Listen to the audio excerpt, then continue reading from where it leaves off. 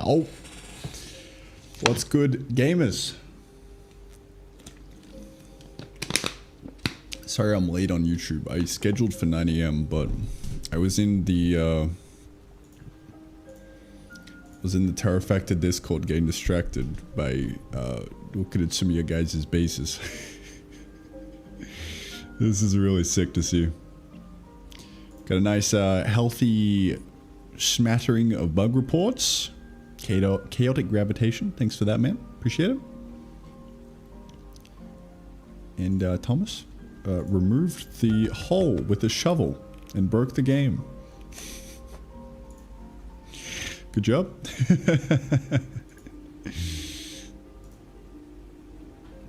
Very nice stuff. Well, good morning, boys. How we doing?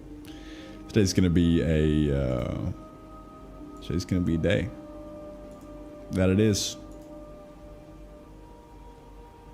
Any vomit-inducing code today? Oh, there will be plenty. There will be plenty, my brother.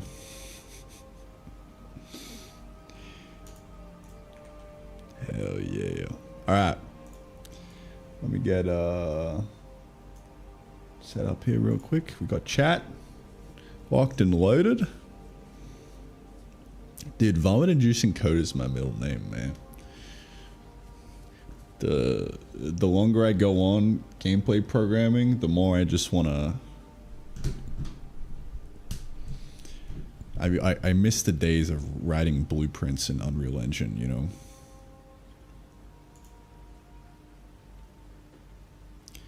That's what I miss. All right, let's do a little update on the runway real quick. Runway check. 18 smackaroonies from yesterday's haul.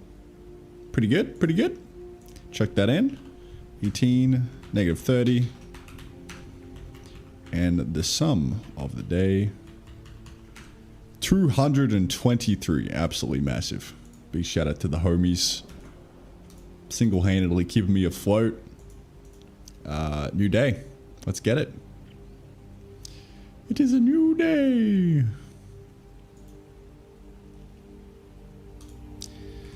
How we doing, boys? Nielsen Budget Gym. G'day, mod.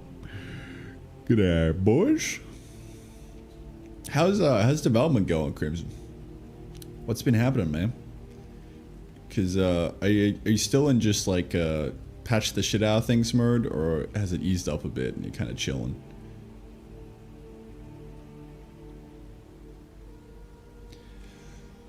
Because 1.0 is huge, dude. Like, you're basically done. That's so cool. After all these years.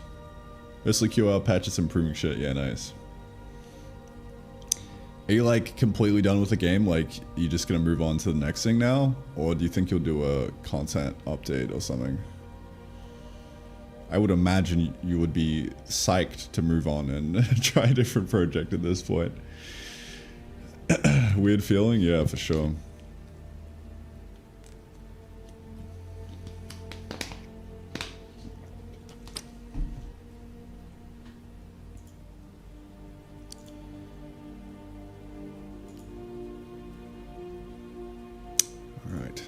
Ready to rumble, dude.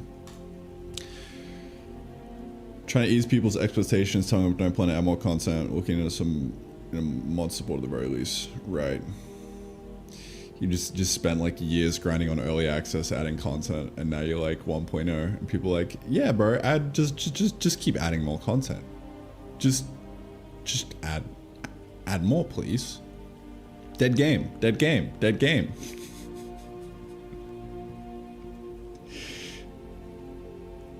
Yeah. Good shit.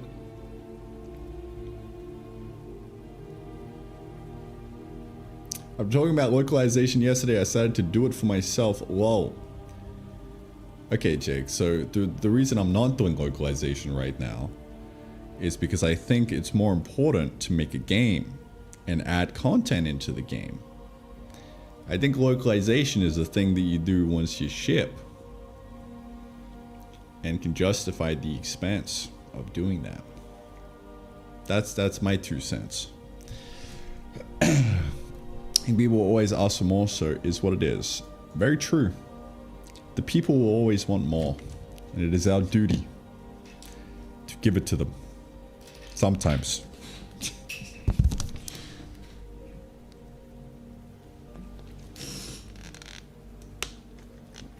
Are you released? When's the sequel? Alright. Let's get stuck into it, man. Not the actual translation, just a system. Yeah, I mean the system even. Like, I don't have a localization system in. It's like a priority thing, right? I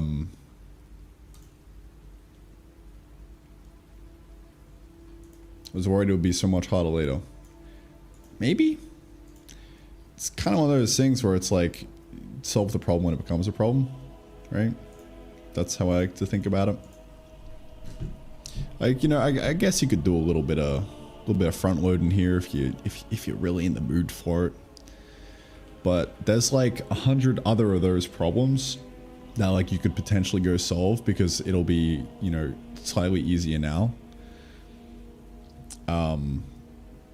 And in the past, I have gone and solved all those problems at the neglect of the one big main problem that actually matters, which is how do you make a fun game and add content into it. So that's what we're here today to do. Another day of content. Skill tree is basically done. Just gotta go through. Basically did like a big ass fucking content patch of all of these guys in yesterday. Like added them in. So they have objectives, they have rewards.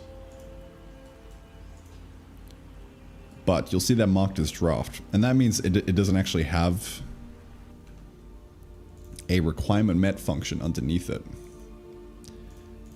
So I'm gonna have to go through and actually, you know, figure out how we unlock all these quests, kind of piece by piece, just top down, one by one, knock them out, dude.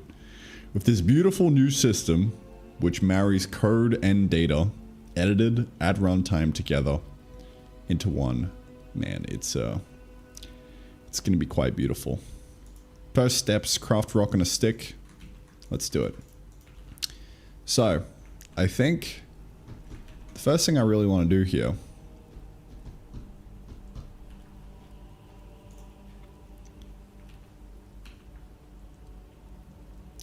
is I have a statistics thing, a nascent statistics entity stats thing.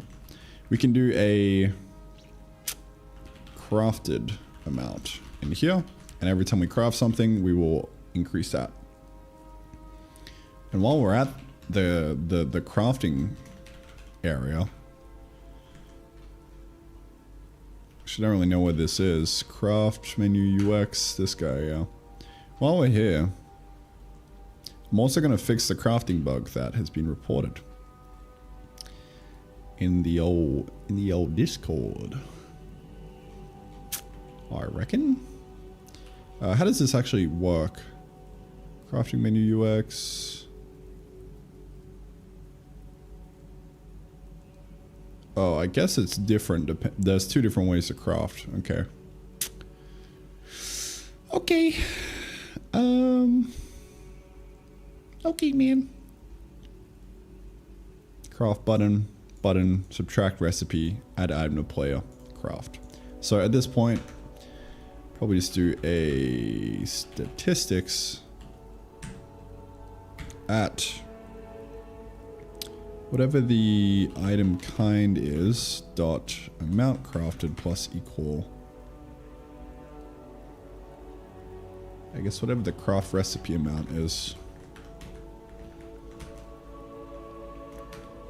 So that'll be 1, that's the inventory crafting, and then we gotta go find the other Q craft. This is probably where the bug is, if I had to guess. We'll solve that in a seckie. But let's go look at the Q crafting. Here we go. Ah, there's an automate. on as well, so it'll be different. If it's QCraft mode, then subtract from recipe, button, subtract recipe, push array, craft queue. Okay. It's actually back here. Let's do this real quick.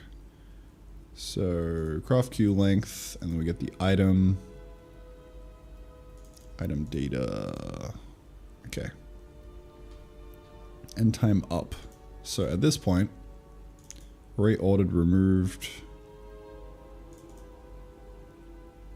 That might be the bug. It's removing and then it's using it. Maybe. Yeah, that's probably it, dude. Swap those around. That might be the bug. But anyway, while we're here, get the stats in. Crafted amount of the item kind.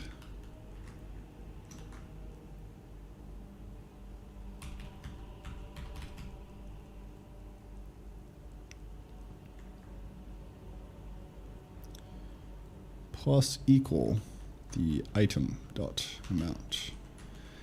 I reckon. So that should be the other one.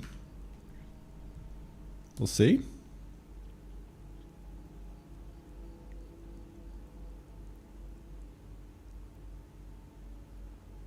So in theory, that should be the crafting stats done. There's also automation. So do we include that? I would say we do. Workbench automatable update. Craft end time. Right. So if it's crafting and the end time is up, subtract shit, add to output slot. Yes. So just add this in here as well.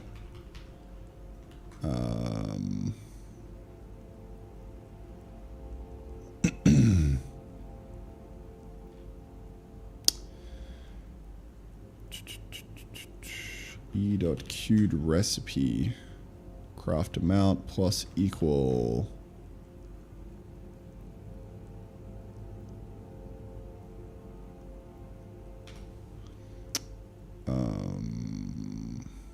craft recipe amount.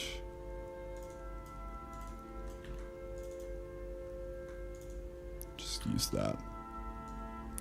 So that should be another one. Now this was made with automation, so you probably want to add in something else.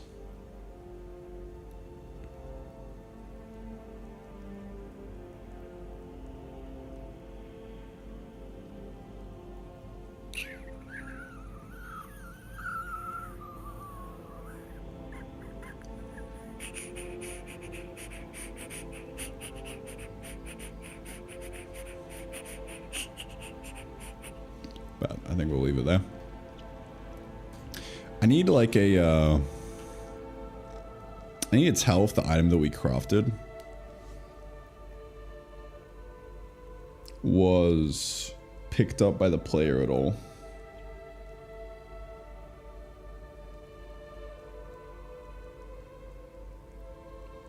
Because one of the achievements or quests, you need to do it without touching it, so that's going to be a bit tricky. I might just have to like throw some state into the item in a super scuffed manner. That could do the trick, dude. Like just throw some metadata in here. Probably. Probably, dude.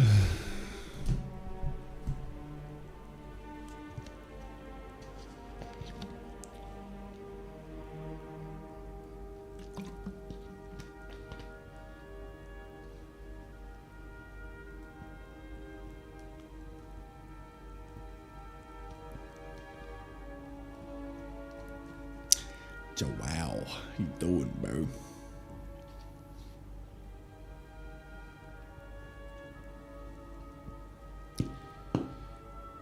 It might be coffee time. What's the time? 9:25. Might be. Give it another 15 minutes or so. You know, it might be. Might just be. Alright. So, craft rock on a stick. This one is now just simply rock on stick is greater than 0. There we go. Oh, rock.stick.crafted amount greater than 0. Easy clap.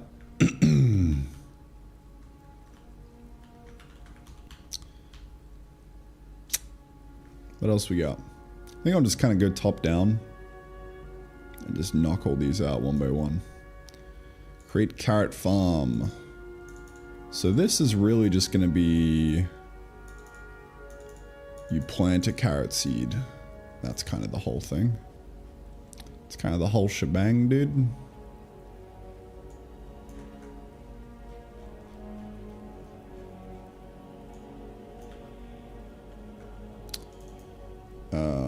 Carrot seeds dot planted amount.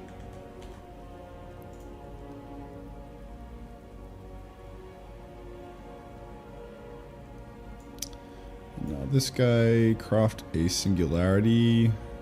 That, we'll leave it nil for now. It's not in the game yet. All the draft content gets just not rendered on release. It's pretty cool. Craft an iron tool. Okay, so this one's going to be a little bit more complicated, but still the same.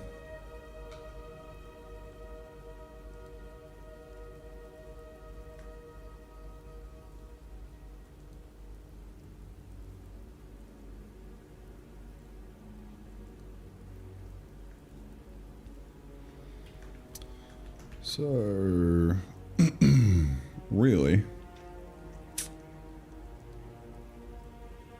I could probably just do scythe or this is why we need it to be code and not just define with data. It's not that obvious. How many tools do we have? Scythe, axe, and shovel, I think.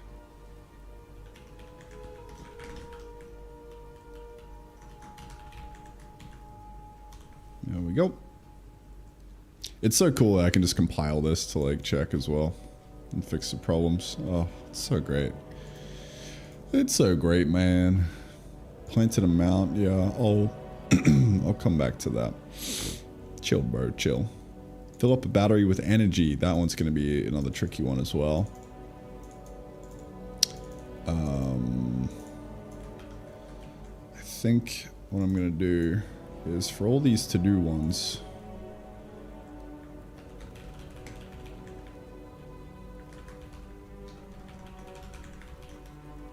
probably just do that.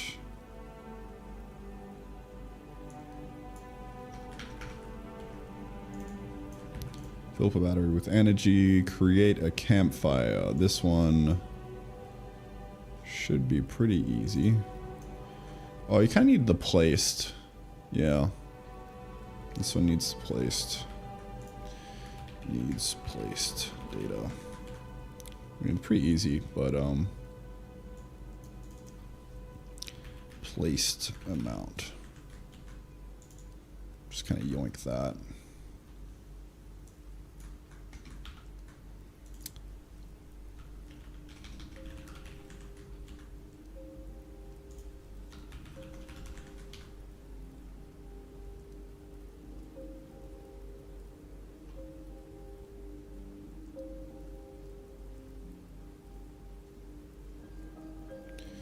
Automatically smelt a resource without touching it. Yep, this one's going to be kind of hard.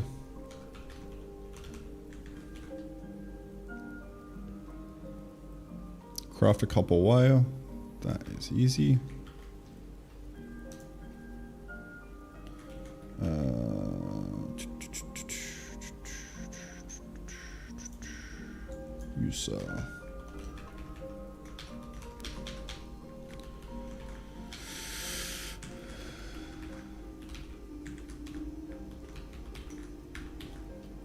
nice.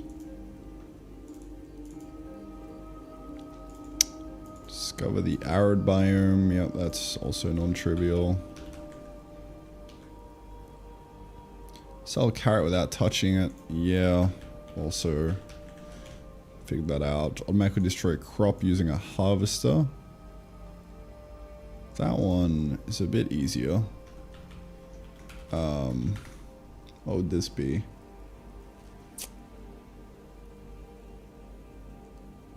Harvester destroy stat. Create a glow root generator.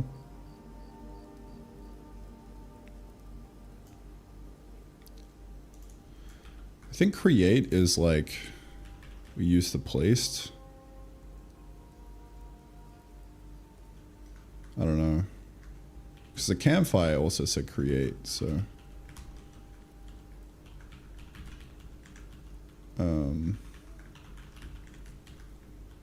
Probably.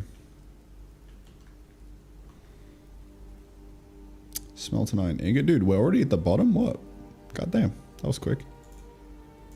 Smelter 9 ingot. Okay, yeah, this one is like...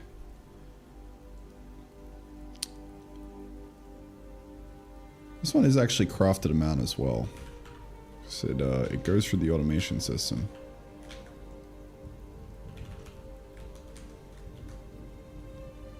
Feed 200 chests into the hole.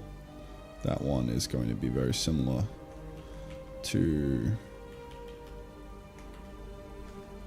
this guy. We just change the number to 200.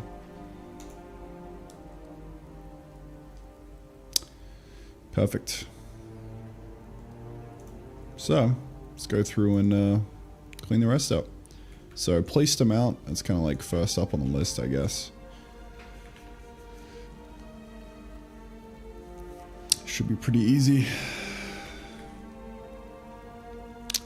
That's a block place. This is building place.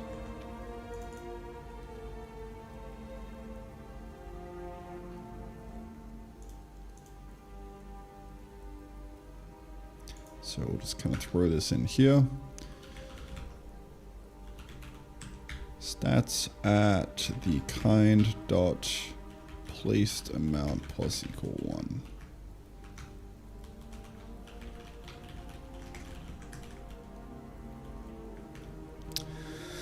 Should be good. And then, yes, that's the placed amount sorted. Which is cool. So that'll place like plants, buildings, all this kind of shit.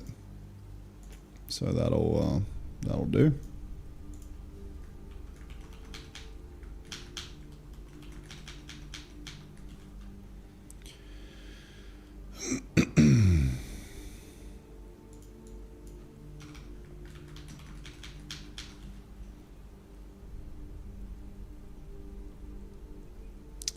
Yep, I think that's everything. So another one real quick, harvest to destroy stat. That should be pretty easy.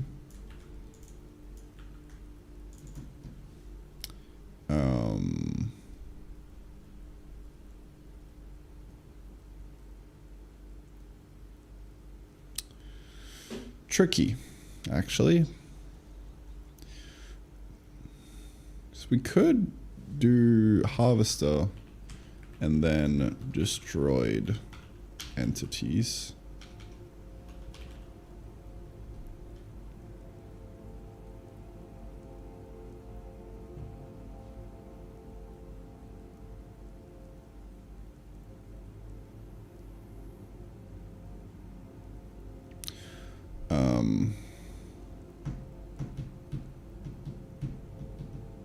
But it's kind of the other way around. You kind of want to like, yeah, I don't know.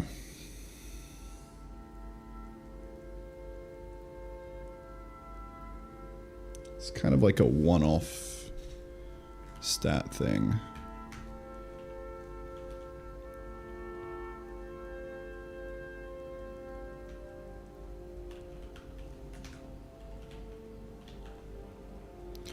Harvester destroyed amount. Really?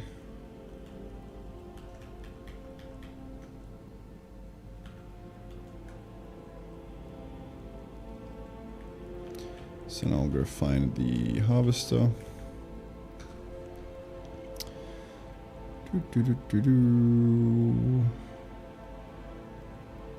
Hit. Can hit. Yep.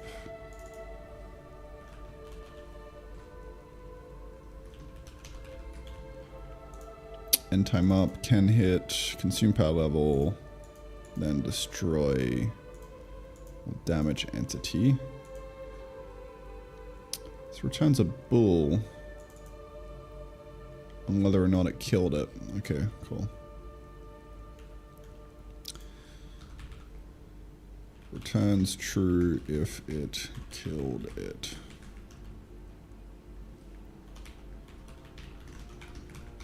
So if killed,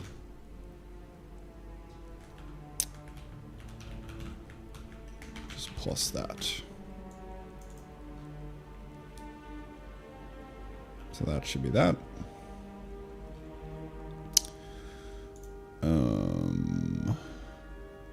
Okay. Almost there. Just kind of go top down for now. Craft a singular yak. So this one we don't care about.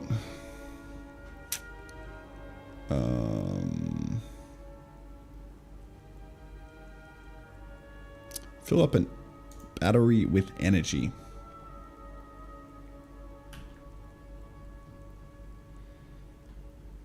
We'll change this to completely fill a battery with energy.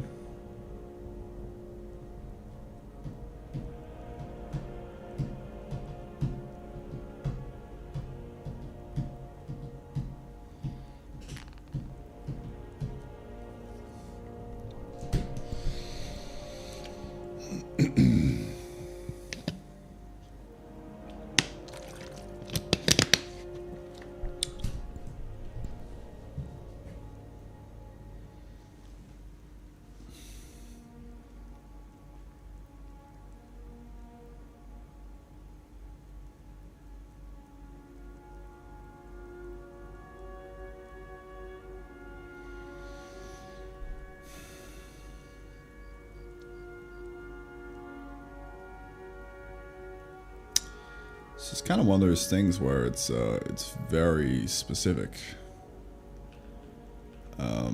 very specific. So specific indeed that we do a has battery been filled completely, and we just use that.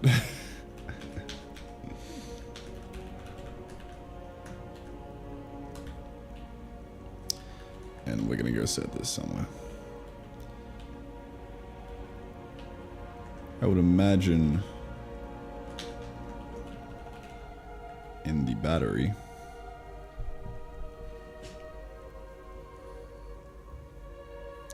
Although I don't know. No, it's happening in the power system. So power system if the labor is battery. And we are inputting, so, okay, yeah, probably just want to do, instead of that, we'll say,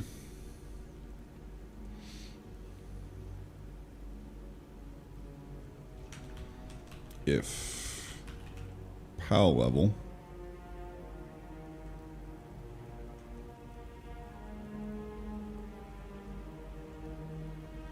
is greater than or equal to the max power level plus or minus 1. Take 1, you know.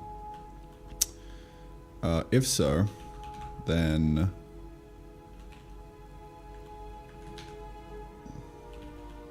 we mark that as true.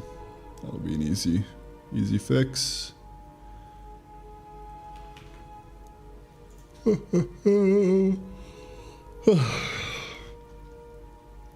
What else we got? Automatically smelter resource without touching it. So yeah, the last couple are Gonna be a bit tricky. The arid biome discovery should be easy. In fact, I think what I'm gonna do is we'll have a stat for like discovered or has been in biomes. Biome kind.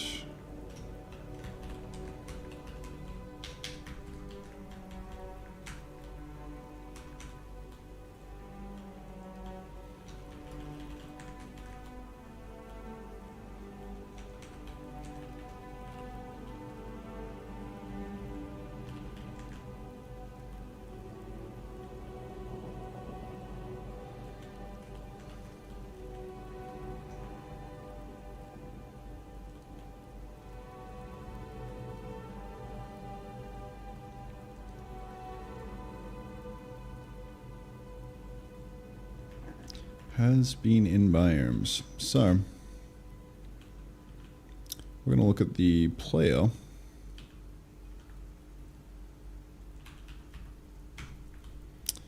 And we'll do a cheeky little update proc. We'll see what biome the homie is currently in. So e.pos. Well, really, we want to get world to chunk.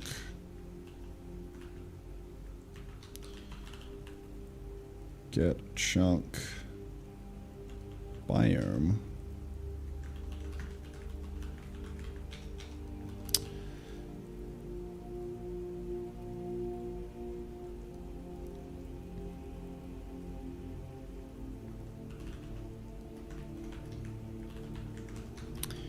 If has been in biomes, in biome, if we haven't been in this biome yet, then we of course see that we have. But while we're here, we also probably just want to do a little sound effect thing and like push like a big add big notification thinger, main text, subtext, discovered.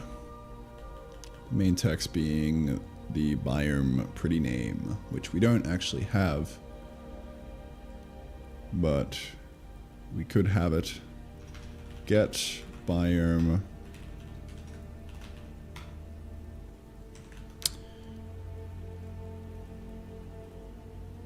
Actually, we could just throw it in there. That would work. Biome data. Pretty name.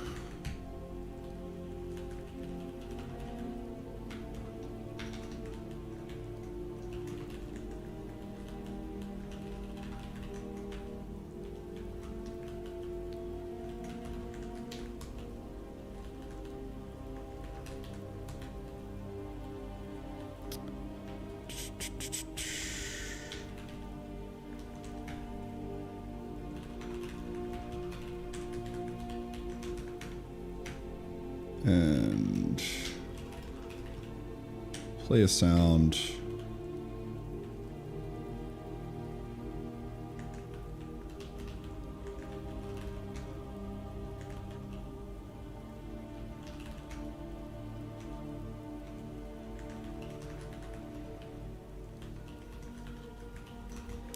Sure.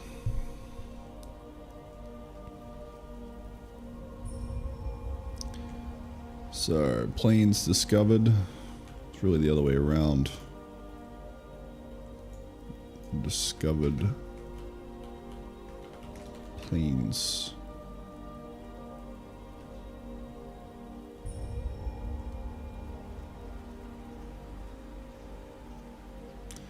And then when we move into here, there we go. It's a shippable version of Biome Discovery. Good enough for me. Biome Discovery thinger. So now we can kind of query that guy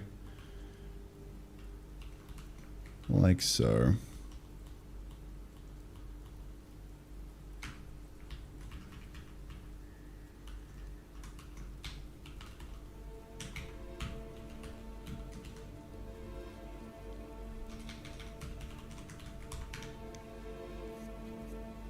There we go.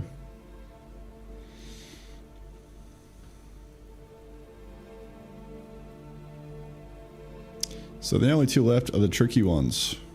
How we automate, how we tell if the player successfully did something without touching it. So auto smelter. How do we tell that they didn't get that grubby little hands on it, man?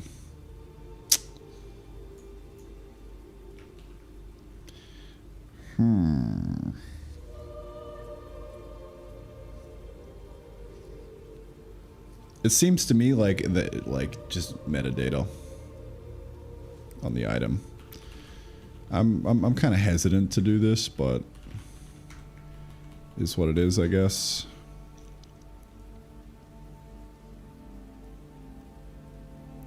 Has player picked up? Bull. So, if so, we gotta make sure we preserve metadata across every step of the chain. But yeah, really it would be a matter of going to the pickup.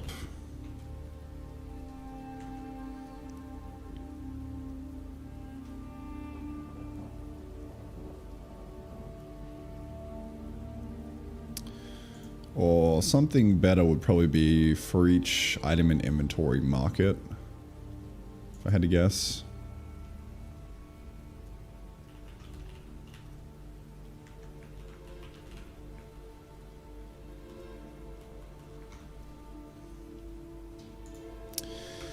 If I had to guess.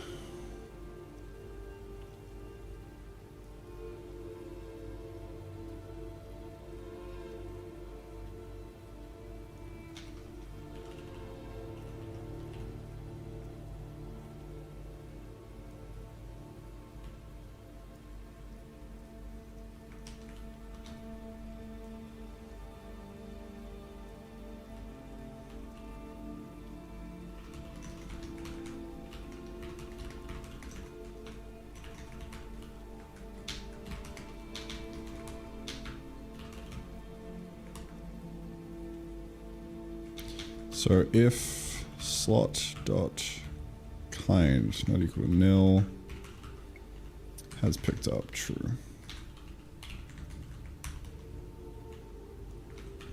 Mark items as being touched by the player. So now the tricky part is when we craft with these, we've got to like preserve the touchness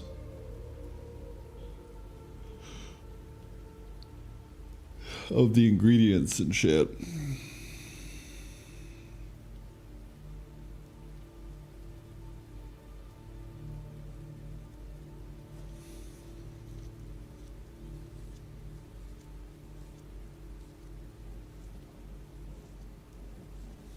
Which might be a bit tricky, but I could probably just communicate intent by saying that we have a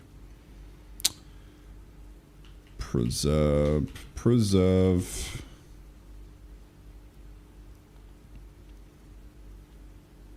across crafting. Do what you're using on that bad boy. So then we can just kind of preserve that.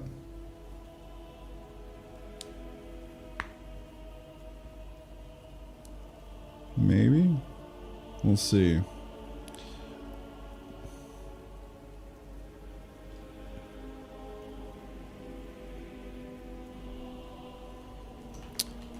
We will see. So that means in the craft.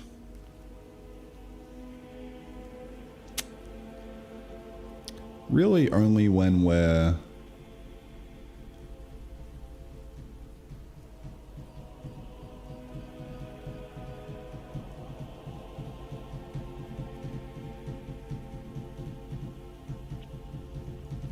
man, there's so many times where I don't copy the entire item data struct. I only use kind and amount. This is gonna be a little bit fucked. It's gonna be so many edge case bugs for this. but it needs to be solved sooner or later. Otherwise, all metadata is balked.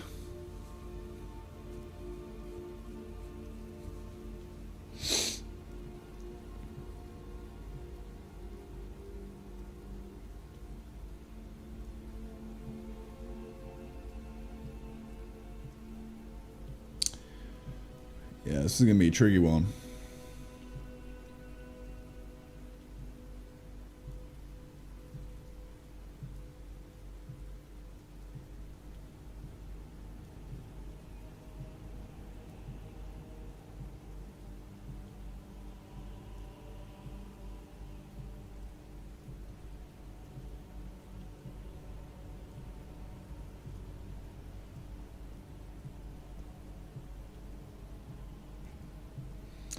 Be a bit of a tricky one. I think we need coffee for this. Subaru, what's up? You generating code from the in-game editor or something? Yeah, dandy. If you're still here, peep this shit, bro.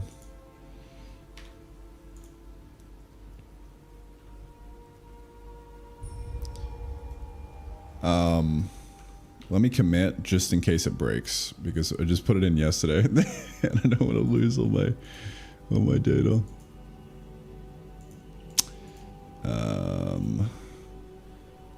Unlocks for stuff. Unlocks are really requirements for quests. Did a bunch of them. So see here, right? This is a generated UDIN file, right? But I'm also typing code in here. How does that work? So this gets generated whenever I make changes to the skill tree. So I can like do this and then save those changes, and then that will, you know, you see this guy, this one little line maybe somewhere getting yeeted. Yeah, here. So that was that change, right? Pretty cool. But how does it preserve this? Well, it just passes it and like copies each of these sections and just preserves it. So I've married data that can be edited at runtime with an editor and code in the same file, same spot. So it's really easy to iterate on. Pretty huge.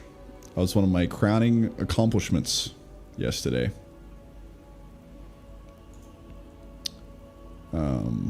Strip some of the to-dos. That's all right.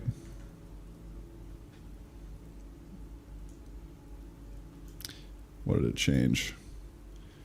Yeah, just the thing. And strip the to-dos. It's great.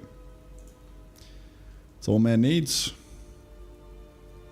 I could probably do a better job at like trying to preserve this, but it's good enough, dude. Shippable. All right. Thoughts on having a daytime power generator like a solar panel? Yes. I think. Let me know what you think. Chaotic gravitation, because you're one of the power users of Terrafactor. I value your opinion on this. Would adding in a biofuel generator solve your problem? Because is the problem that you just don't have a way to generate power during the daytime?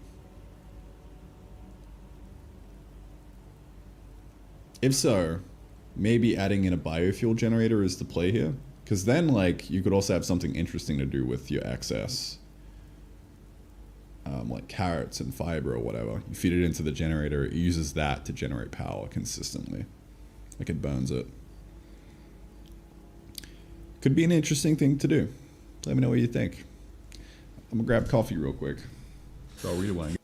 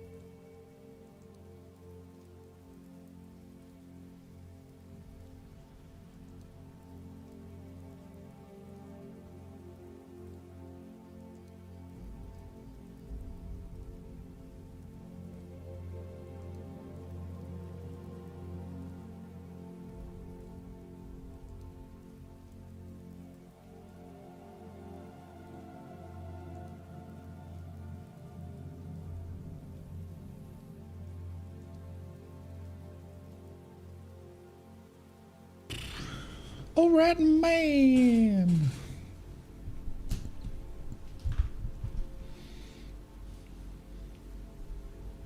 Thoughts on Casey's compression-oriented article, the #1 GOAT article of all time. It helped me be a good programmer.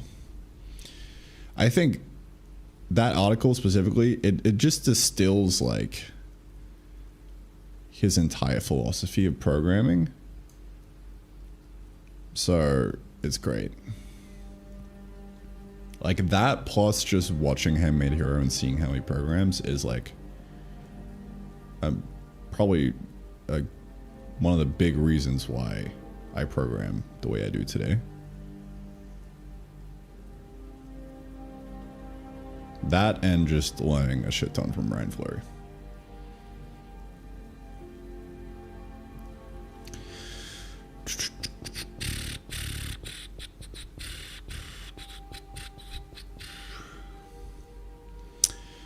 Ton power and annoyance and mechanic to work around, created a 4x6 array of batteries that fed 4 growth stream gens, yet to run out of power since. Right. So I think the thing here is like, A, maybe balance it a bit better. Bit more expensive on the copper iron side. Adding an early generator could be the way to go. Take some wood fiber and burn it to get power out. Yeah. Right. Yeah, so like balancing a bit.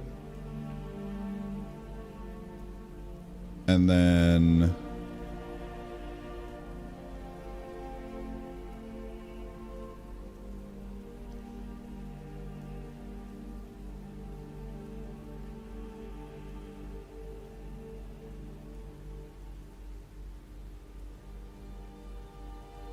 I think the main problem there is like we just need more things that consume the power.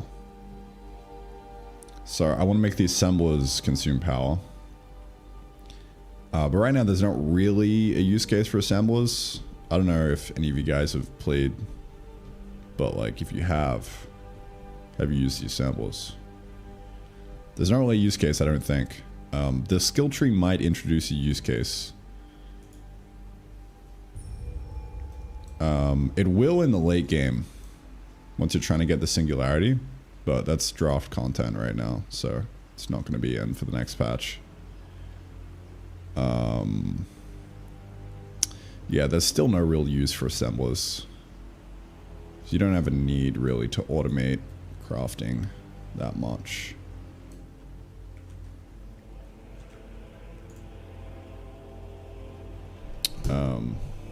The whole idea was from creating isolated grids for farms rather than having super large cables running across a map.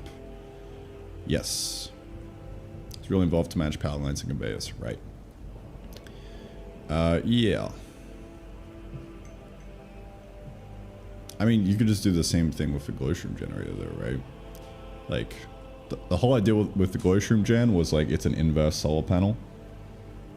And that it just generates power at nighttime. But maybe I just add solar panels into the game, because it's like, it's easier to communicate the intent behind it. I don't know. We'll see. I think I probably just need to make it like way, way more expensive and produce way less energy, just so it's more balanced. Because it's like, it's literally an infinite generator. So I gotta balance it accordingly. Yeah. It's complicated to use assemblers. I've used them to make it less annoying to bulk craft, but yet to automate any items. It's impossible in the current state to really separate items. You mean separate them on the belts and stuff?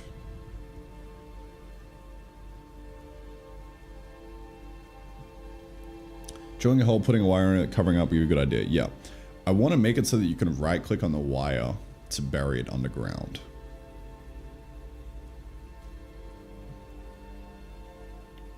Or you just make it so you place wire in a hole and then you can place stuff on top of it. I don't know. Either way. Both could work.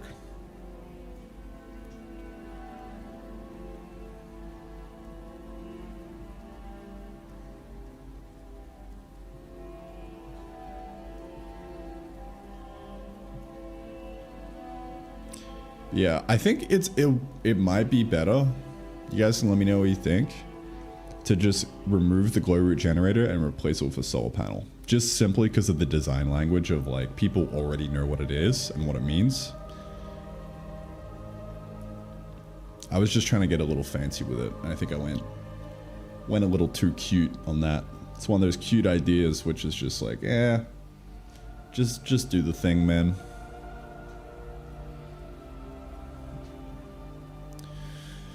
If you want to automate something like belts, you need 2 farms to feed assembler. Oh, would a splitter solve the problem? Chaotic gravitation.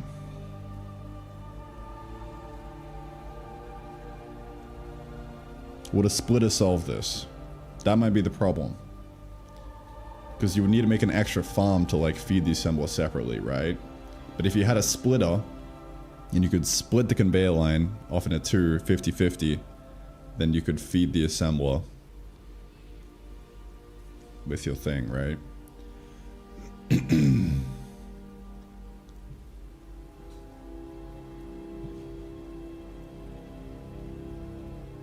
think this is where splitters come into play.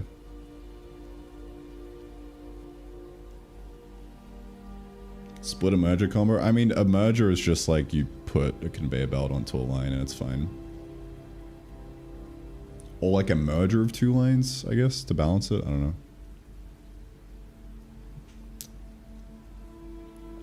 It's the plan of making assemblers a requirement. You go in factorial route of making handcrafting too time consuming. Yep, so that plus...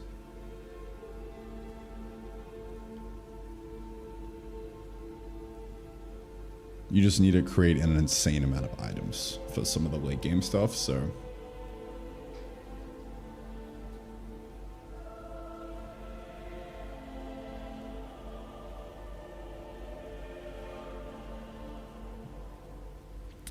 My earlier thought about the solar panels is more rooted in the complexity, not having rotatable battery adds. Oh, okay. I'll just add the battery rotation in. I just didn't want to do it in this update because I was lazy.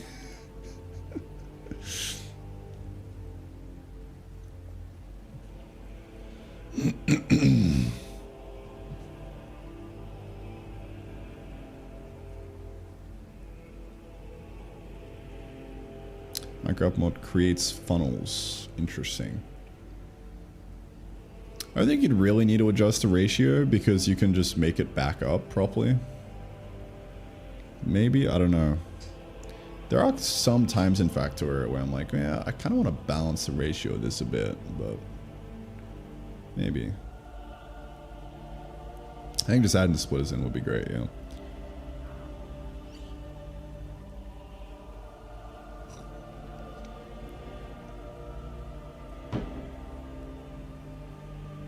To take on writing meta programs for C.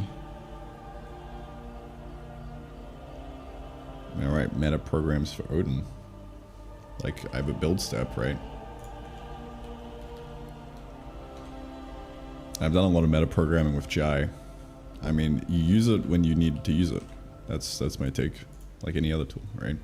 If it solves the problem, and there isn't a simpler solution, go for it. But it can get pretty out of hand pretty quick with meta programming.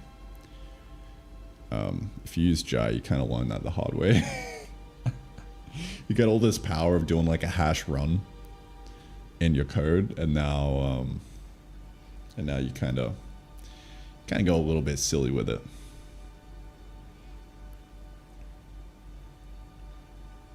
Base automatically merge, put them in T, yeah. We need to figure out conveyor belt crossings as well. All of this is like, there's a lot of tiny little things like this that are going to add up and feed into the late game. Right now it's very, very simple automation, but it's been really cool seeing people play the game and actually getting stuff out of it right now, which is great. Overall, really enjoying the electricity mechanic. It's brought around 2 hours of gameplay, up to 4 or 6 for me so far. I've still got some more stuff I want to do. Wow, that's fucking awesome, dude. Holy shit. That's insane. Is it... I wonder why that is. I guess it's just a bit more complexity. You gotta like craft the wire. Like, so it takes longer to like gather all the resources. It just gives you more things to do, right? Interesting. Cool. Well, I'm glad it worked out. It's gonna keep adding more of that stuff in, dude.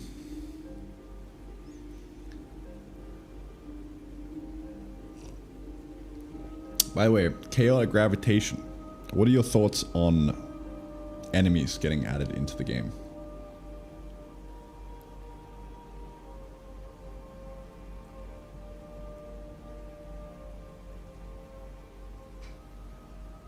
Because I'm thinking of bringing them back in. In fact, just this morning I was asking Cursor how I would improve my current pathfinding, because that was a problem that I ran into a while ago. And I kind of just gave up and removed enemies to focus on automation and getting the base game feeling good. But now that's feeling good, I kind of want to go back and add it back in, so.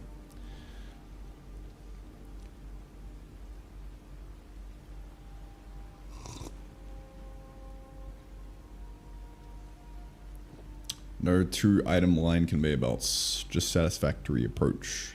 Does satisfactory only do single? Yeah, probably. I don't know.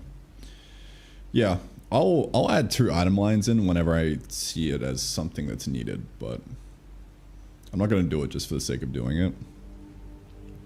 I'm like very bottom up with game design. Like, I'm not adding stuff in because I think, like, because like another game has done it. I'm like, oh yeah, so let me add that in real quick.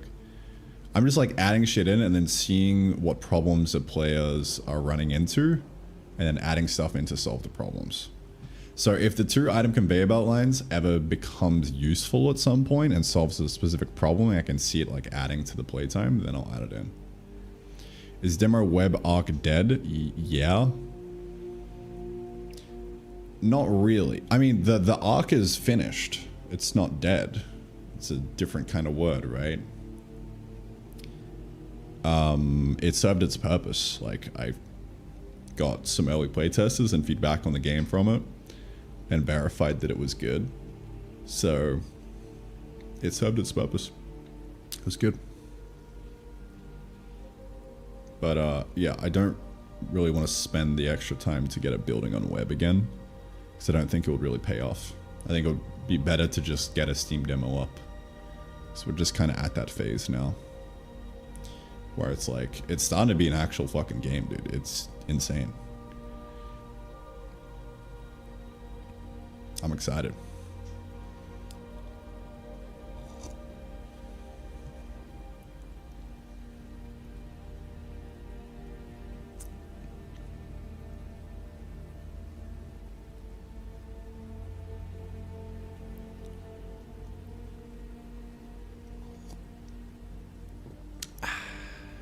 Web demo again for next game?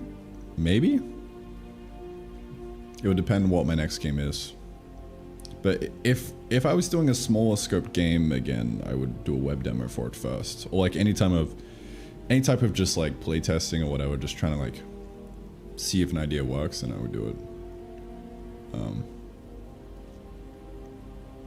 Logic gates to be added? Yeah, I'm trying to think about how logic gates would get worked into the game. Because yes, it would be amazing making Terrafactor Turing complete. like Minecraft Redstone almost. What's like the thing that's needed to make that happen? I don't know.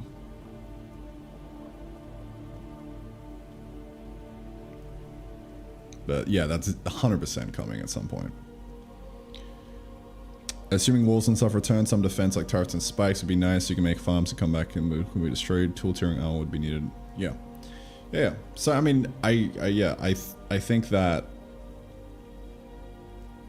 adding enemies in would be good, assuming they're good, and base defense is good. I think it would add a lot to the game.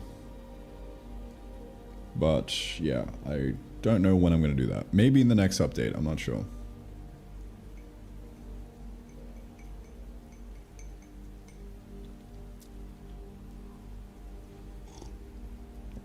Running Terrafactor and Terrafactor, yeah.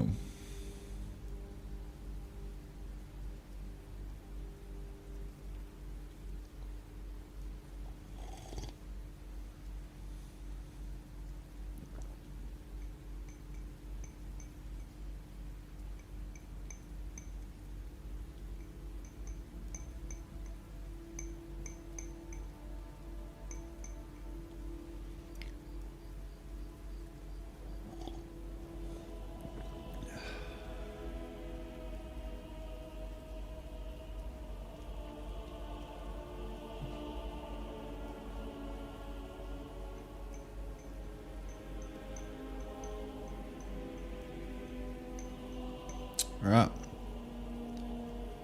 What am I doing today? Right, I gotta finish off the quest unlock thing.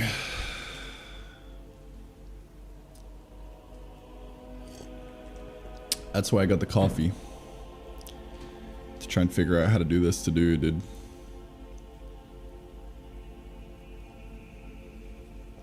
Ah, shit, man. Ah, shit.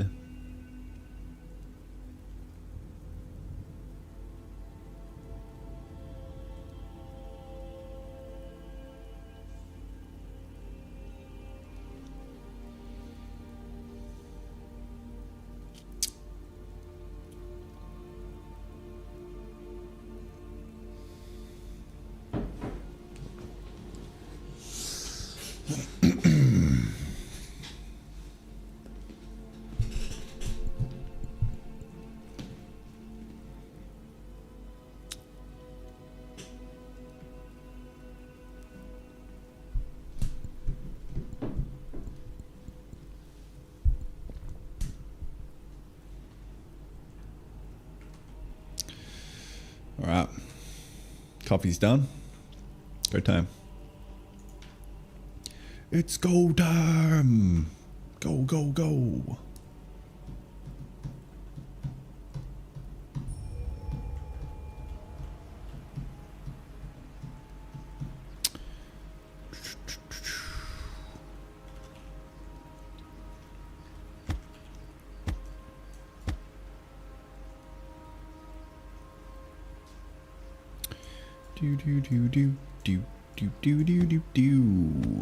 Money printer and auto smelter. So that's the only two draft content left. So sell a carrot without touching it. Automate manually smelt resource without touching it.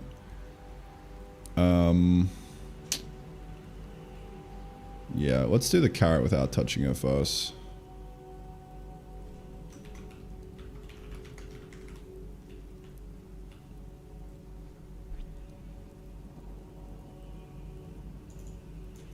So we'll just do stats of carrot dot auto sold amount.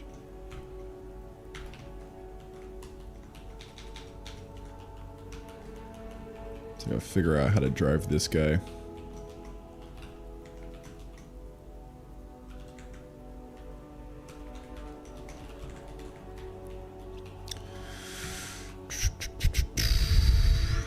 The simplest thing to do, I mean, I'm just going to work backwards from the entire line, but we will go find the conveyor.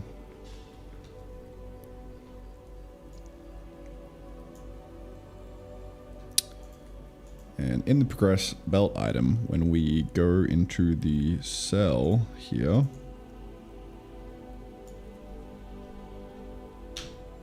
get rid of that. Set ground item. What's happening? Oh yeah, it like actually just sucks it into the hull.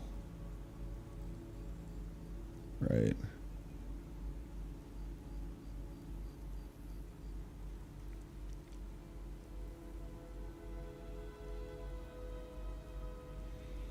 And then we zero the item.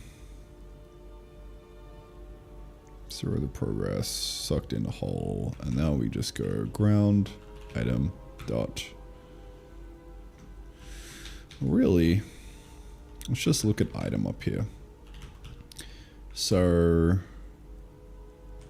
if hasn't picked up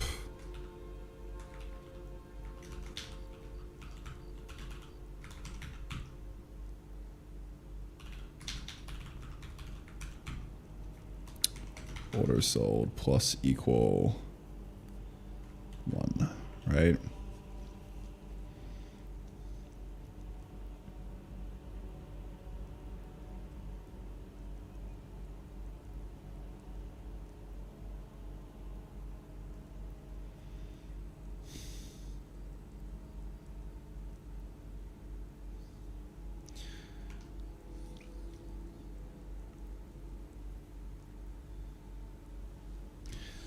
mean, for the most part, I should actually be pretty good with copying the entire things over. So I guess we'll see.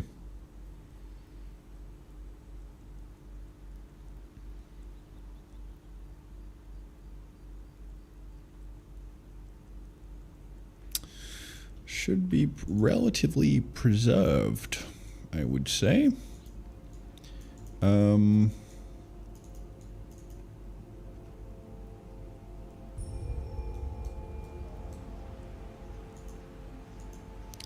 Yeah, I would need to actually play the game and go through this content piece by piece.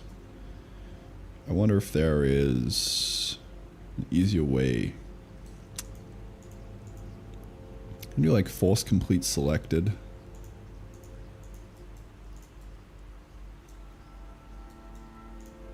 That's probably what I want.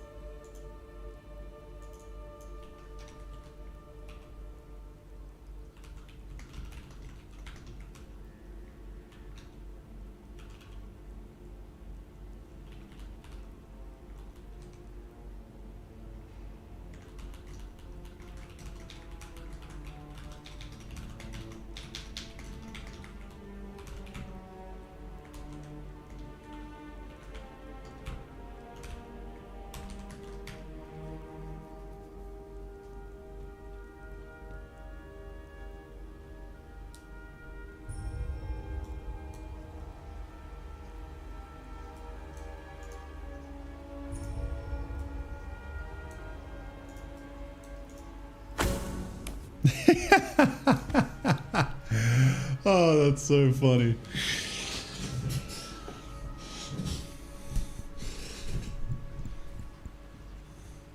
Bro. That's like comical. It just throws a harvester out of the hole. You're like, yep, bet. Yup. Thanks, bro. Alright, sell a carrot without touching it. Let's do it. So, I need to plant a carrot real quick. I would actually love some more inventory slots though, real quick. RQ. Thanks, fam. Oh,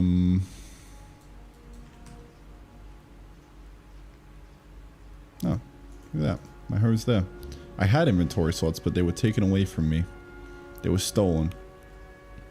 They were mine by right. They were taken from me. Alright, what a carrot's at, dude? Hit me with that shit, bro. Yeah, so I'm gonna need to make like a little setup tests for this real quick.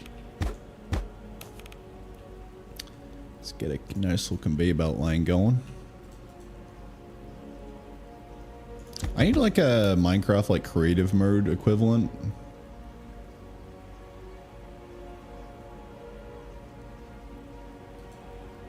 So that it's easy to like build shit in test mode.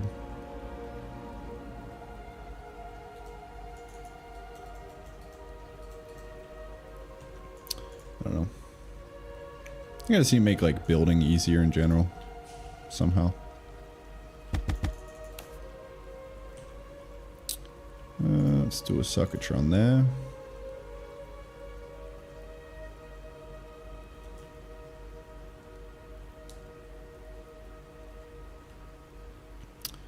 Then we'll need a harvester and a little bit of power. Do do do do do.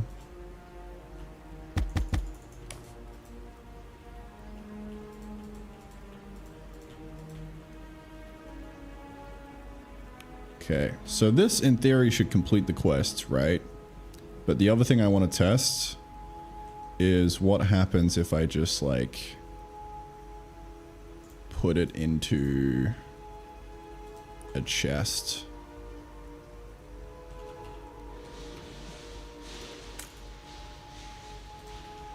By hand.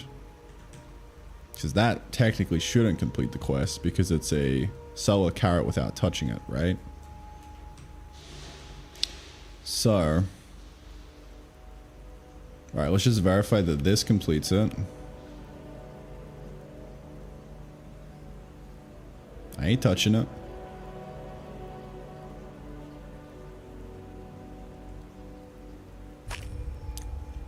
Quest complete. Alright, so let's back it up now. What if I touch it? Oh, if I touch it with my hand to destroy it and then the thing picks it up? Yeah, that'll totally still work. Damn.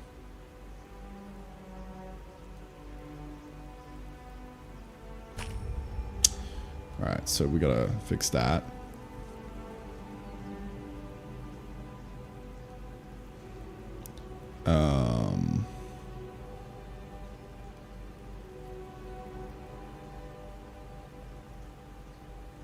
So I guess if the player destroys with hand,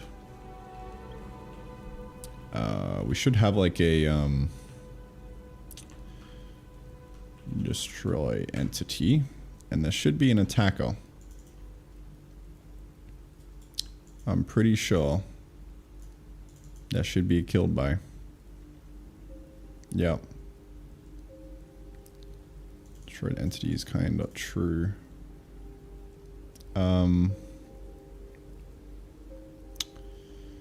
Now,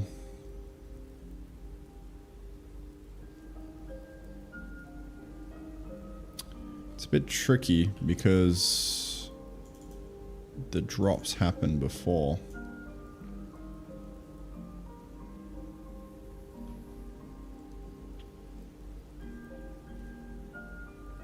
Right here.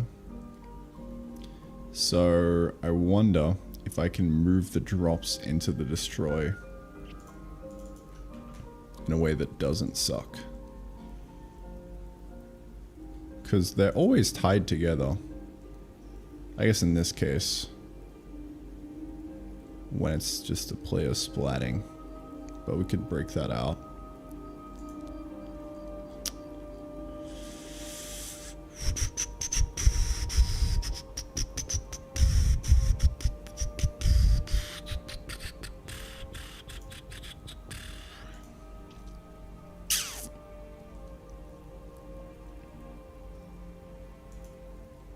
Yeah, in theory, I could just move this into here. And I don't think anyone would be the wiser. I think.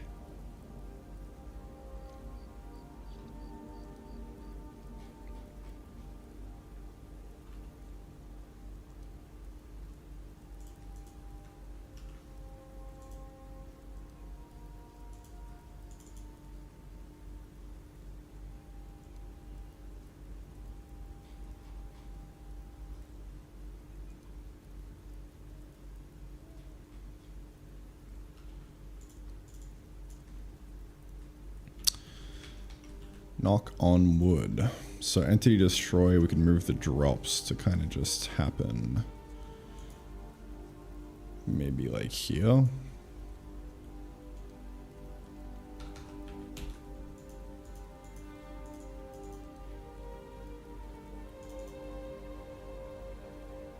And the attacker should get passed down nicely. Attacker's not even getting used, so we can kind of remove that for now.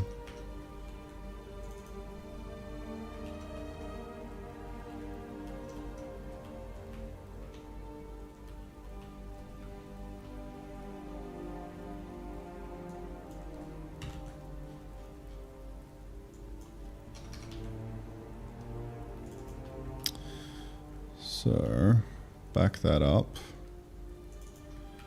Make sure we delete all of these. So, kill when we hit the ground. Oh, that's the slime. Get rid of that. And then the player just does it by itself. That's fine. Yeah. Okay, cool. So the drops are now inside here, which is great because we can use the attacker and stuff. So the entity destroy. If we destroyed it with our hands, we should have an attacker.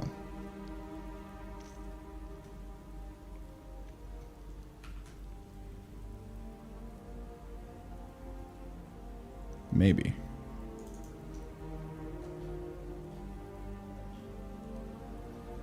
Not sure. Alright, everything usually just goes through damage entity, right? Entity destroy, I mean, this is just used in a bunch of weird cases, but that's fine. Oh. Entity destroy is assuming that we don't do drops. Interesting. Okay. Let's see. I think I'll probably just want to do drops false, and then we'll kind of do that off. So by default, we don't do the drops, only when we do the entity kill. True. And the entity kill only happens if we're going through the damage system, which is great. Awesome. So that should solve that problem. So this path is none the wiser. By default, we're only just opting into this. I'm like trying to do surgery on the entire fucking game without adding bugs right now, and I guarantee you I am going to add a bug.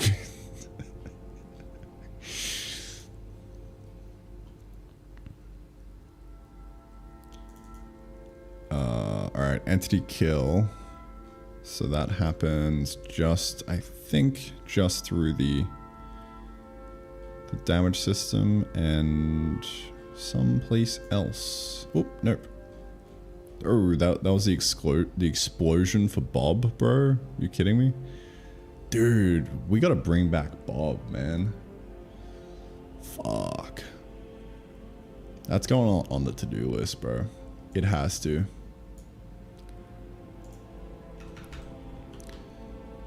Fuck, dude.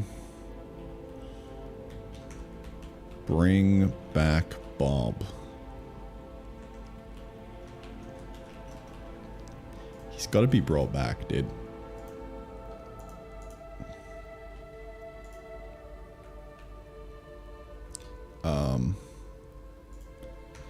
Swag pathfinding.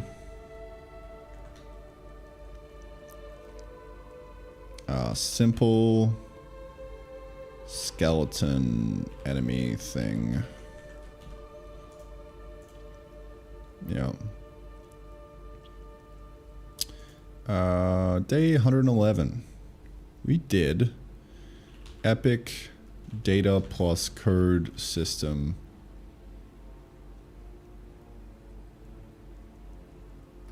For tech tree generated.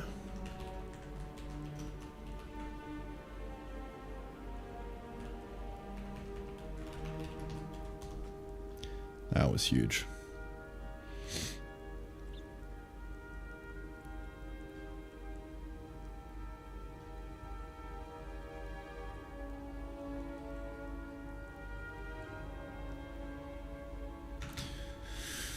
We are on day 112. The 1st of August. You kidding me? Wow. Wow. God damn. That's pretty cool.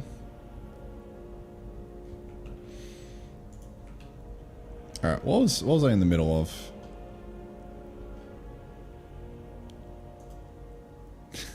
Fucking explode. Oh man, Bob. I'm sorry, bro. Alright, yeah, entity kill.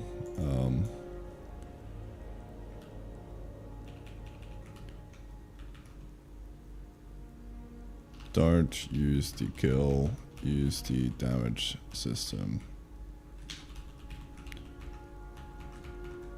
For future rando. Okay. So yeah, that's only getting called once, which is excellent. Excellent. Only in the damage entity.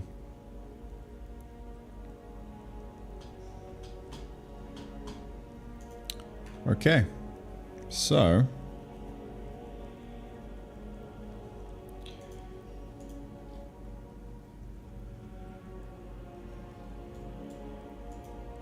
everything should be as normal. The drop should be behaving nicely.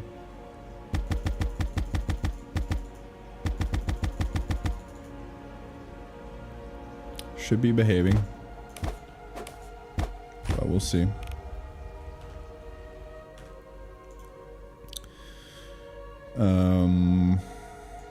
Okay. So I'm gonna add this in real quick. Just gonna say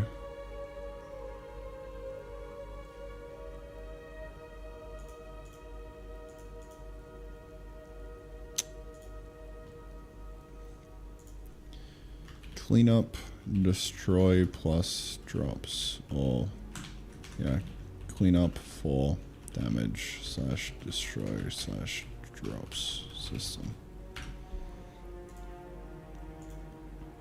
Which is good.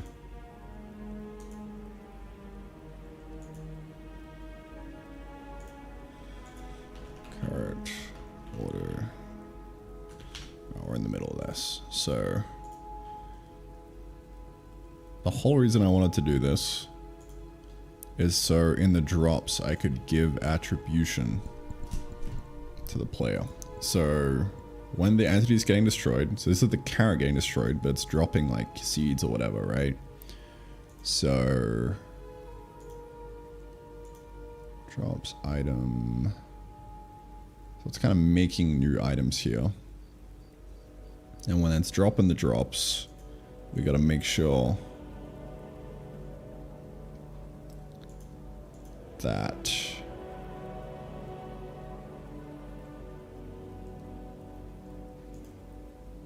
can I do like item shadow here?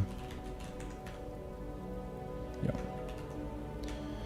Item dot has player picked up. So if E dot attacker handle to entity attacker dot kind equal player, then we have picked this up, or we have touched it. Rename this to has player touched.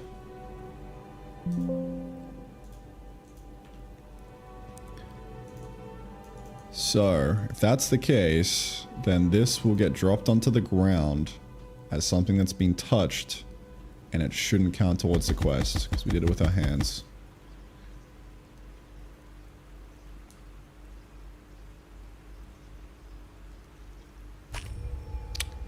Well, guess I'll go fuck myself.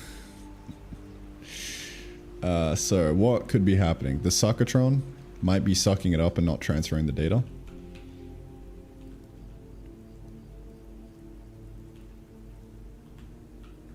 So let's peep that.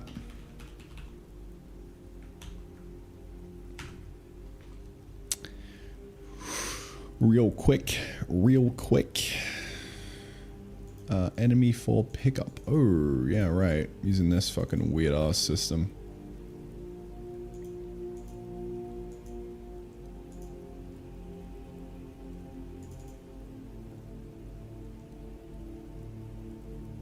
EN. Can pick up.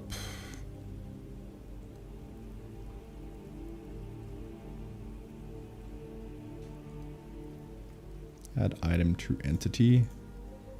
En.item at enemy. Item to add. Item. Add item to slots. Item. No, this is just a copy. Ah. Wait. No, that's a toast. That's fine.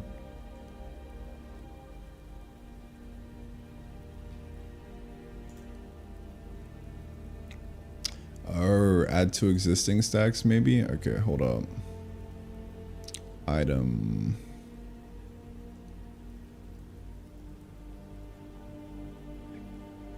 Right, what if it gets added to a stack? Kind of breaks things.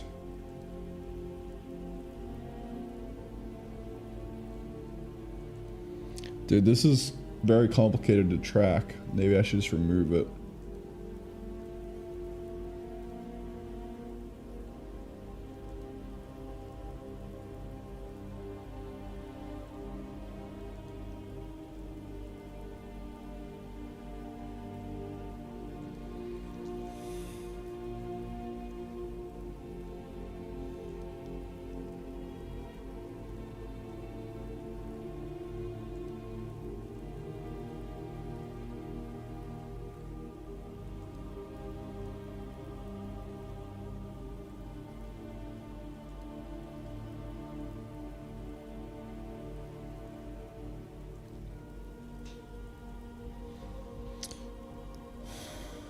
I guess if it's added to the stack, it shouldn't really matter.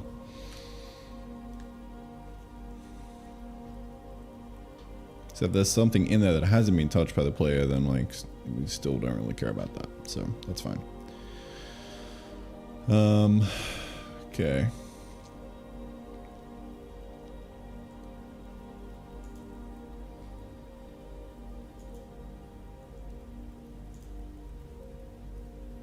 Attempt to add empty slots, that's fine.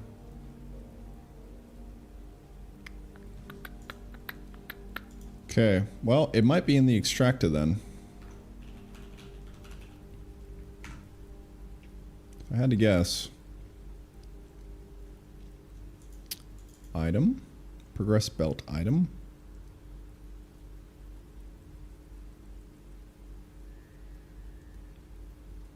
Item chi equal nil, source, attempt. Can we yoink item? Here we are. Look at that. It's not copying the data.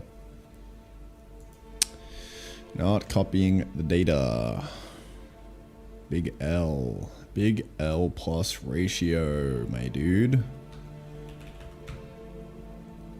Item dot preserve across crafting is equal to yoinky dot preserve across crafting.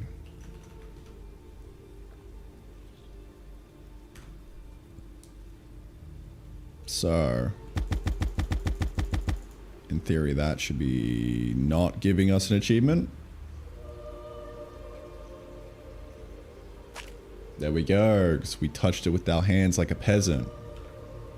Now, if we do that, and we don't touch it, then we should be fine. We should get the achievement. There we go. Quest complete. Money printer. That's huge. You can't cheat the system. Defeats the whole purpose. Alright. So we can sell carrot without touching it now, I think. Let me see if I can just real quick. What if I spawn something in? Spawn in some carrots, and then I put it in this chest.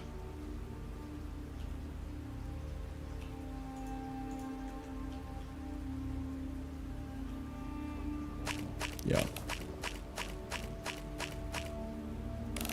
A fountain of gold. Cool.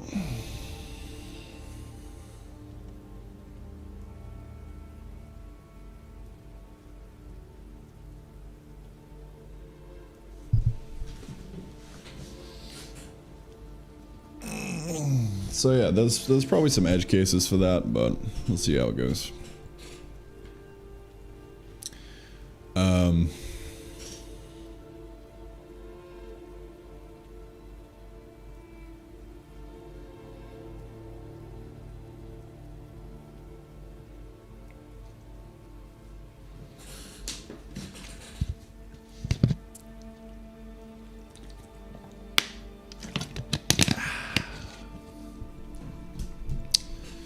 So that's that.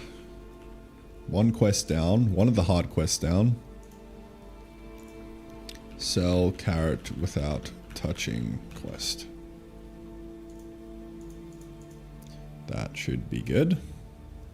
Next up, we gotta do one more, which is the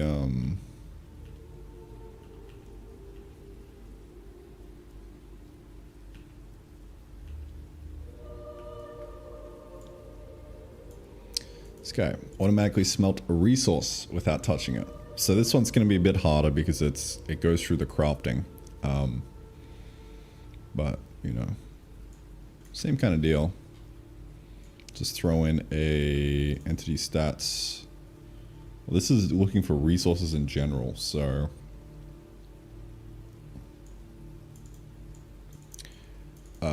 we could probably look at like,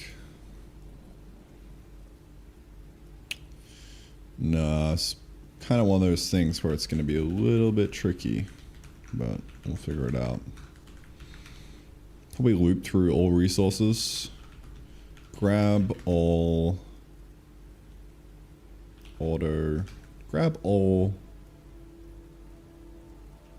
resources that can be smelted.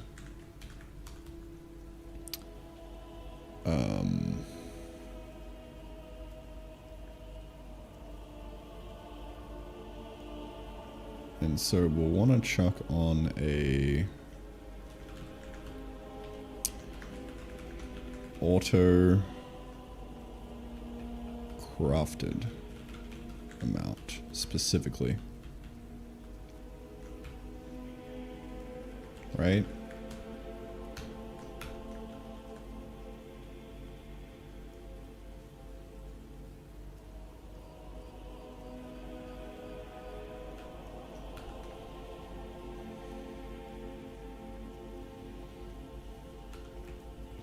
I'm going to make this a bit more specific. Go auto sold without touching amount, and then auto crafted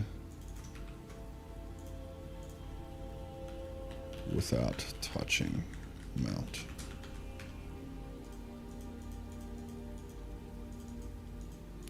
I don't really know how I feel about this without touching thing, but yeah, we'll see. We'll see, man.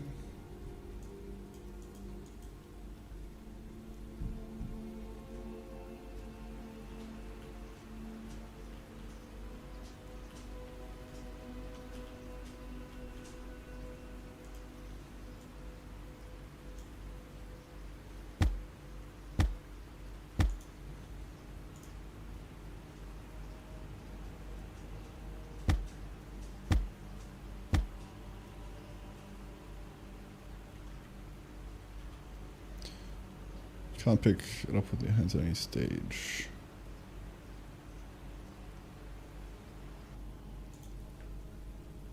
You can't pick up the ingredients with your hands at any stage.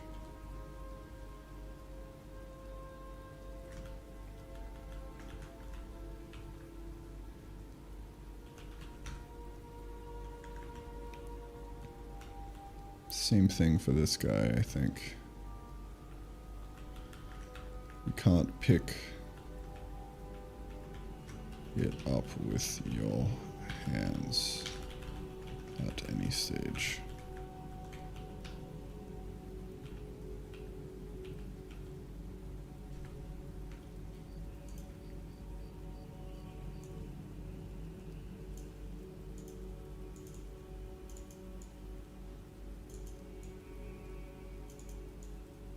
Cool.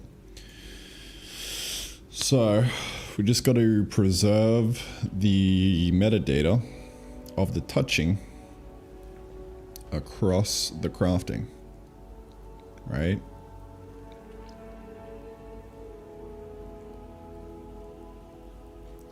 So this is the update of what we're crafting. To craft data. Gotta subtract it. Okay, so end time is up, so we're subtracting it from all the current things.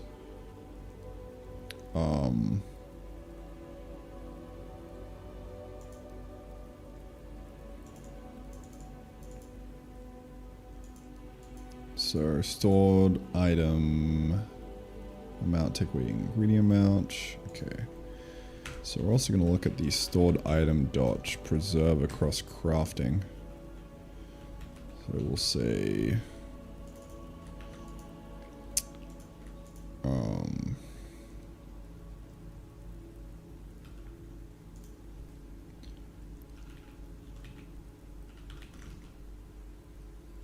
am I going to get the type for this?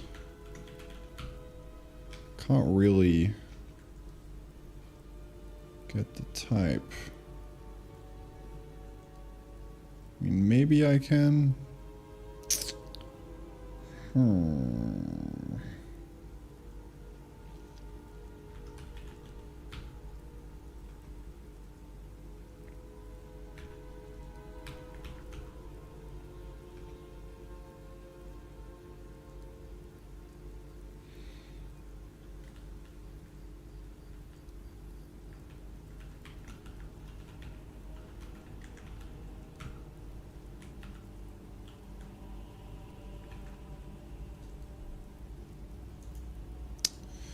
I don't know how to get the type of this guy.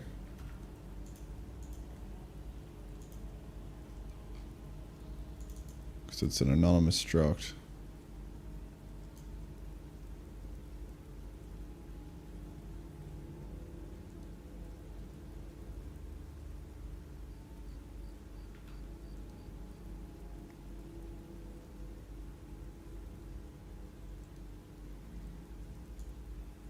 Like, I would assume you could just do that. That's what I do in Jai, but I guess you can't really.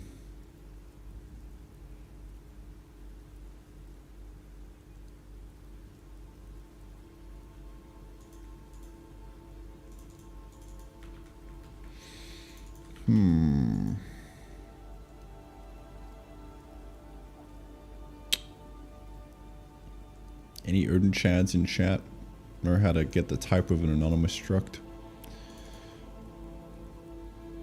I could just make it not anonymous, but that kind of annoys me.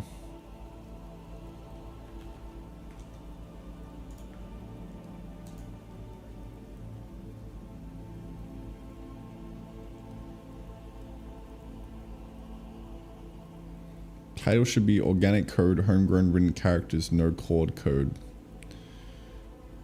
I mean, I don't really know about that, bro. We use plenty of Claude over here.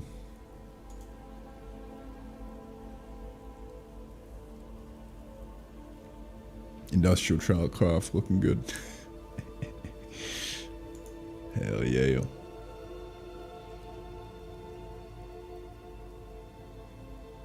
Damn, it's making me want to make a factory game of some kind. I want to step on your toes though. Dude, make a factory game. The world needs more factory games. Also, creating a game in the same genre as someone else isn't stepping on their toes. Do you know how many like games are out there and how starved players are for good games? If you make a good game, it's not like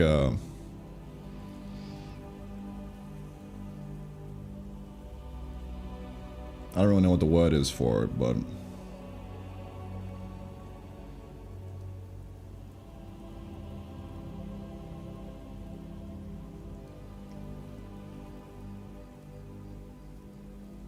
like indie game development is hardly a zero-sum thing. You could make a game that is basically just someone else's with a few tweaks, and people would buy both the original game and the tweaked game if they really enjoyed that style of game, right? Because they just want to play more of it.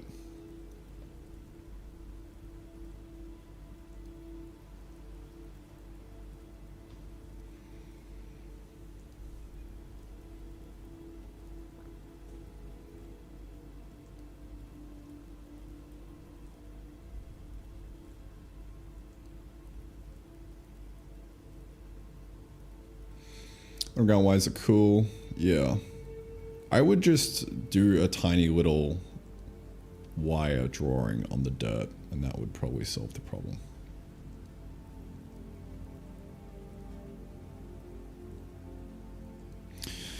Could you go over the logic for the big trees copper spawning? I'm finding that the 8 smaller trees outperform it.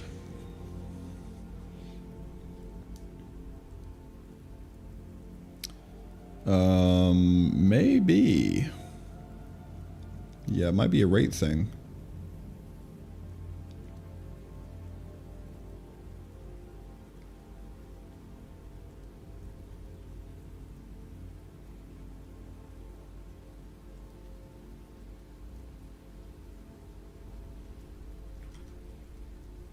I'll have to balance that. But, yeah. Block that counts as a wire block. Bro, yeah, you just make like a solid copper block and you can place it on the ground. That could be interesting. That could actually work better, maybe. I don't know. Then I guess you wouldn't have a choice on like what the decor of the ground would be, so it would kind of be a bit cringe. So, I don't know. Are you able to track object states in game like the whole touch, not touch thing? Yeah. Yes.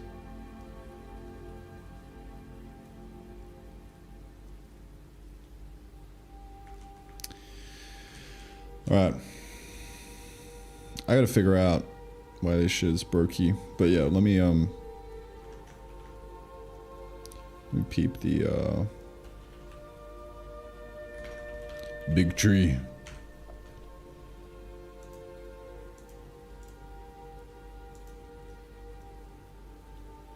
Oh yeah, they're both hitting the exact same path. This one just has a radius of 3, while the other one has a radius of 1. So yeah, and it's not even changing like the respawn rate or anything. So yeah, 100%. The other little trees actually outperform it. If you had like 8 of those trees, then like that would totally crank the shit out of the other thing. So I gotta figure out how to fix that.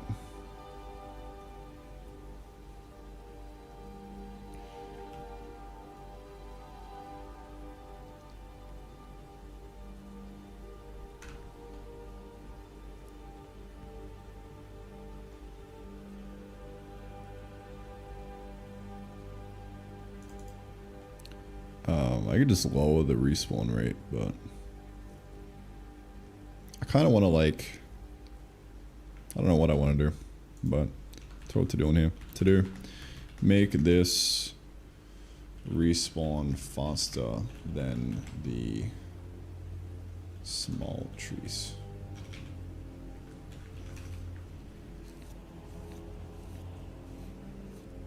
I mean, I could literally just make it respawn faster. That's probably the solution, actually. Let me just do that.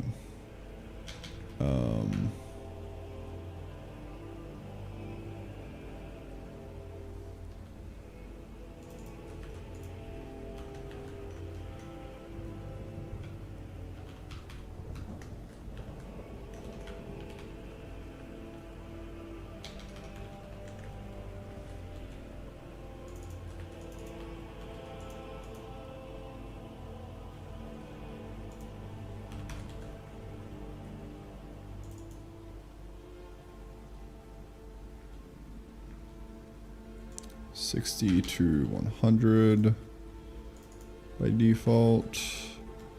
And then we'll just make the min time 30. I mean, it would still kind of outperform the other one.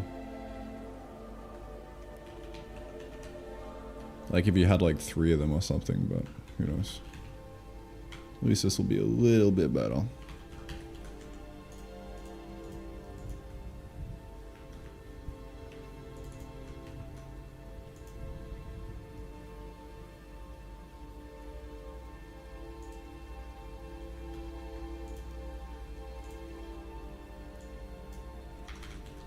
Little bit better, dude.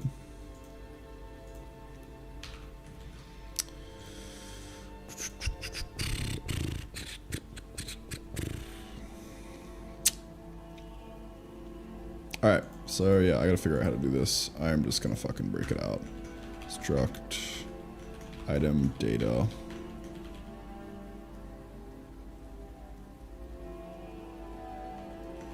Preserve across crafting.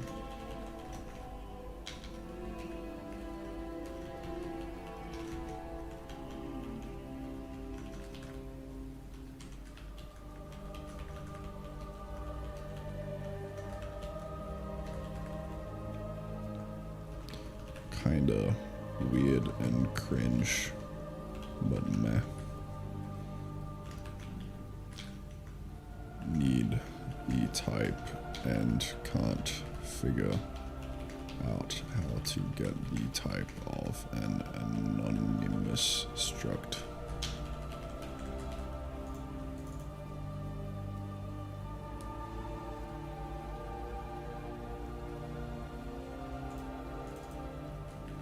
Should probably do a little post in the Odin Discord to learn that better, but can't be fucked right now.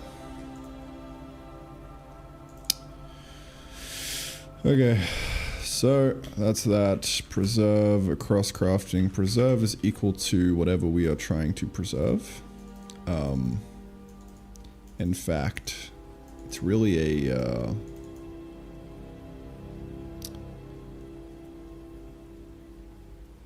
I would guess all this, but that's gonna be hard. Let's see.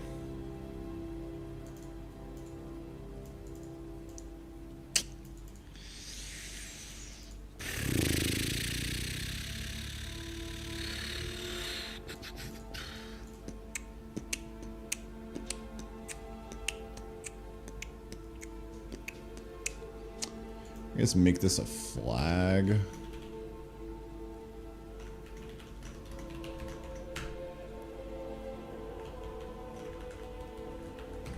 It's probably what I'm really after here. Why does this window keep popping up? It's weird.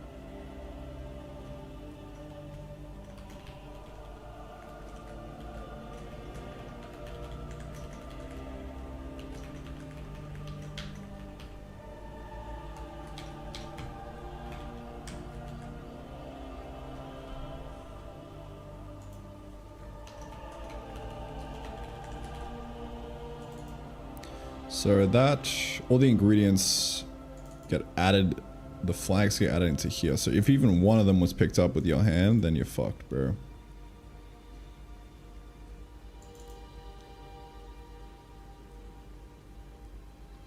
right? And then add to output slot kind equal to that. And then, I don't know, sure, let's just...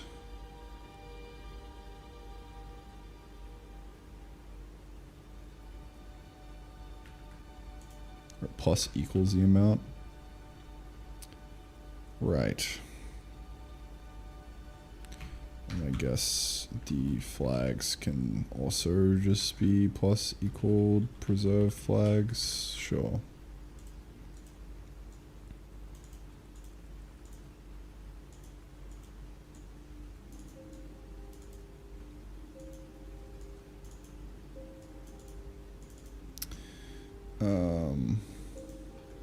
Okay. So on the extract, we need to do preserve across crafting flags is equal to that. Yes. Okay.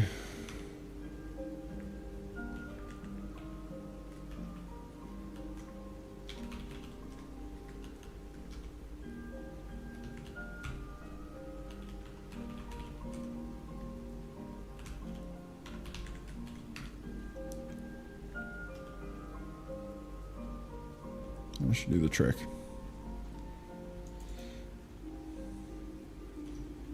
So I'm gonna rename this to something a bit easier, like a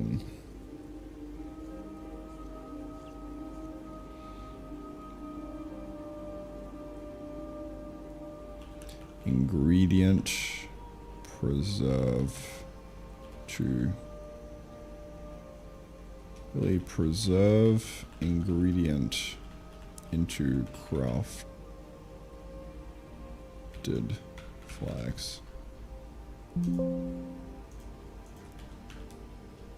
Okay.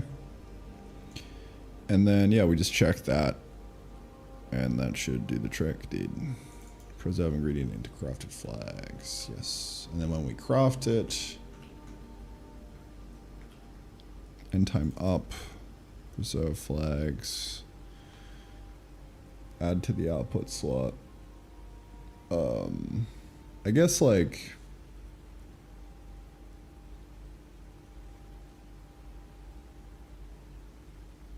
it's really at this stage that we just go if player has touched is not in preserve flags, then we have successfully crafted this.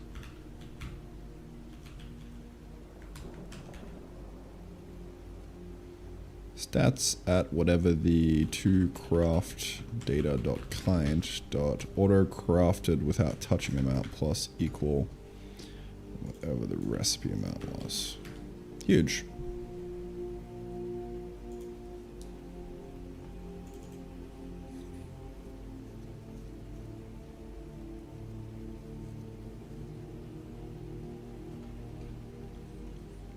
Should be good, dude. Should be good. Yeah, so that in theory should be all the data. So I just gotta figure out all the resources that can be smelted, and then we check if any of them have been crafted.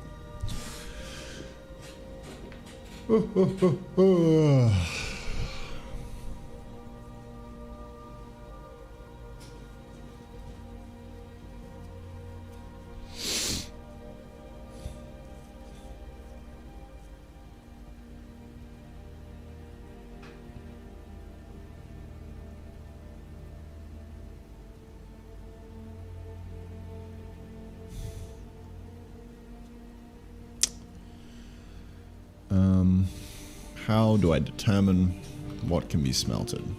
I guess that's the question.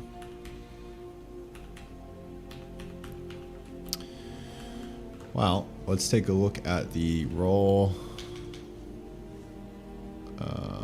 setup. Resource 1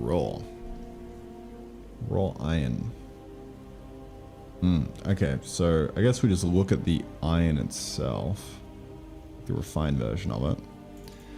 And we check for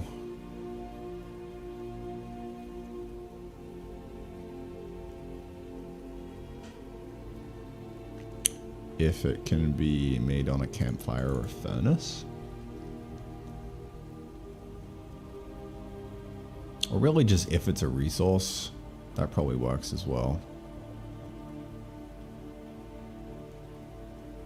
Yeah, I'm just gonna do that.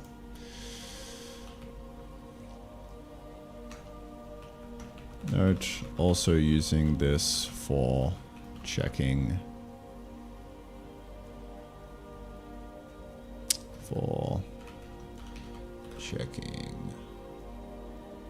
if the item is a resource. I probably need to pull that out, but it's fine. Actually, yeah, I'm just gonna pull it out. What the fuck? Why am I being silly? Is resource.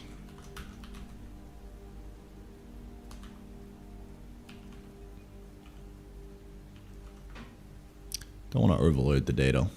Bad things happen when you overload the data. Leads to bugs.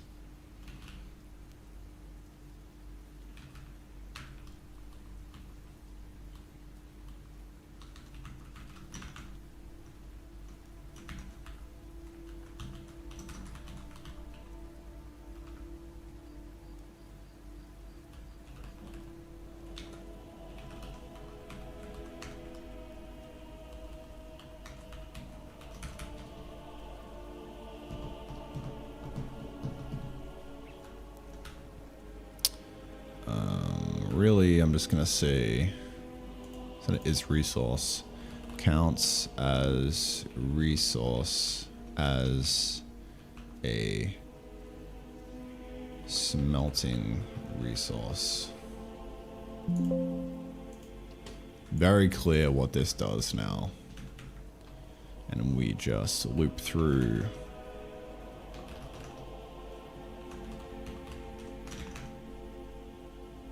entity data.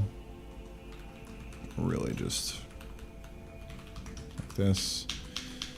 If data flags dot smelting resource thing is in the flags, then we check if the stats of our kind dot order crafted without touching amount is greater than or equal to 1. If so, return true. Else, return false. There we go. That should be the final requirement. I believe.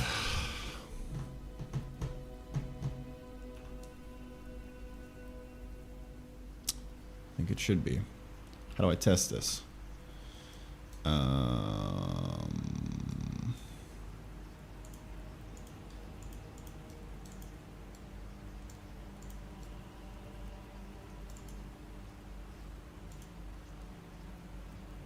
Automatically smelt a resource without touching it.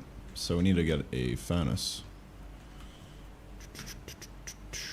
which I do not have right now. We gotta get the packer.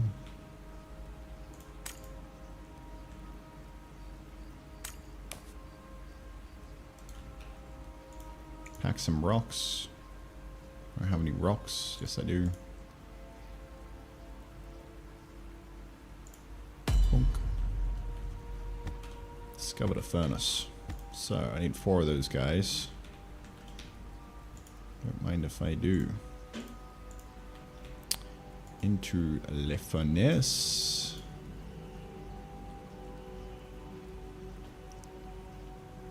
Cue that guy up.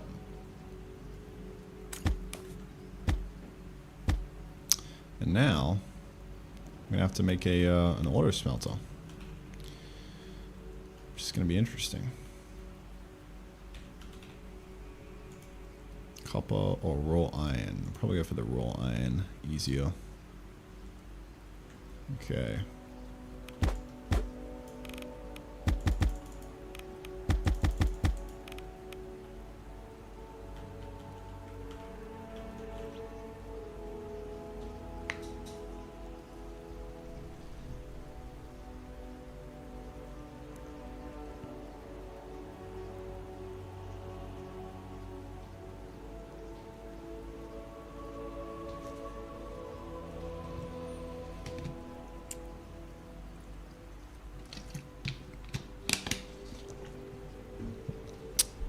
Okay.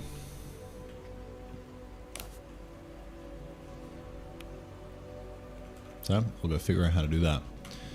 Real quick, I've actually never made a an auto smelter before. It's gonna be my first time. I just programmed it in and assumed that it worked, and it did.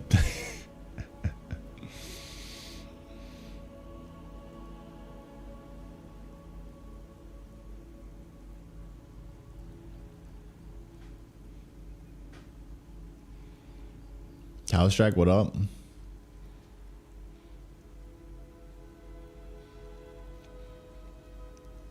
Usually silent. No one is watching. No one wants you to be silent. Yeah, that's like when you're starting out streaming, right? It's the problem of 0 viewers, therefore you're not really motivated to talk to no one. But if you're not motivated to talk to no one, then everyone who stumbles across your channel will just see that you're sitting there in silence, and that's also the reason that you have no viewers. Chicken and egg problem. So you just gotta talk. I just like talk through my thoughts at all times. And that works for me, and I don't read chat much, but sure, if I had chat on a second monitor and read everything that came in, that would be a great way of starting out as a streamer and being good. But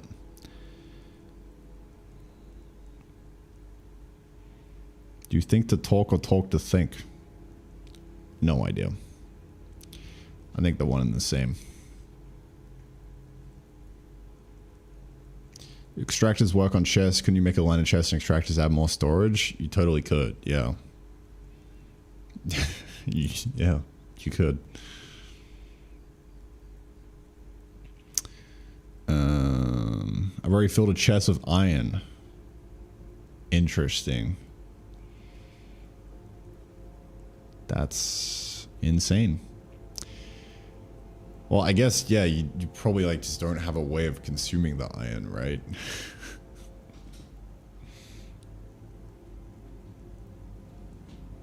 What is the aim of the game? The aim of the game is to do game things, ma'am. Prime says he literally can't hold thoughts in his head. If he wants to think, he has to talk. Yeah. I don't really like that. I can sit here in silence, but I get it. Gotta get it out, dude.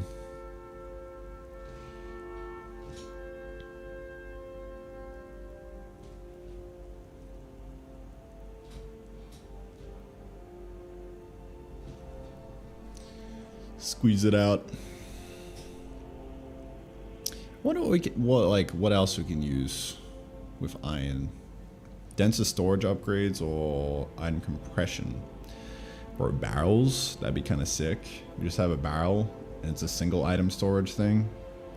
That would be hype. That would be pretty hype.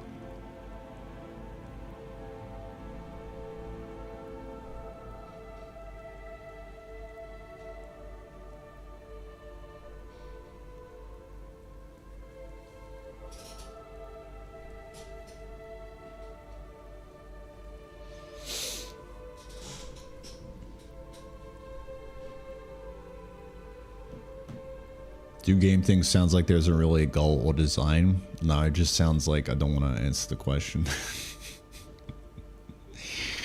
But you could kind of get the idea of the game if you just stared at this right here in the tech tree.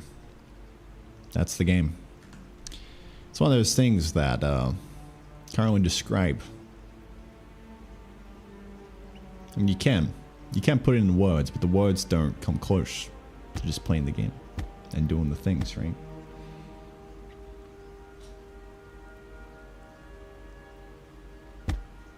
I feel like how most people describe games is like, yo bro, this is like Minecraft. Or like, yo bro, this is like Forager, but Factorio. That's probably the easiest way to describe something, right?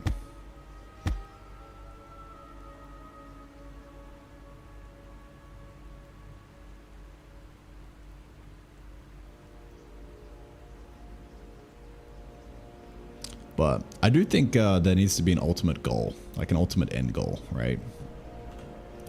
It's kind of what it's lacking right now. And that's why I have this singularity as a little draft here.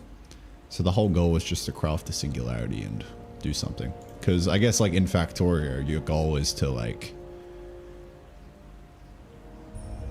craft a spaceship and leave the planet because you crash landed on it to begin with. So there's like a little bit of like a story backing it. So it's like enough to kind of drive you. Because like the whole goal of the game is to craft that spaceship and leave, right? So I guess you do kind of need something like that. Like the whole goal of Minecraft is to kill the Ender Dragon. But you can't like encode the way the game plays inside that goal. But the goal gives you a reason to play the game, I guess. That's probably the thing. But the goal, I would say, doesn't equal the game design. The game design is like, you can't really put that into words. I mean, you could break it down into like a list of systems.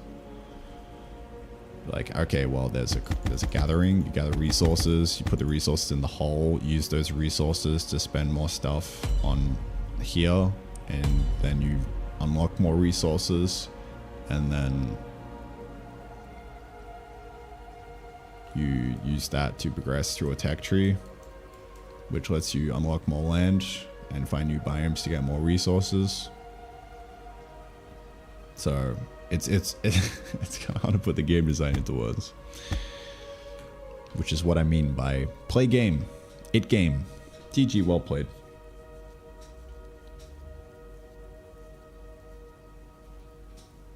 Yo, bro, is this like Dota 2 but Terraria? Yeah, man, 100%.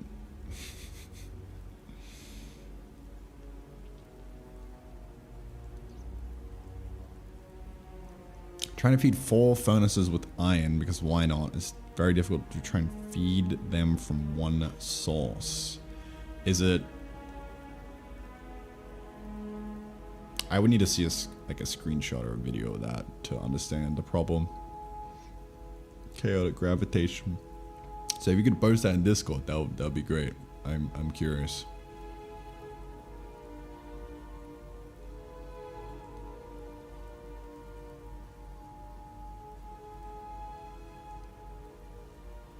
They didn't make Factorio because they wanted to make a game where you escape on a spaceship. They made it because they wanted to make a Babel problem-solving game with a tech tree. Exactly, yeah. But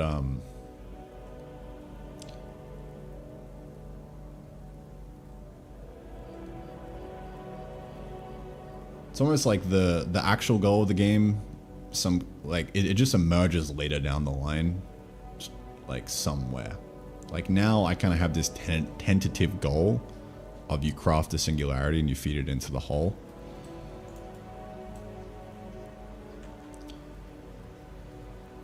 But, you know, I'll probably come up with something else. But, yeah, really, that's not where the fun of the game is. Like, it maybe kind of gives you a reason to play it, but I'm not sure how necessary it is. Because you can kind of just play the game for the sake of itself. But then again, Factorio would probably be a slightly worse game if you didn't crash land at the start and you weren't given the goal to build a rocket. Like, if you just remove the rocket from the game and replace it with something else, that's just like a normal object. Like, oh yes, your goal is to make a tungsten cube. Then like, it's probably a slightly worse game, right? Not by much, I don't think, but I do think it would be slightly worse. So, yeah, I don't know. Game design's tricky, man. It's one of those things where it's just a bunch of random shit slopped together into the thing, right? And it's like the sum of its parts. It's kind of hard to tell like what adds to it and what subtracts to it, but kind of just winging it day by day, seeing what happens. Seeing if the playtime goes up. If it doesn't, then I did something wrong. That's kind of it. Alright. We're gonna test this quest, and then I'm going to figure out what to do next, because that'll be me done with the content, in theory. Could probably just ship an update. Who knows? Maybe update coming soon? Question mark, question mark?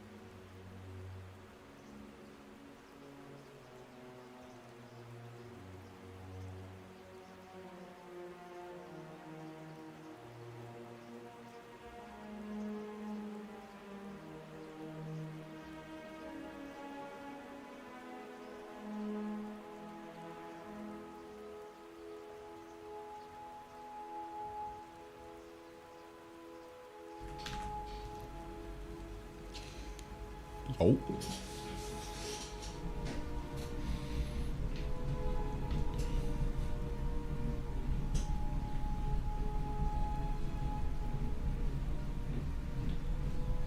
We rise.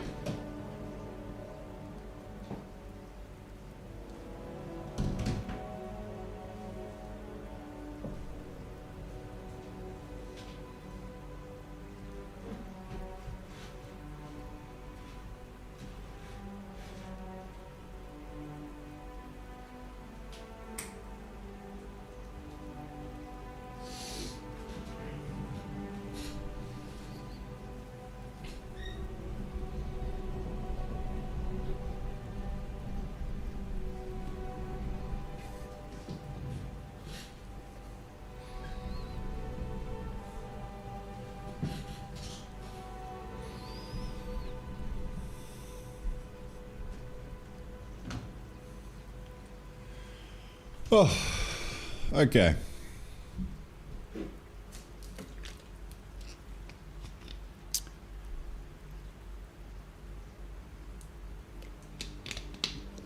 Yeah. It's gamer time. Yeah, it's gamer time. Alright. So I'm trying to auto smelt something. If I simply just do this.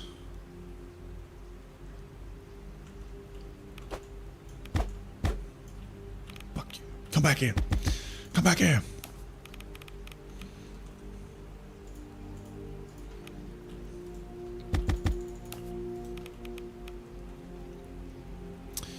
If I do one of these, hold up.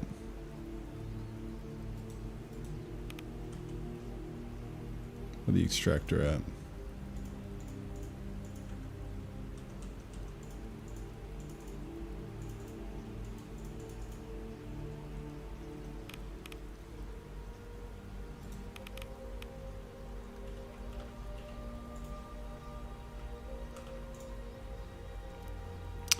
This should lead to it not being completed.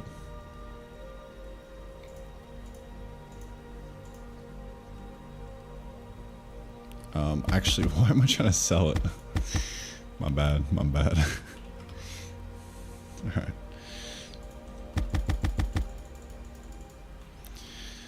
Yeah, so that doesn't complete the quest, which is good. But now, if I order harvest one of them,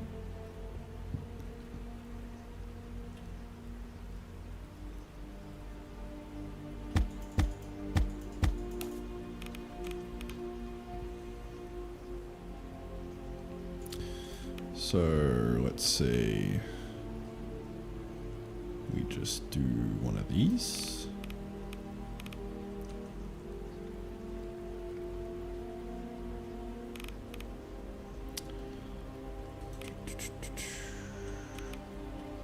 Bonk. And then need power. God, I hate the fucking suckatron, dude. It's gonna be the death of me. I think I probably gotta make the suckatron use power at some point. At some point, bro. What am I doing? Harvester. Harvester on this guy. Put that there. And then... God, I wish I had more inventory space. I'm kind of filled up. Kind of filled up, dude.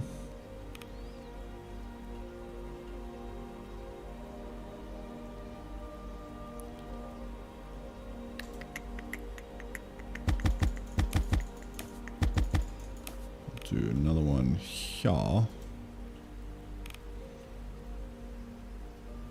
Except the sucky boy will be here. And this sucky boy will be here.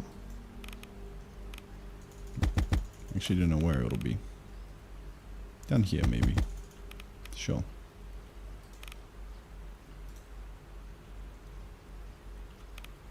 God fucking damn it.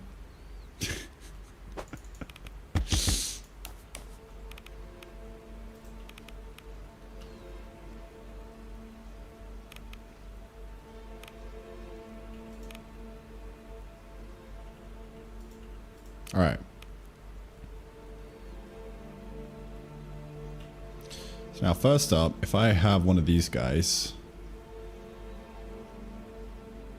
and I just do one, so we just automate this, we shouldn't get the achievement. So I manually place that in like a peasant.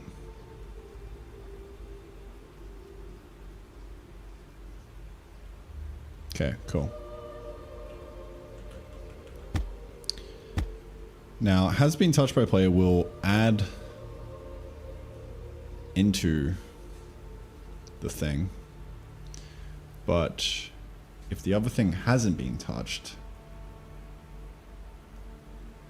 then basically the stack will kind of just keep growing. So if like I put one in here by hand and then other stuff comes in, then that's going to be a bit of a problem.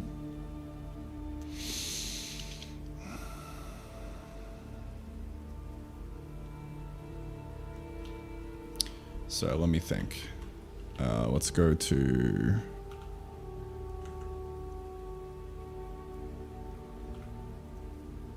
the conveyor.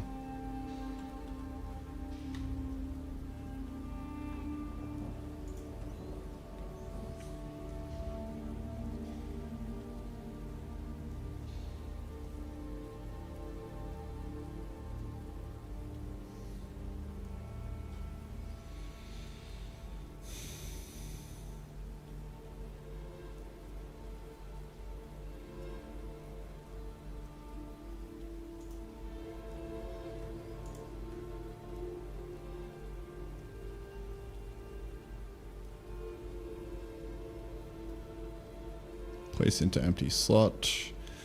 Place into existing stack.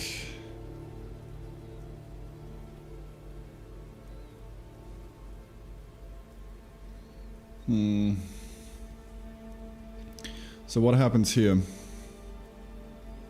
The thing that we're placing into a stack isn't getting put across, which is, I guess that's fine. We leave it blank because we don't want that to happen.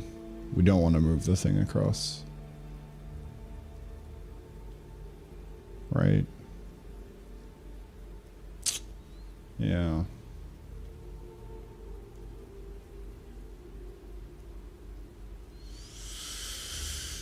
It's a bit tricky.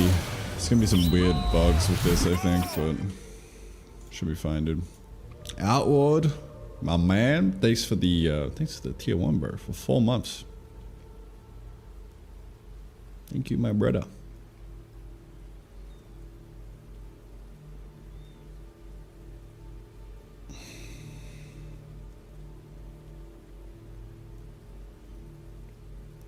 Co-op multiplayer is a possibility for the sequel, yeah. Maybe I'll also spend some time trying to port everything to multiplayer, but the current plan is, I was thinking of doing it, but I'm like, nah, I have to downscope and just like get this out. So I'll save it for a sequel if I ever do one. Or yeah, if the game's successful enough, then it'll happen, but we'll see.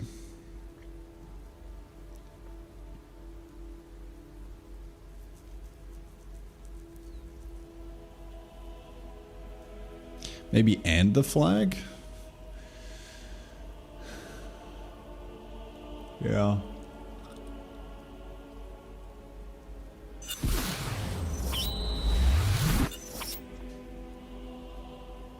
This should be fine though. So, return. Thank you for the prime. Appreciate it, my man. All you buy first when your game makes a terafactorillion dollars. A motorized standing desk. So I can go up and down with more efficiency and therefore work longer. And a more comfortable chair. So my back doesn't hurt as much and I can work longer and make more terafactor. What else? That's probably it. And then get back to work. I don't know. Don't really know.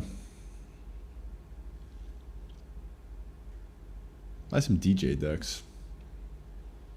That as well. Yeah, better desk and chair. Pimp out the setup, you know. That'd be good.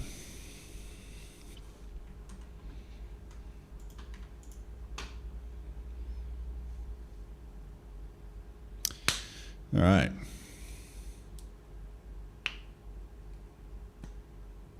The Skyrim music has just stopped.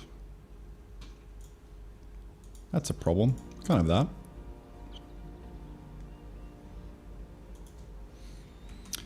That's bad. Okay. Yeah, I'll pretty much just reinvest some money in hiring more people to make bigger and better things. That's the current plan in my brain, but I'm not sure what will happen when the time actually comes.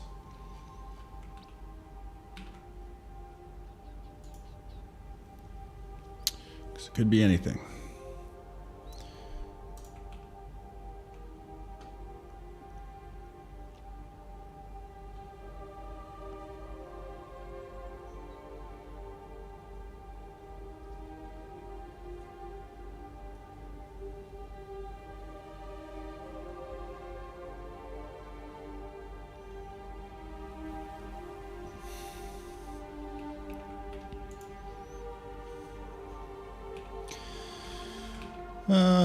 Let's see. Right, I'm trying to test this.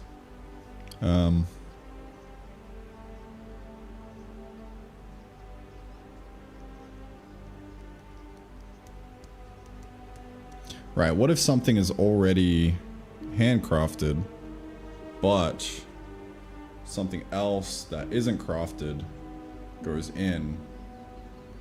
The handcrafted would just remain the same. But in reality, yeah, you do actually need to just AND them together to make it cancel out. Yeah, totally.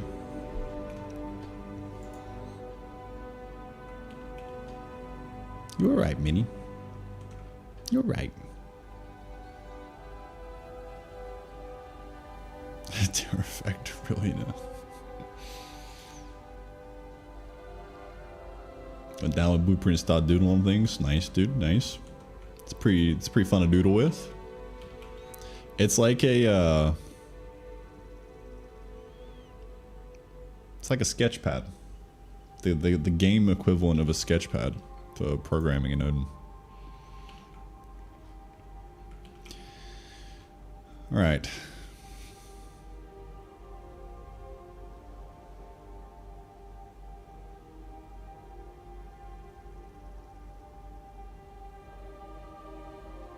Yeah, gotta do the end. Otherwise we're fucked. Where was I, dude? It was like, yeah, here. Temp move, conveyor. Temp place single item in entity. So, if it's an empty slot, that's fine. We just put whatever we want in. But if it's already a stack, then we have got to dest.preserve item ingredient crafting flags and equals source.preserve, right? So that'll end them together. And do whatever it needs.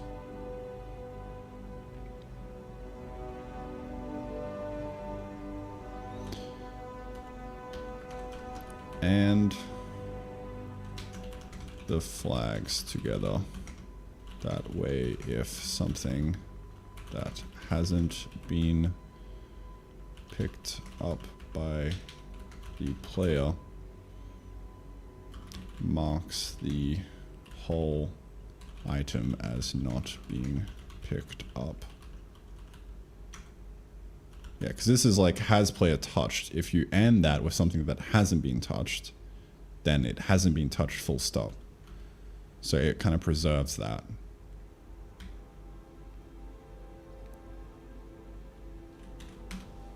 So that'll be cool. There's also a similar spot of add items to slots. Hashtag volatile kinda with add items to slots. So I'm gonna have to do that as well. Right. I should definitely merge these two. Add into existing stacks. Yep, so same deal here. Something's not crafted, not picked up by player, that has been, gotta add them together. So des.amount plus equal item amount. This is just doing like stack stuff, so attempt to add to empty slots, partial, yep, okay. So dest.preserve and equals the item.preserve.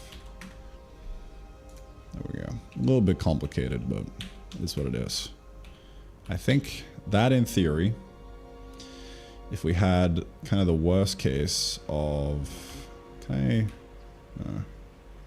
All right, worst case, we hand place one.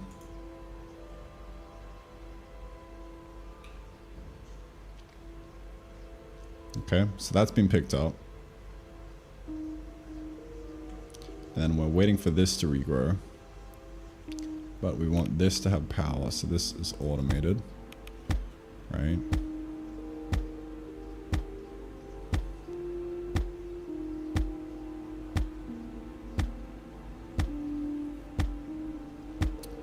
And then let me pick up some more. I mean, it's not gonna make a difference as to how fast this regrows, but...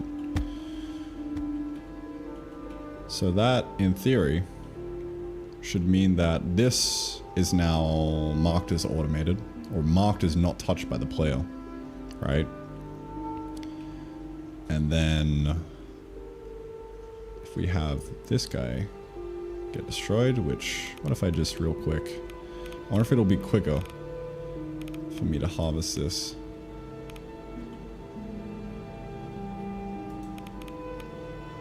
Speedrun.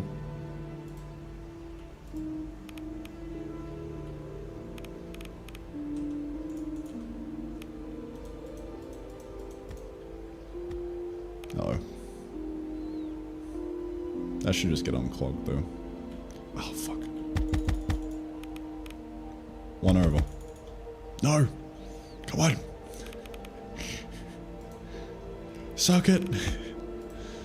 No, it's over, dude. But here we go. Moment of truth.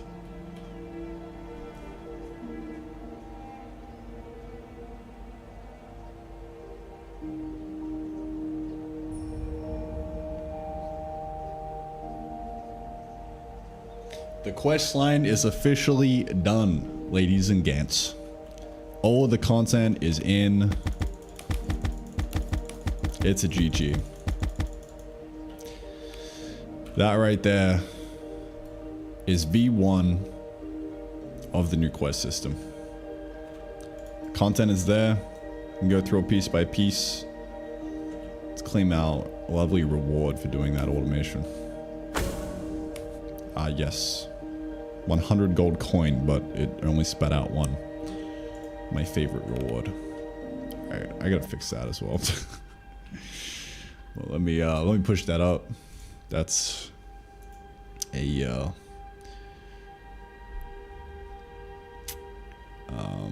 Auto crafting stats for items. Very nice. Yes, I gotta do the reward thing.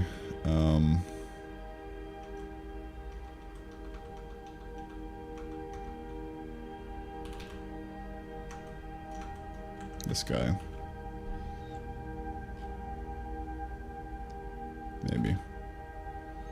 Not quite.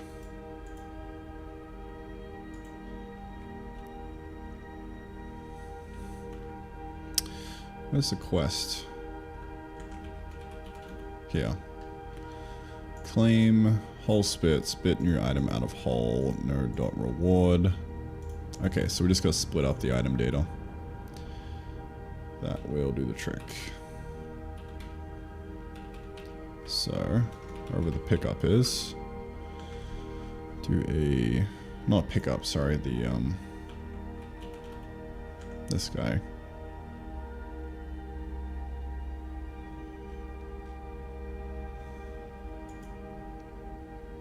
Yeah, spin your item out of whole, just as a for loop of the item amount.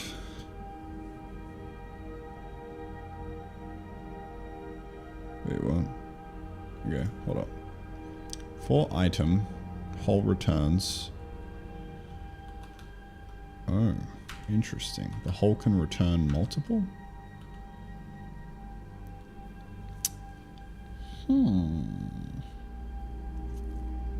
That's a little strange because I'm never ever gonna do that.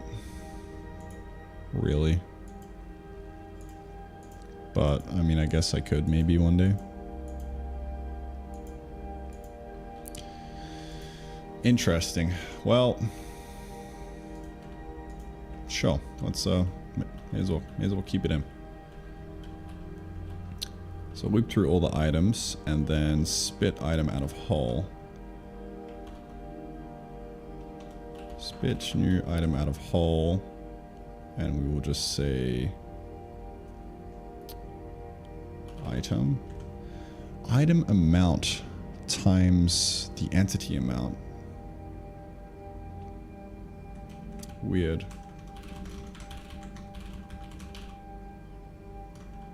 Times equal the entity item amount. Right, just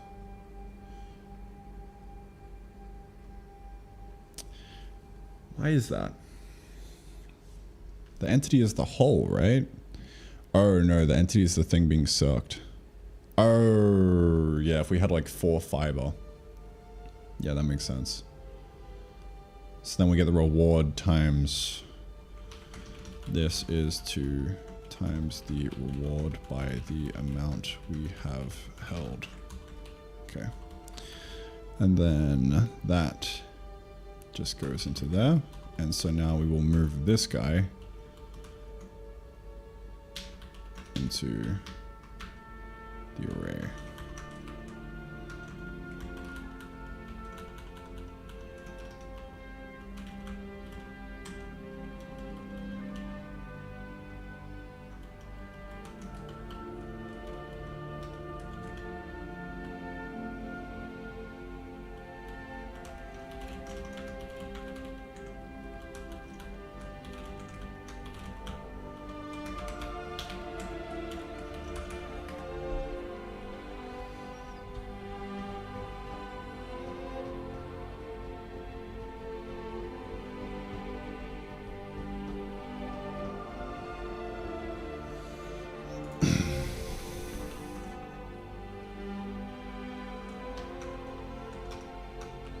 We'll spit out the items individually.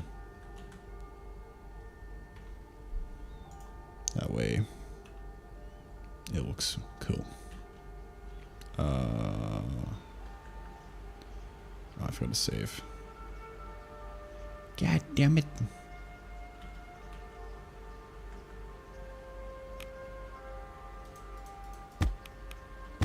Yeah, this power system feels pretty good. I like it. It's very satisfying hooking stuff up and like seeing it work. Just adds a nice amount of complexity to things. Me a likey. I definitely gotta make these suckertrons way better, dude. They're kind of ass right now.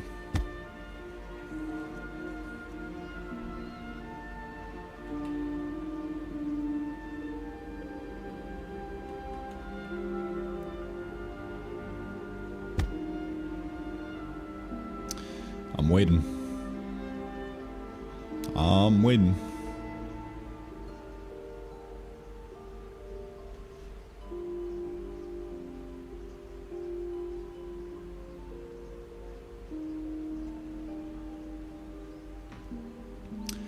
While I wait, I will read chat. How we doing, fellas? Do love the Minecraft mod pack quest system. It's a winner for sure. I agree. No Tim Tams. We do need to work some Tim Tams in the game. Actually, the next update is going to be combat, I think. So combat means health. Health means you need things to eat to restore health. Somebody say Tim Tams?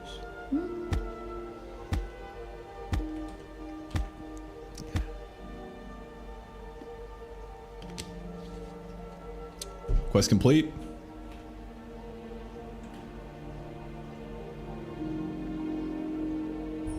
Great success. So now we must be near the hole to claim our reward. Our spoils. You guys ready for this? Oh, that's a lot of spoils. Oh, yeah. That's good. 100 gold coin actually isn't that much. I gotta do better on the reward front, but...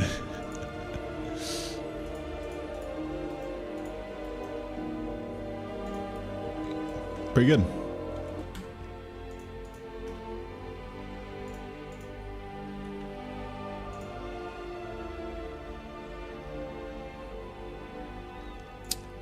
Reward, hull, improved spit hull function. You heard me.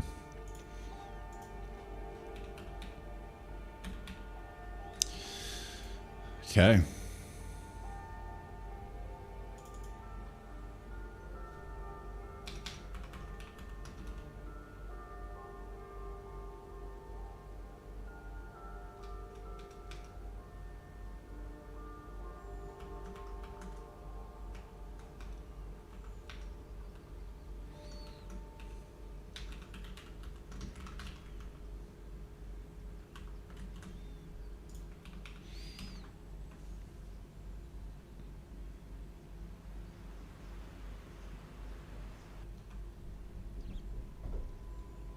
Wow. GG. That's the whole system. Whether or not it's playable and functional is a different story, so I guess I can play through and see what happens. I wonder if there's something real quick I can do with the singularity to put it in the game. I don't know. I don't really feel like doing it because it's like it's way too early to add the end game because there isn't the end game content. So it would feel like kind of cheapening it out.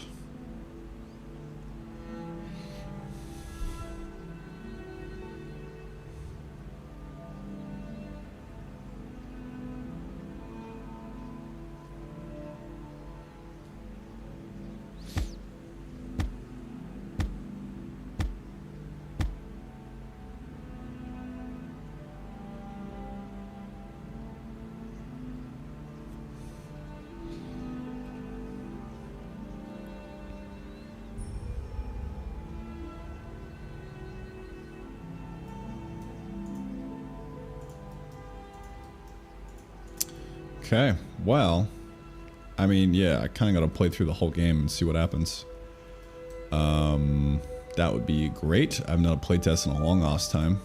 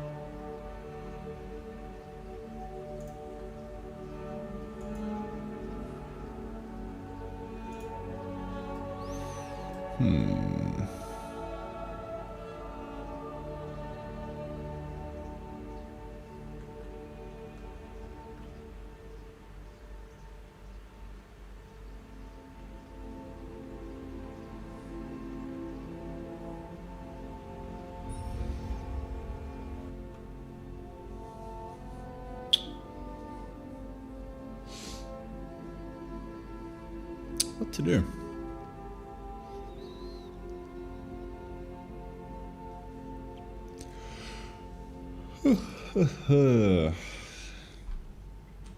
Probably, yeah, just play through the game. Or it would be really nice to add in worlds.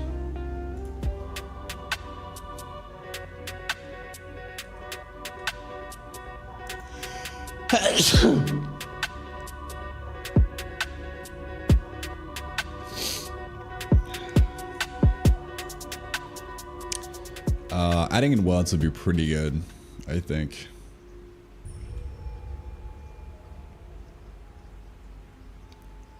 Like world saves, and then making it not crash when we update would be pretty cool. I don't know.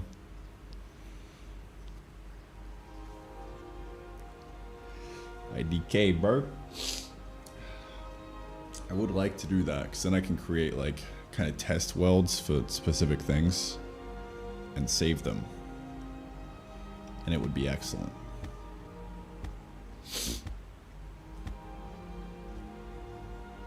But in order to do that, I would actually need like a text line editor thing.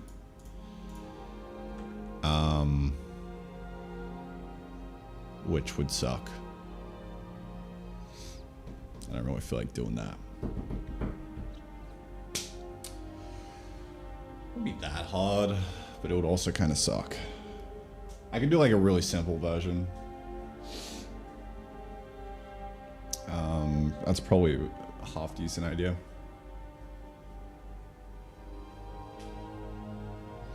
I think.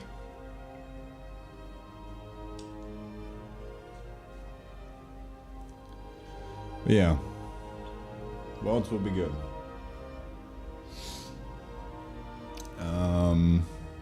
Are they more necessary than adding combat into the game though?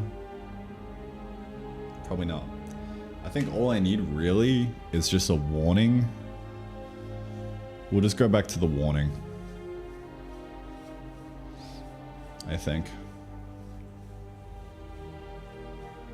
That deletes the worlds for you. Yeah, that's a solution.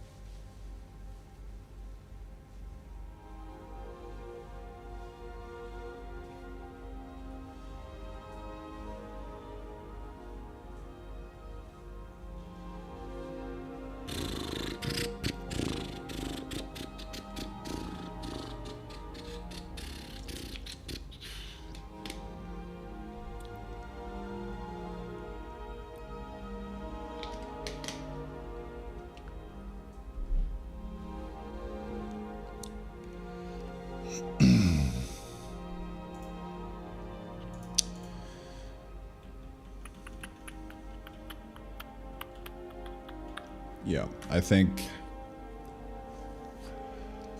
fix world thing, ship next update, move on to combat, or make devlog. Probably want to make devlog because a lot of stuff has been added, and I think devlog would be cool. I don't know, man. I don't know.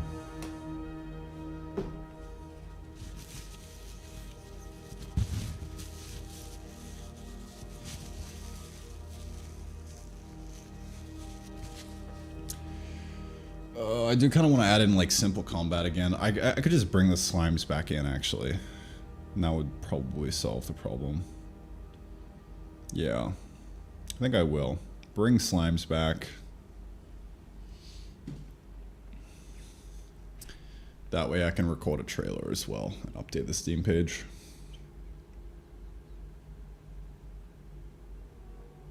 Combat's like, it's either going to be in the game or it's not going to be in the game. And if it's going to be in the game, it needs to be in the trailer. Otherwise, people get the wrong idea.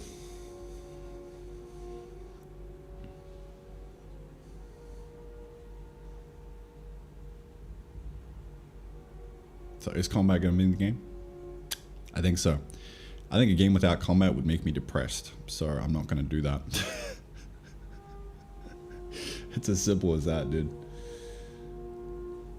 So much of what drives, like, even Minecraft is the urge to get more powerful and defeat your enemies. Defeat the Ender Dragon. Even just, like, being able to, like, whack zombies in one hit, you know? Like, it's a big part of the game. And in a way, even in mod packs, I've found it kind of underutilized. Because there's no real combat challenge. Or good one that I found. So I would really like to design this game in a way where combat is actually this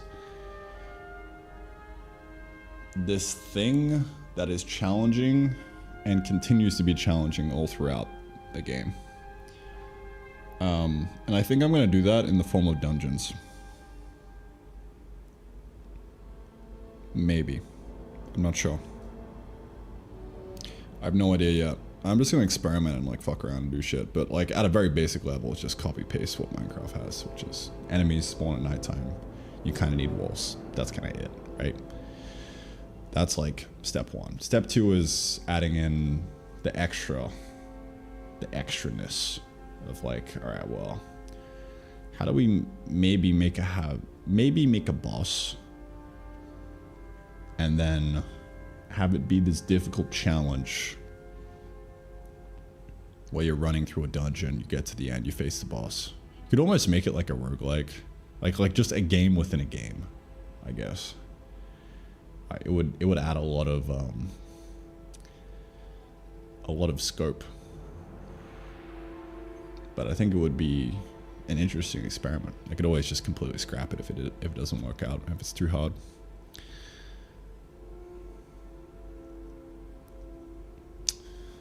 But yeah, that's way off. So for now, I'm just gonna focus on kind of getting it back in so I can ship the trailer. Because I need to get the announced trailer up ASAP. It's been too long, dude. We're getting to the stage where there's just like, there's enough in the game for the trailer to be interesting. There's enough identity here. Almost. Just needs the slimes, dude. Just needs these guys back in, jumping around.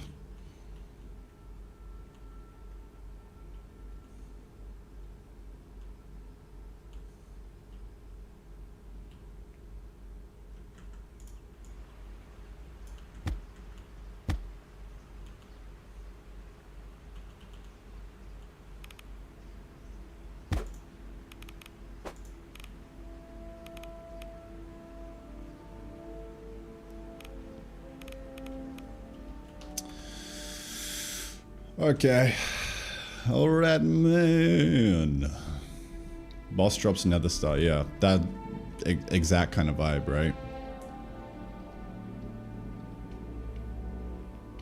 A games is genre that has done combat-driven progression the best was Terraria.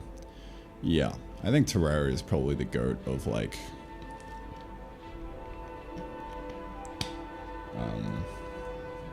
the genre. Like that gameplay style of conquest, you know. Chocolate plus cream, granish, biscuit plus ganish, plus biscuit plus chocolate equal Tim Tam. Bruh. could literally do a Tim Tam factory. That would be so fucking hype, bro. Oh my god, yes. Fuck, dude. There is so much potential there. It'll be like the Jaffa factory. Oh my fucking god. That is a genius idea.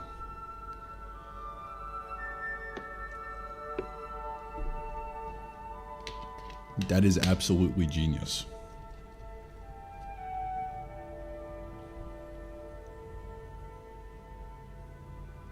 Wow.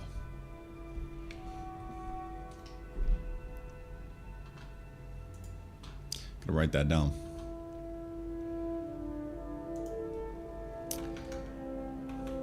Tim Tam crafting.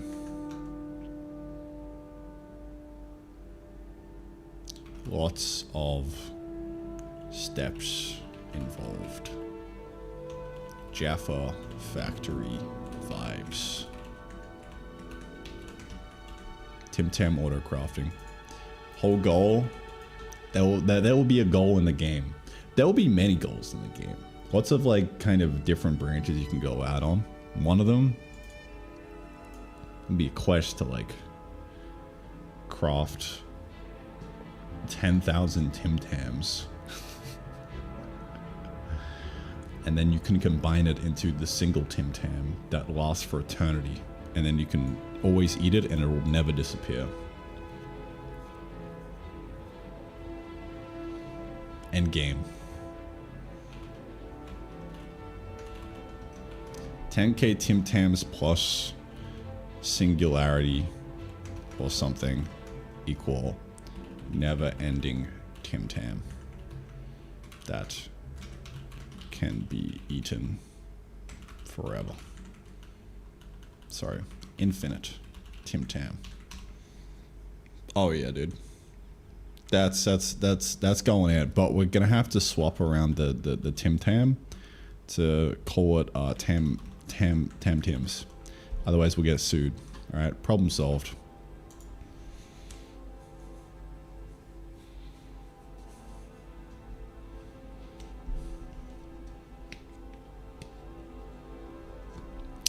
Keep trying to work on the full furnace idea, but almost certain it's not possible without some sort of splitter and filter system. Yes. Probably. So you get ants. Then you ride the Tim Tam into space. Yeah. That would be huge. That would be tremendous, dude.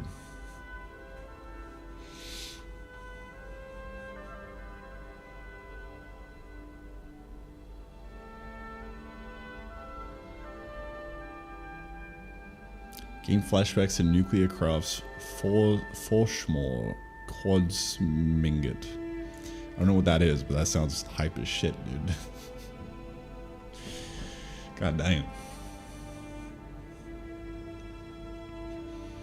Yeah, I'm gonna lean into the quest-driven progression so hard now that it's in, because like I can just feed the player goals of what to do, or goals of what I even want to do. We just have one down here, all the way down here. Tim Tam. Infinite Tim Tam. Oh, this is gonna be so sick. At some point, I'm probably gonna need to figure out how I can like categorize this a bit better and like maybe branch off and just have like a single area. I think it's really just a matter of not even worrying about that, just adding shit in and seeing what happens. The categories will emerge. The different quest lines will emerge naturally. Solve the problems that arise, not imaginary ones. Alright. What is the most concrete problem I can solve right now that'll make the game better? Not sure. Not sure. Or the save game stuff? Probably, yeah.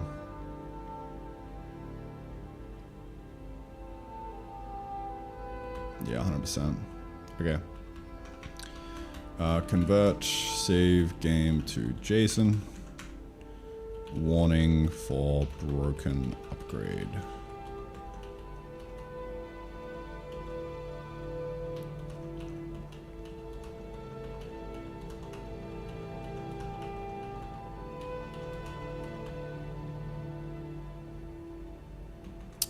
So questline progression is officially complete. Dunskies. GG, well played. Oh yeah. Hey Lewis, bro. You're still here? Peep this, man. This is a file that has content, but it also has code. And this content can get edited visually with the editor.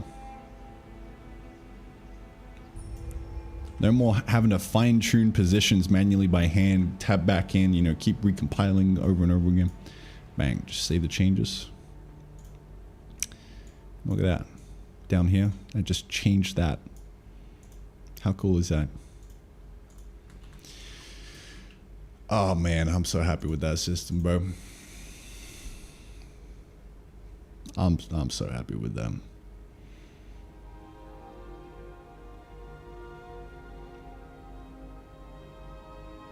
Both particle and a wave.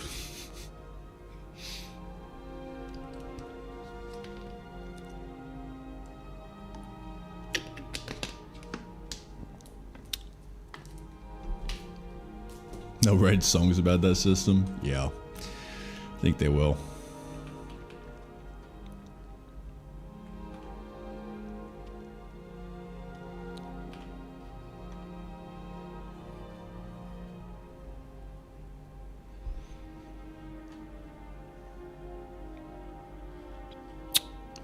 Well, back to the to-do.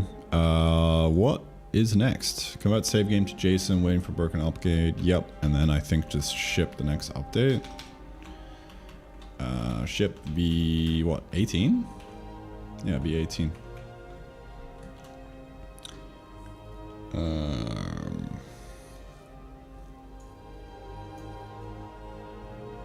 World selector is on the to-do list.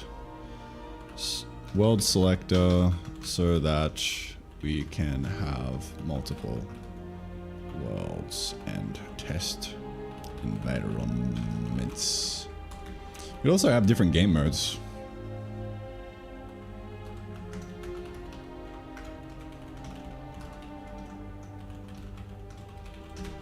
And different world types. Could be cool. Yeah, that's not a priority at all. That goes down, way down here. Let's see.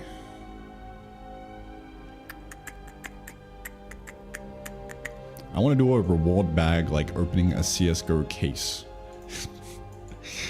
That's kind of redundant at this point, but inventory upgrade for reward, we just did that. Pretty cool.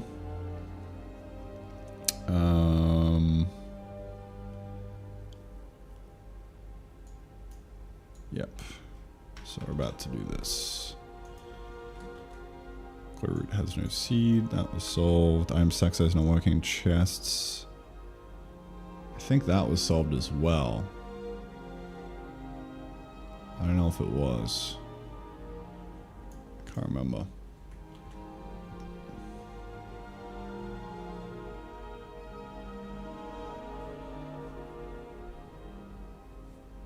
Yeah, resource enemies is definitely just up next. After this guy.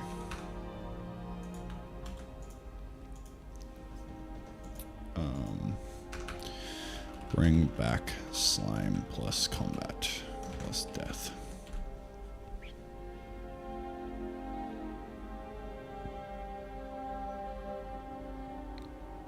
Cool. And then proper announce trailer goes right underneath that.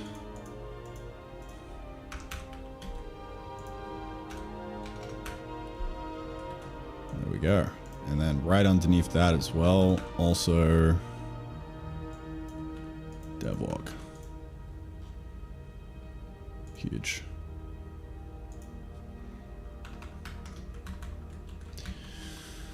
All right. So I'm gonna knock that out, and then we're gonna move on to bringing back combat and shit, I think. We'll see how it goes. We shall see. But I will be back in one singular GIF. Let's see. This is automated. Pretty cool.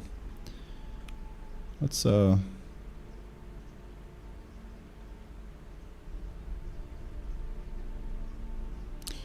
I would like to move these conveyor belts and have it go over the top. That's gonna be a common thing, isn't it? God fucking damn it, bro. These suckertrons.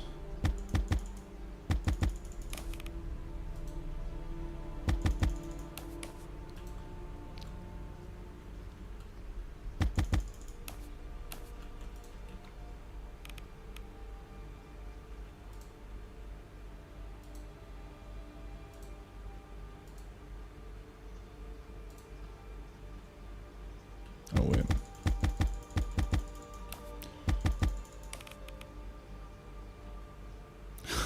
I hate this so much. Come on, bro.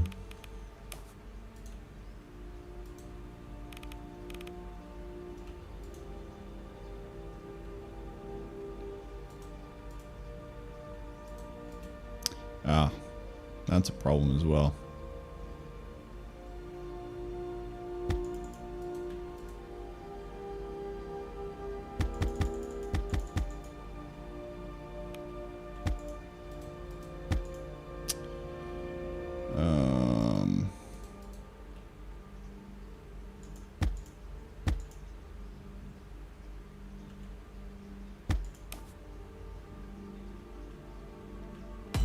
Go around the back.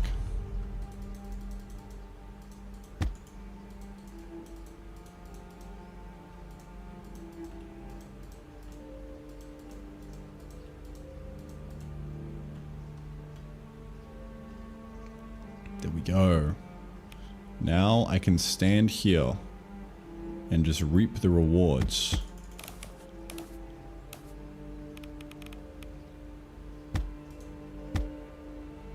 Of my auto iron farm.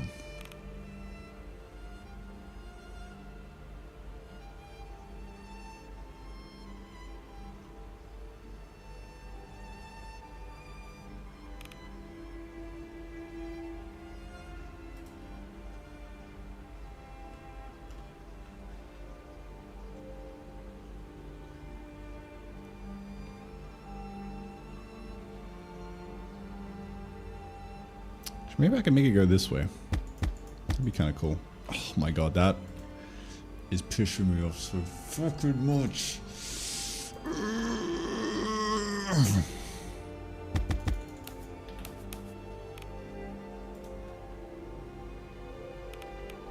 Yeah, I need to solve that.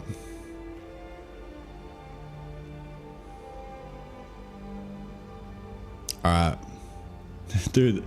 It just occurred to me, this is the very first instance of conveyor belt spaghetti in Terrafactor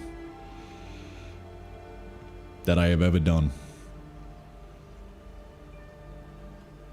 This is a tremendous occasion.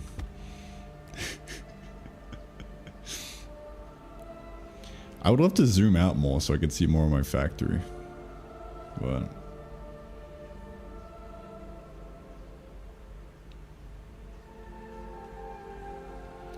Tell you what. Oh my god, I'm gonna fucking end you. That suckertron is gonna be the death of me, bro.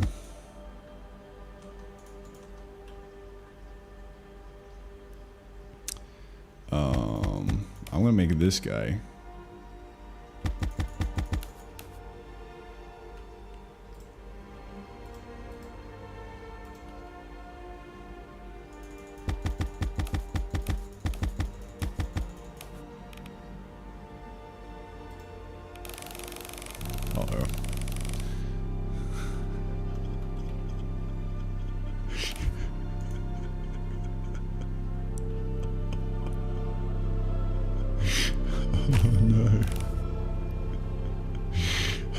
It's so horrible.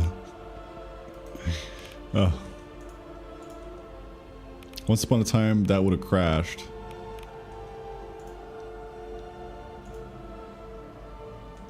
Not any longer. What if I craft with the full inventory? What'll happen? Plus 0 chest. Okay. It's all falling apart, dude.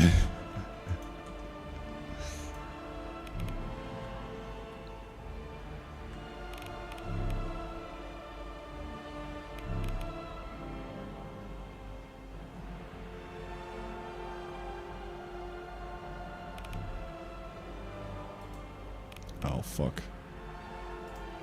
There we go.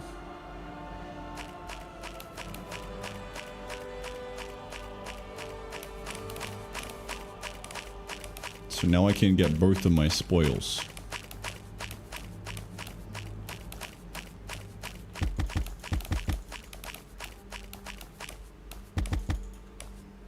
Actually, I kind of want to reroute this one.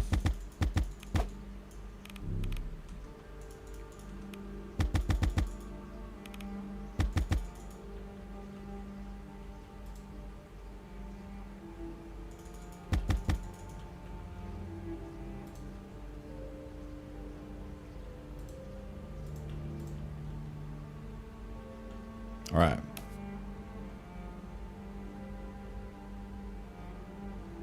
I can't see the farm down there. It's kind of sad. Maybe I do a second suckatron here to suck up the coins. Yeah. And then that goes down here. To me. Oh, fuck.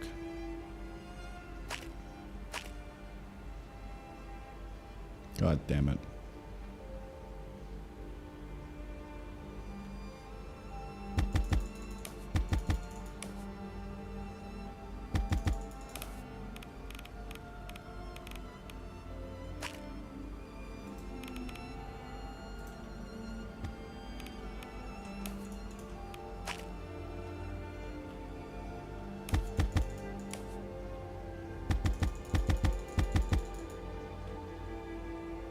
Alright, now we're talking, dude.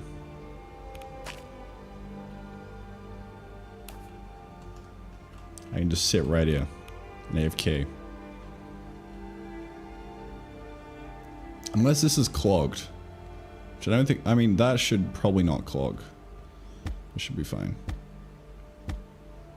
Just kind of bottlenecked by the iron.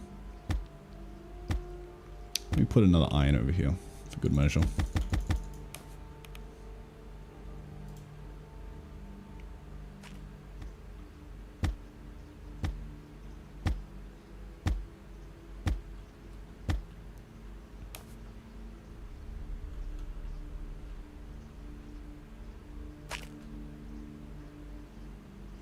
Alright, there we go.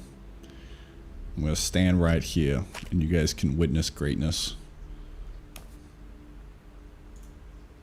while I AFK. Alright, I'll be back in maybe like 20 or 30. Gotta go hang out in the washing and do some shit. Quite literally. I'm gonna do a fat dookie. It's gonna be gnarly. just thought I'd let you guys know. Man, this is so satisfying, just like automating shit like this. Wow, that's cool. I hope the iron works. I actually haven't seen it yet. If it's broken, then I'm gonna be a little bit sad. Maybe I should test that. How does one test that? But there's 2 iron over here. Huh? I guess the iron could probably go that suckatron, you know. Yeah, that kind of sucks a little bit.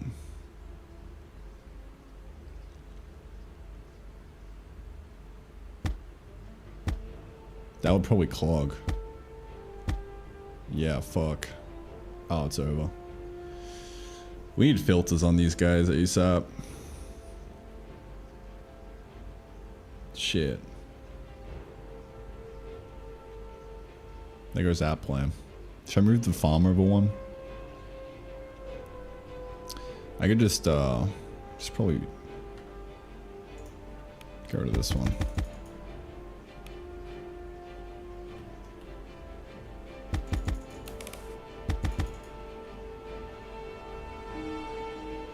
fucking thing.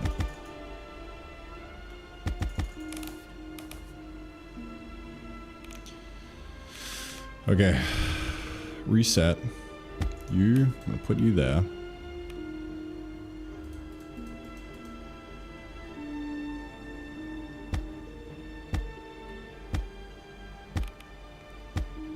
You, sir, are gonna get McSucked.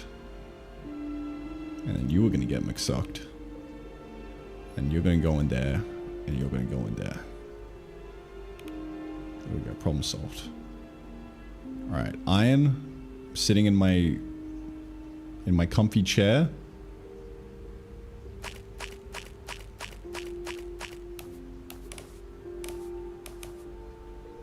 Oh yeah. Oh, you piece of shit. You piece of shit. Alright. One more, maybe put that up here. That'll be out of range. Bro. I'm gonna end you. I'm going to fucking end you.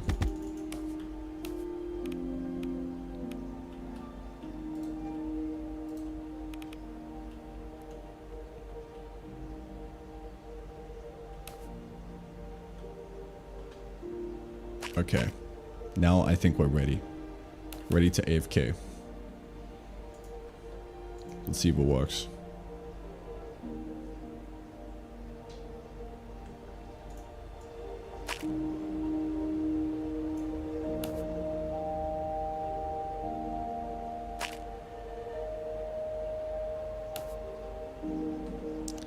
Music is kind of clashing with Skyrim. It annoys me a little bit.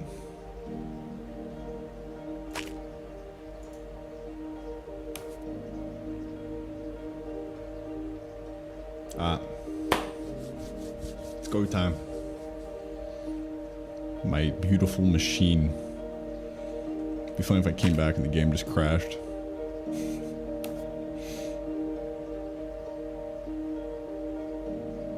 Maybe I should also transport power, maybe. Probably not. I was thinking about it, but I just need to make the power better. Like bury the cables underground, I think.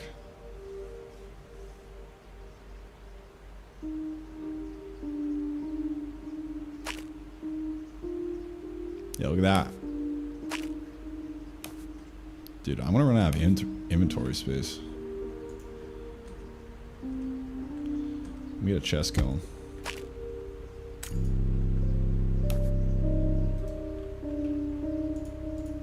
Yeah, shift clicking would be nice as well.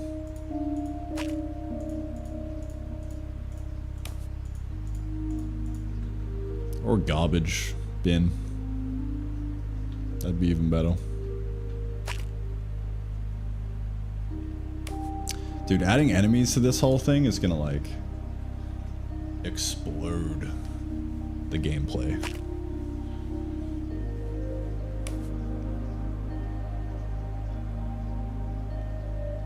In an interesting way, I think.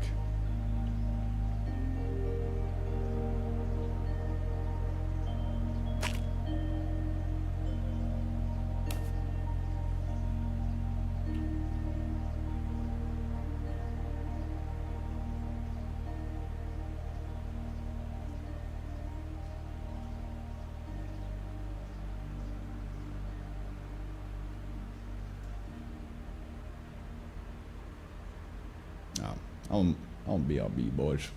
Back in a jiff.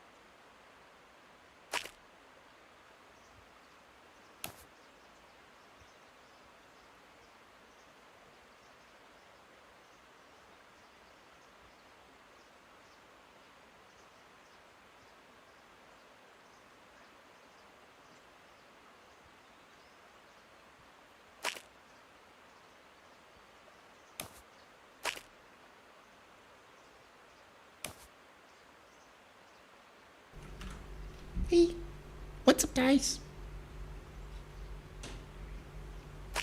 How's the farm doing? Bro, we're stacked. Got a stack of iron, dude. Oh, yeah.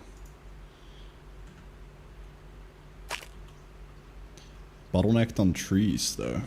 Interesting.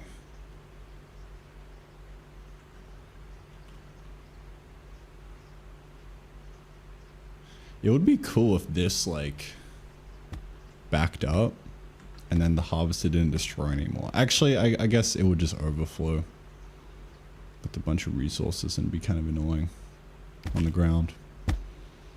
But I don't know. Interesting. Tree going in. Let's see some of that iron, bro. It's gonna take some time. Let me help it along. Yeah, look at that. Sick. Very nice. Alright. How we doing, boys? What's going on? I have here with me lemon soda. So I'm gonna crack in celebration of the tech tree being completed.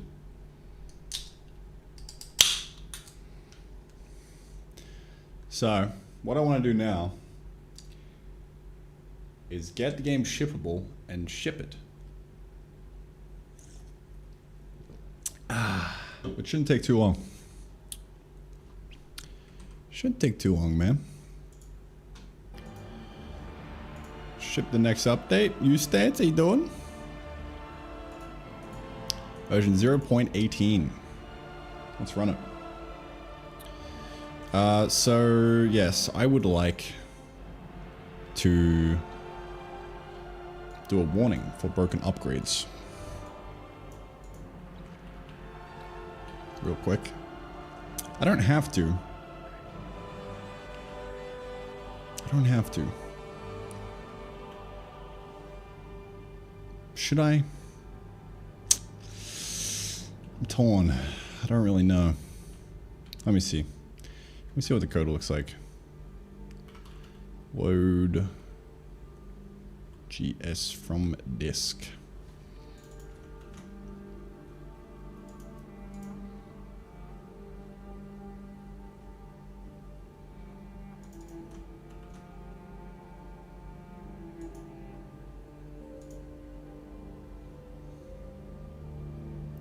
Right, we just force a crash if it fails. Okay. I think instead we'll just kind of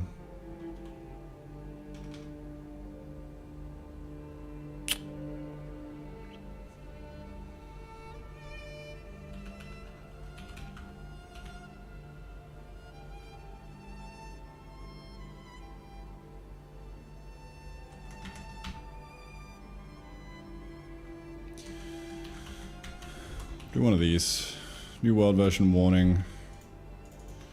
We'll switch back to that. Which I actually already have in, so. Alright, it's like literally already done.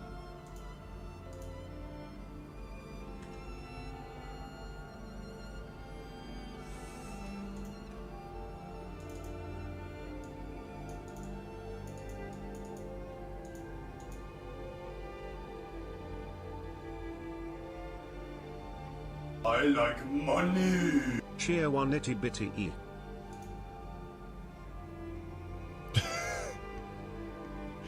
Thank you, bro. Appreciate it.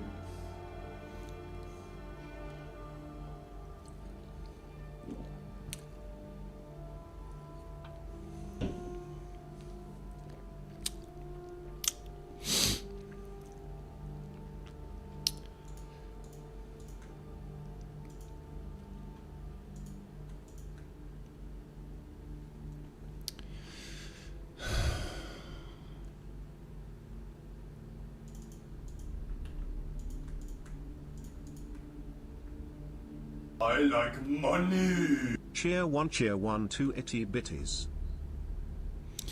Bro, I need to disable that shit. That should not be allowed. It's gonna keep fucking pulling me out of focus. How do we do this?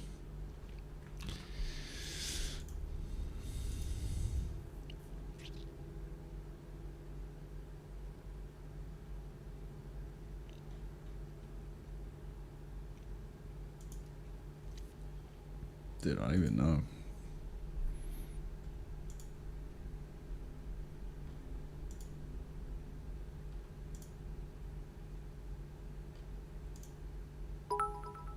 I like money. Share 100 100 barge barge biddies to pull biddies to focus. pull focus.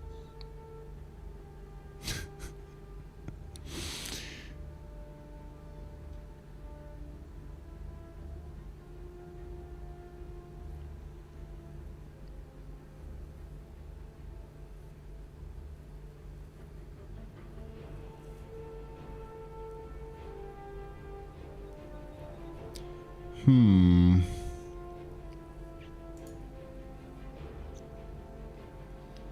Hmm. Hmm. Hmm.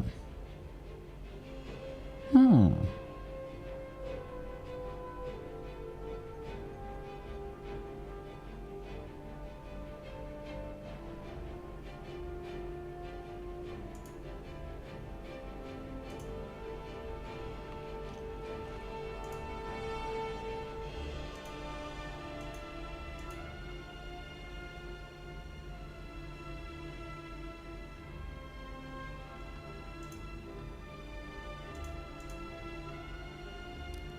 Dude, I actually don't think there's a way to disable bits.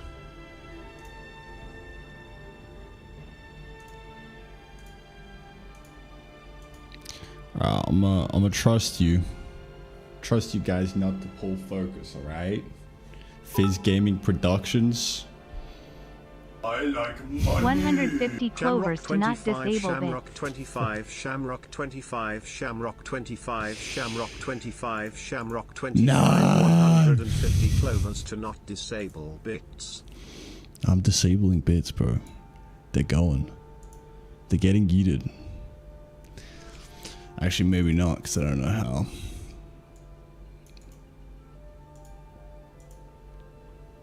It might be Jova, dude. It might be Jova.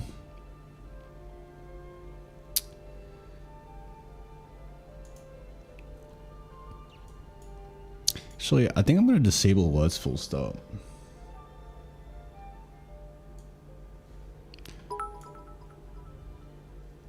I like Spits go money. back to Okay, work. last of my Show bits. love 100, Go back to show work. love 100, Why show is it love doubling 100, up show now? love 100, okay, I last just of my made it bits. worse. Go back to work. Oh, man. Should be good now. Thanks for the bits, bro. Thanks for the distraction. I appreciate it. Thanks for the hard bit currency. I like money. Cheer one, cheer one, cheer one, cheer one, cheer one, cheer one, cheer one. Oh shit, I had 7 more.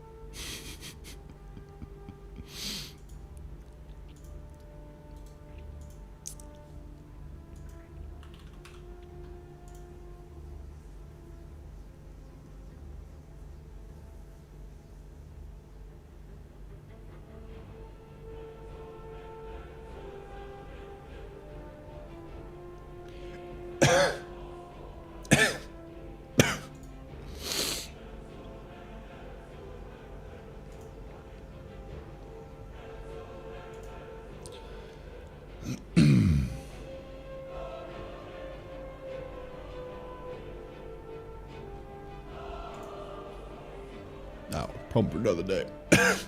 Fuck. Christopher, how you doing, bro? What's going on?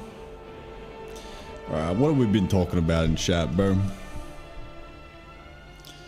Yikes, just realized I put 9 hours into the game today. I think I should call it quits and get some sleep.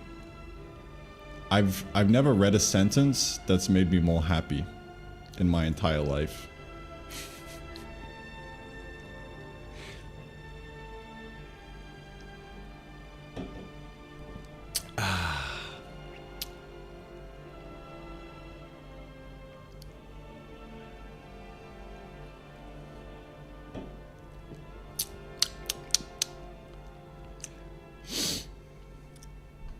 New emote. What is this?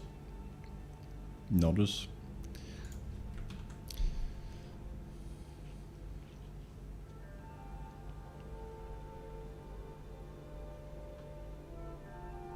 I like it.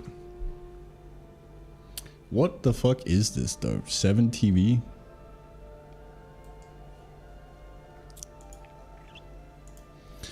I don't even know how to like configure emotes, dude. It's been too long.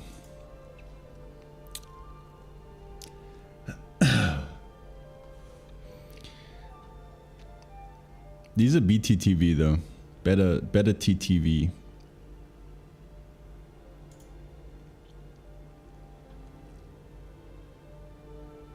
It's kind of insane how like the ecosystem of emotes just someone made a plugin for it and now it's all just user generated content. It's insane. It's so cool. I don't like the fact that I have to like add emotes specifically though. 7 TV. Okay. Yeah, bro, I haven't touched this in a long ass time. Is 7 TV just like a better version? You got the shy pony, bro. Man. That's bussin'. I'm gonna get a Twitch account and add it. Alright, hold up. Does it like... Do you have to select which emotes you want? Because if so, then that's just more of the same. And it'll be annoying. And I won't do it.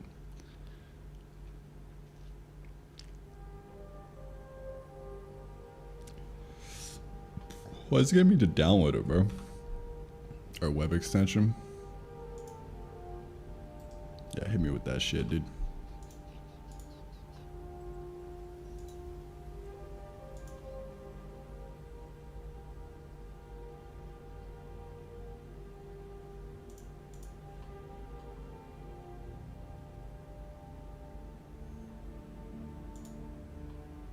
Alright, I'm onboarding. I don't know why I need to give it permission to do stuff, but I'm down, dude.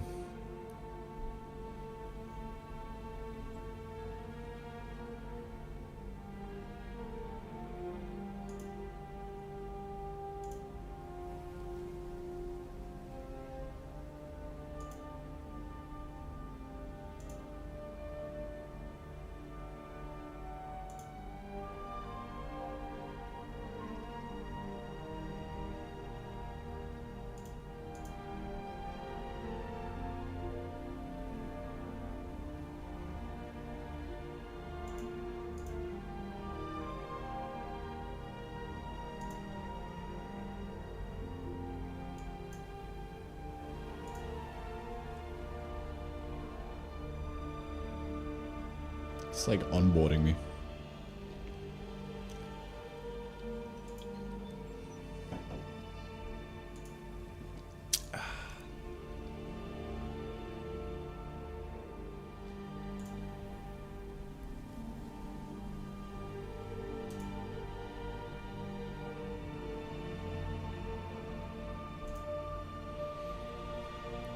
I think I got it. I don't know what else I need to do though.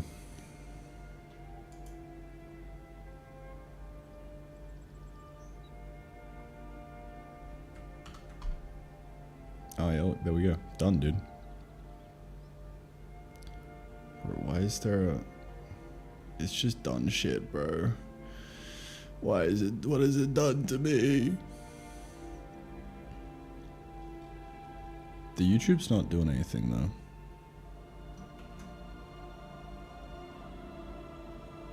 Wait, maybe it's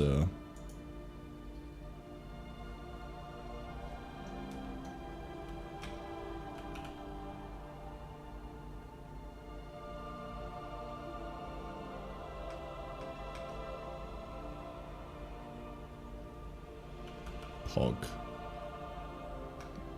No, that's better TV.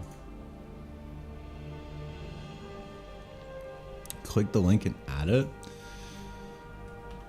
Hold on. Oh, I gotta continue with. Okay, hold up. Hold up, boo.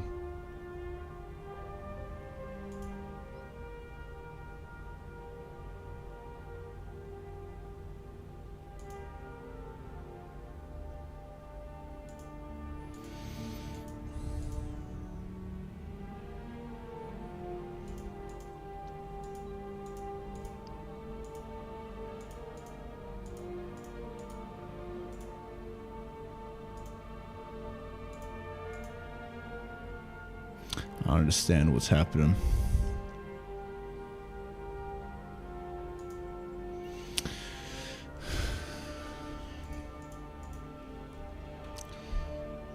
Giga Chad. It's like not letting me add it. I need a set or something? I don't know. I don't know, dude.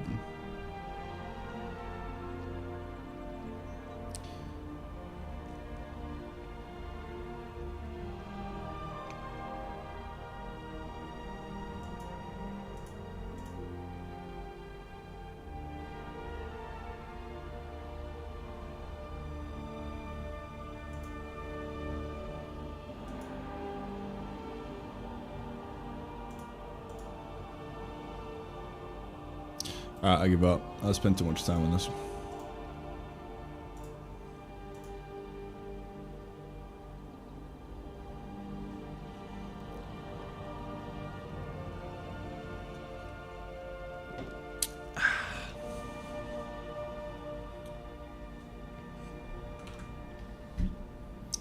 I hate how it changed my chat, bro. Come on. Oh shit, you can slide to ban someone?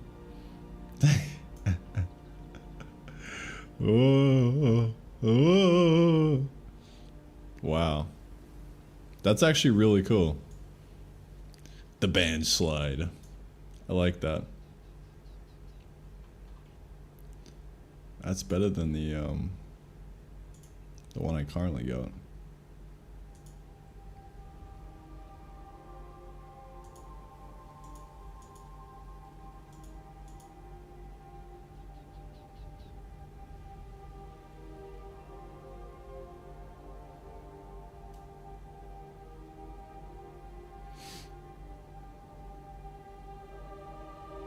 Cool. I like it. At least that was one win.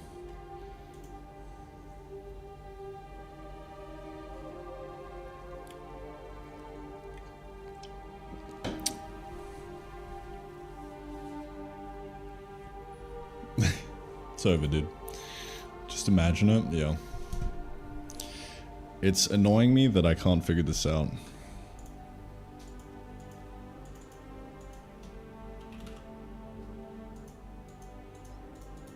Like what?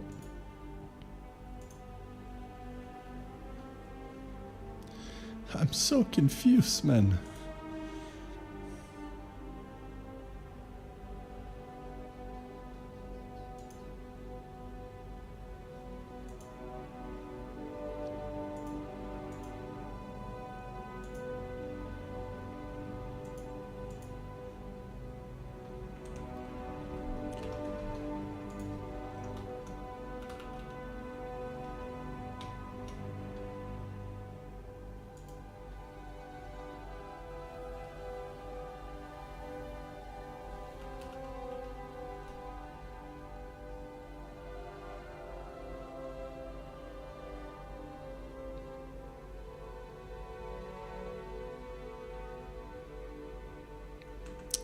I give up.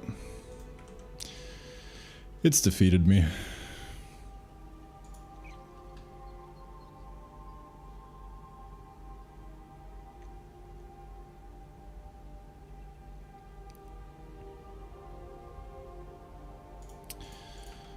It's over. No. Okay. New world. So, the goal here is this is the old world that everyone has, right? So I basically want to make it so that we breaky.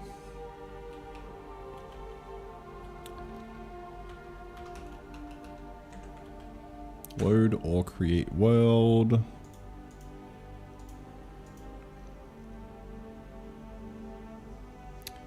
I'm going to replace Seaball with Jason to make it more stable.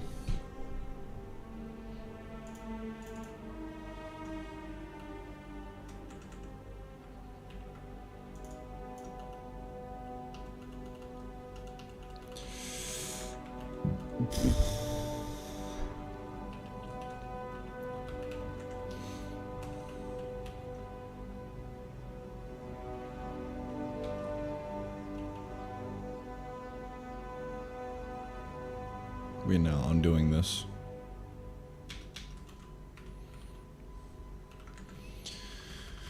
Oh, Jason, my good friend.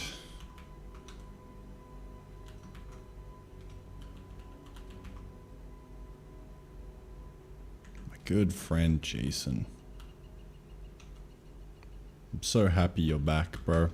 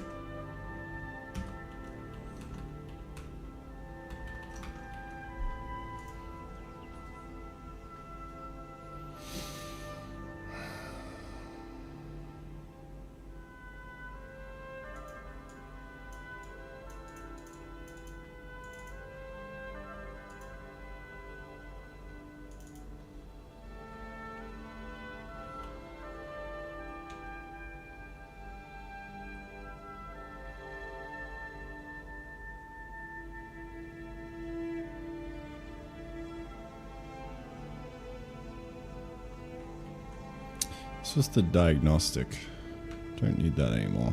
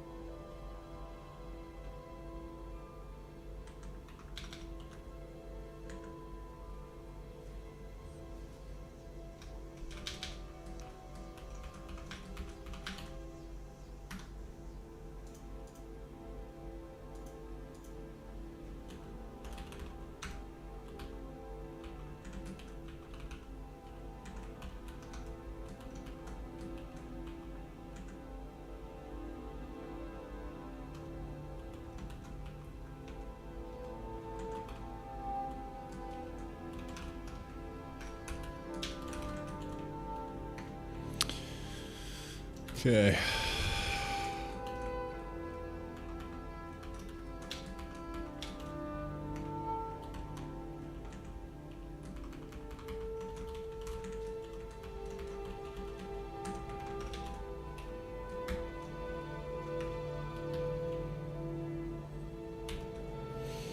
That's kind of it.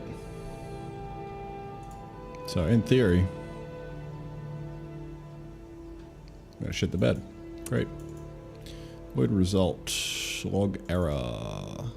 Void or create world. Yes. JSON.unmarshal. There is an error during the unmarshal. So what that means,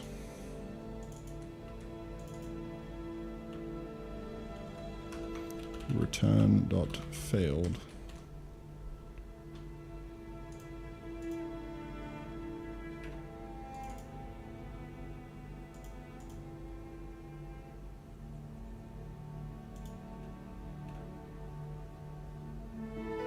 Beautiful.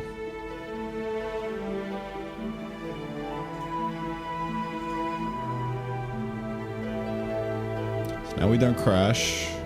Should really just do a new world.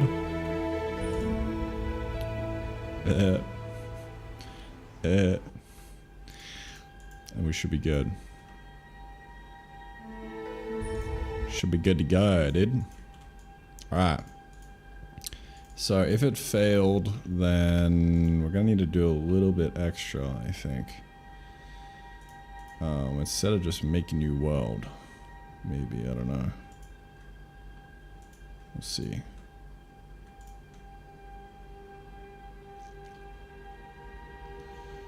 We'll see, man.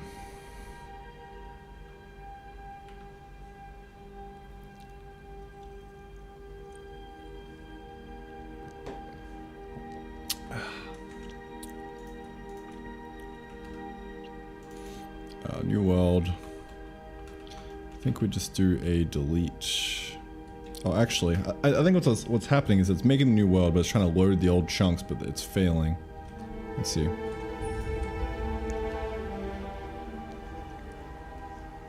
Not sure.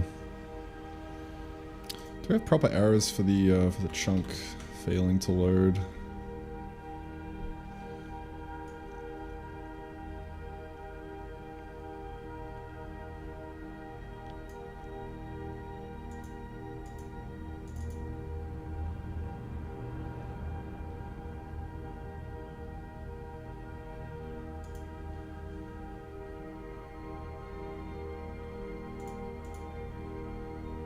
Quest chunk load.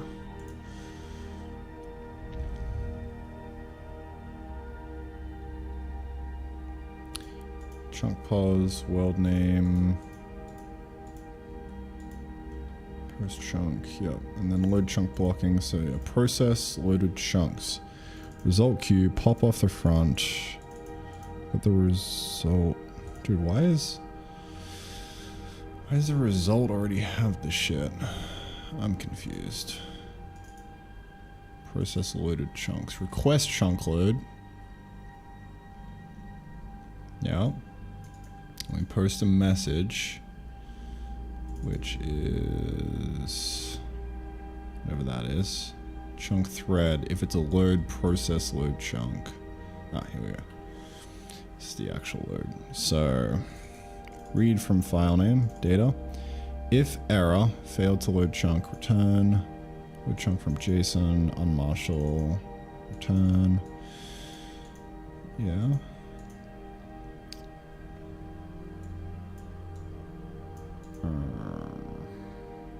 Okay. I mean, that should be fine. I am just not quite sure. It failed to load the world, therefore what?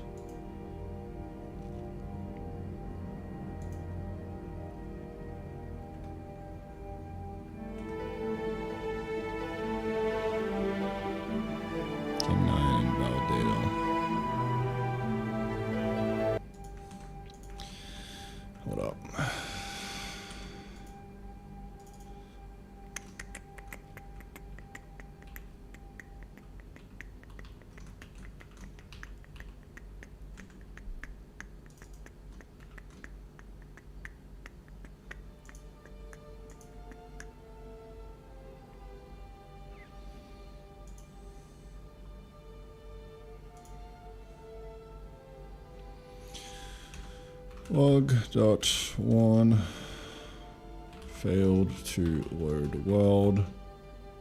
Moving to failed to load. You just say failed to load world. Easy.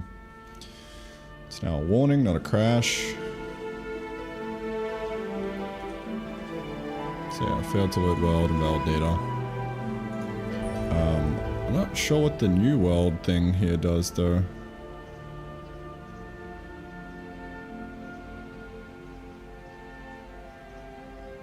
Bit confused. I would imagine it's probably just like, yeah, I have no idea, dude. it's kind of undefined. So let me just make it work and then call it a day. So right here, I'm just gonna do a, if we click new world, then we just want to delete world.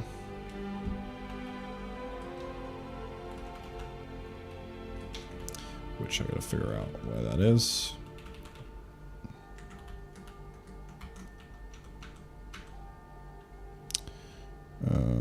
Okay.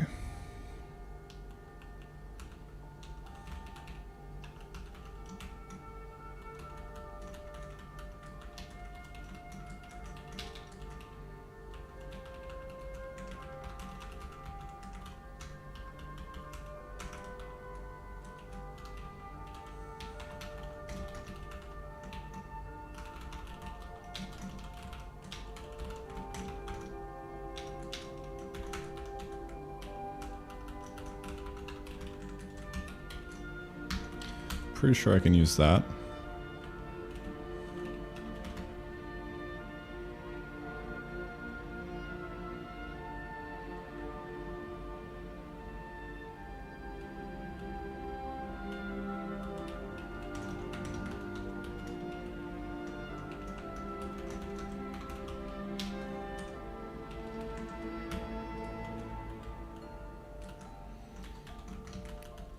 Error when deleting world.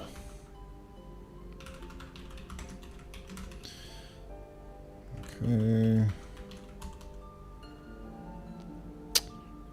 I love that I know how to do errors properly and like have them crash on debug and fail silently on release and just go to the console. Like I'm like the more I ship and like actually have users playing the thing, and the more I like try and think about this, the easier it gets to reason about everything.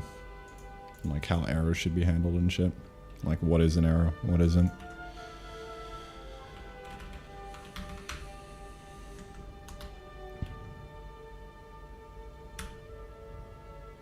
Like this, for example. Like this is fucking horrible. I just used to use asserts everywhere, which is weird. Bad idea.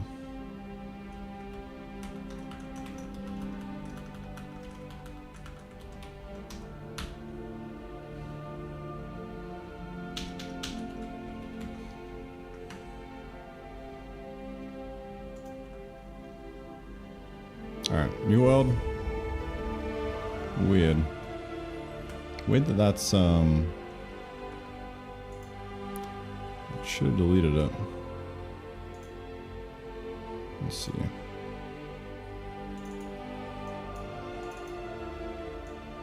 I didn't delete it.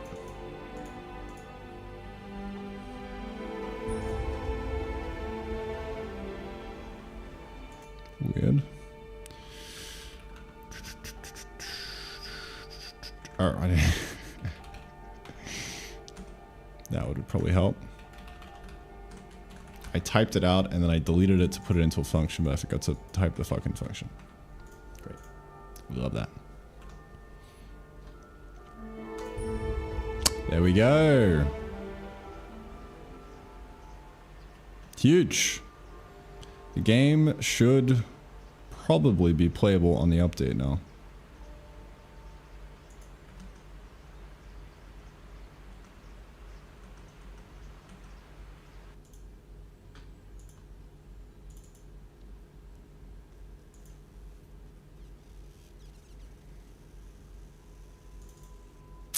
Interesting.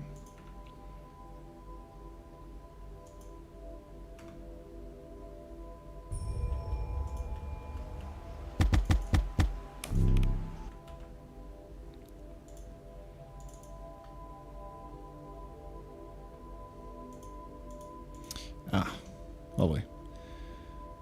Unspotted type. Okay, so I'm gonna need to go through and fix up the game state. Place all of the C-ball of these with JSON.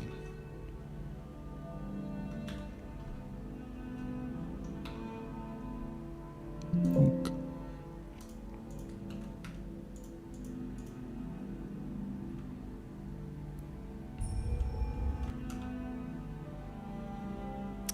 Still getting unsupported type, eh?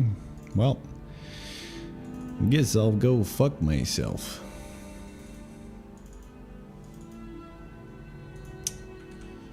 Guess I will. Let's see.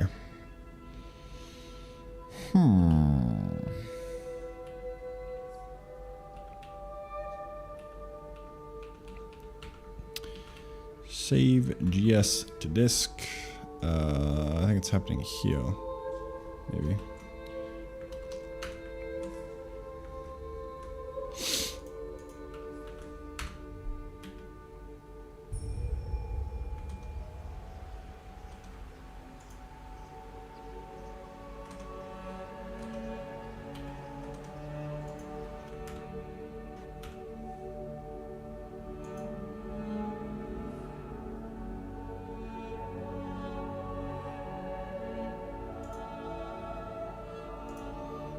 Okay. Yeah, from memory, actually, there was something in JSON that wasn't supported, but it was in Cibo. Maybe.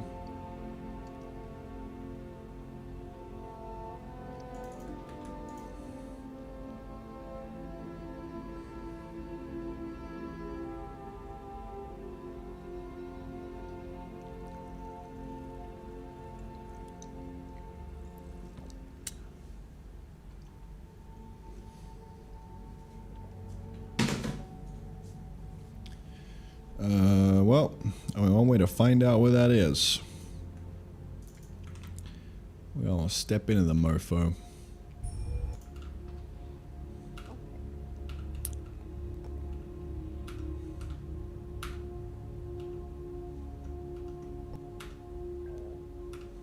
Here we go.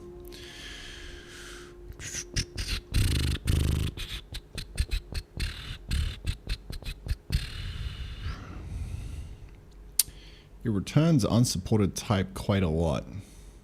So I'm trying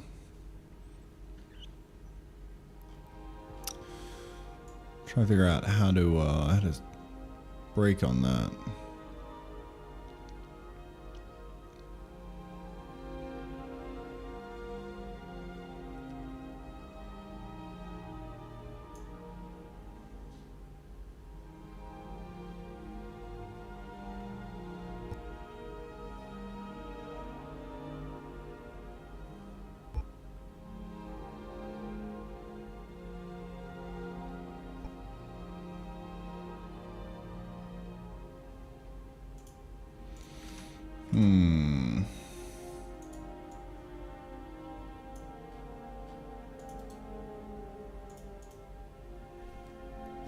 I need to sit down for this one.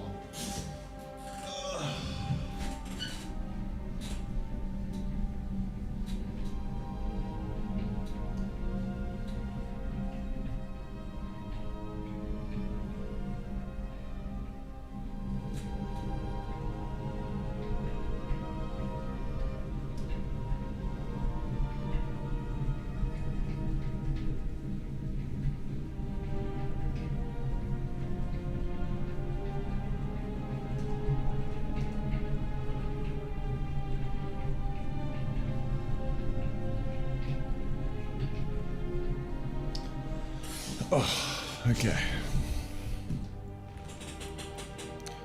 All right.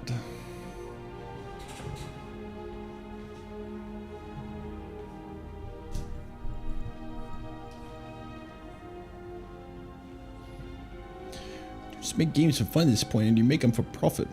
Both, bro. Fun and profit. Right in the middle.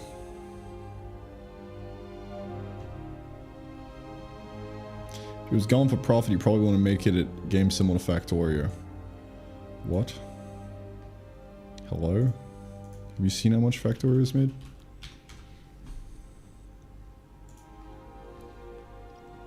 $108 million. What are you talking about? I think it's fun, and I'm gonna make a lot of money. That's the goal, dude. That's where I live.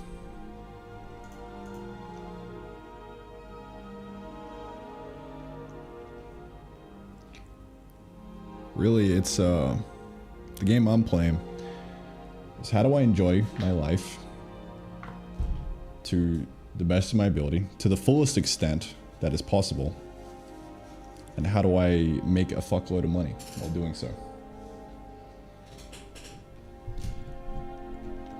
Because, you know, you can try and make a fuckload of money, but if you don't enjoy your life, that's not very fun, right? Now you can go try and enjoy your life, but if you're not making money, you're kind of fucked.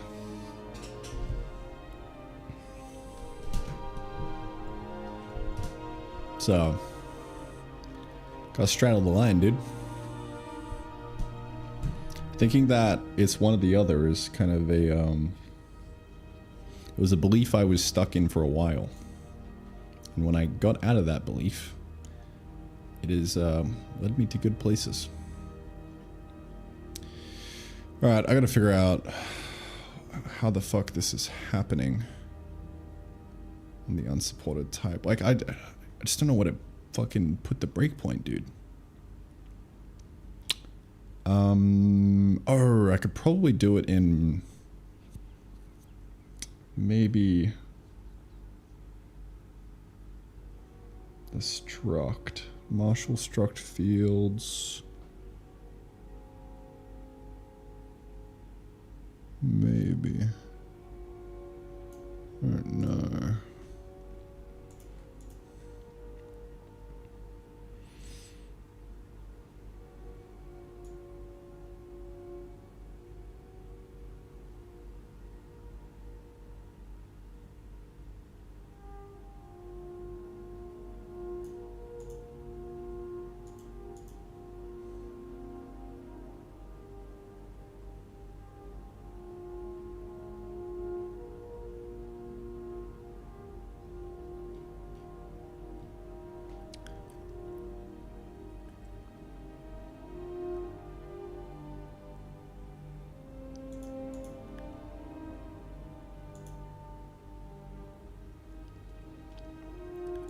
Because it's hitting a return at the end? I don't know.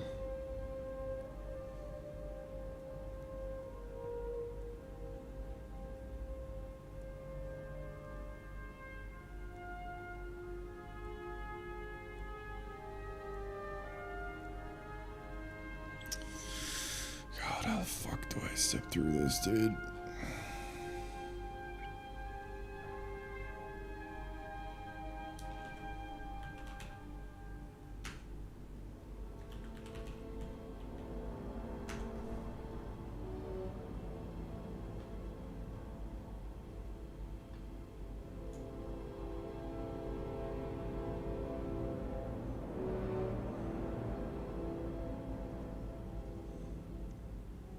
Like the C-ball is fine because like I can just breakpoint right at the end here. But the JSON sucks because I don't know what to fucking breakpoint to debug the thing. Let me just step through the whole ass fucking struct, bro. How do I do this?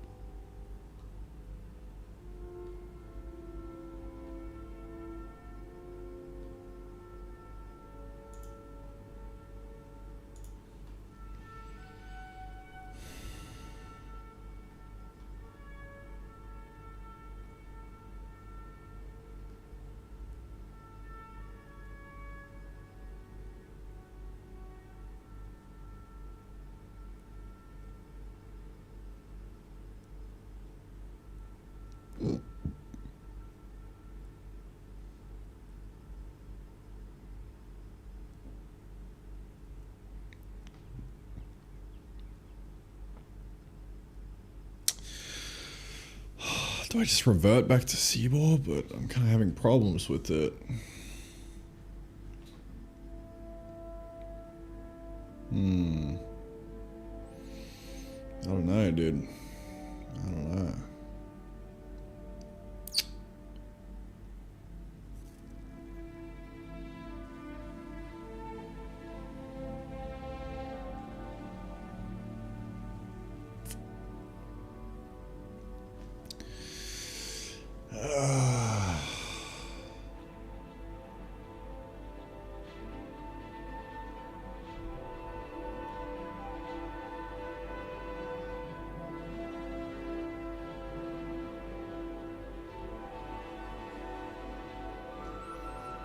Could maybe try and solve the Seaball problems, but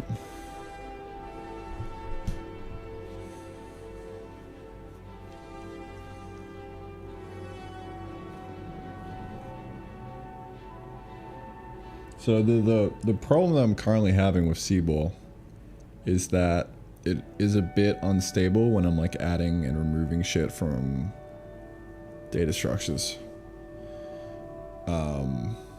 Sometimes the memory is getting completely fucked, and I don't know why. Jason's pretty rock solid in that regard, but since like everything just goes out to names and it's very crystal clear.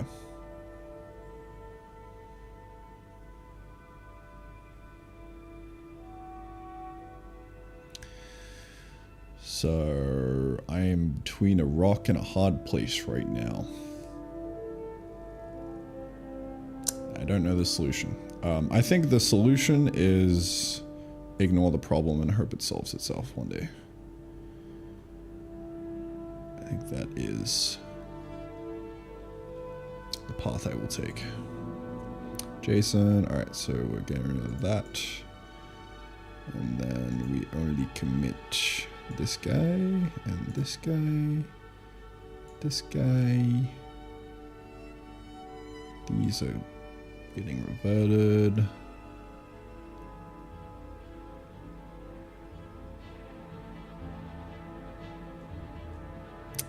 This isn't.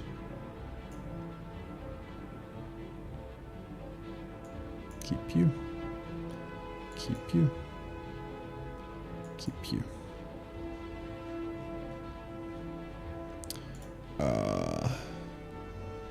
Fixie world crash on bad version. And then I'm going to, I think, just discard the rest of this. I'll just go back to using Seaball for now. Hope the problem solves itself.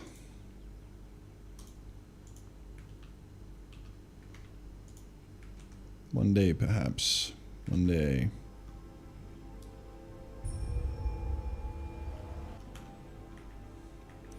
All right. Well.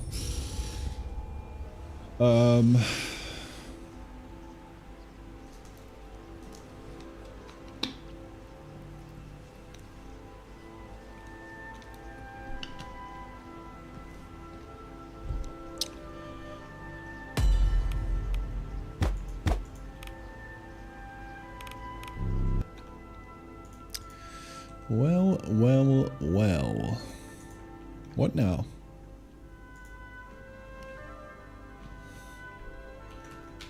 Warning for broken upgrade.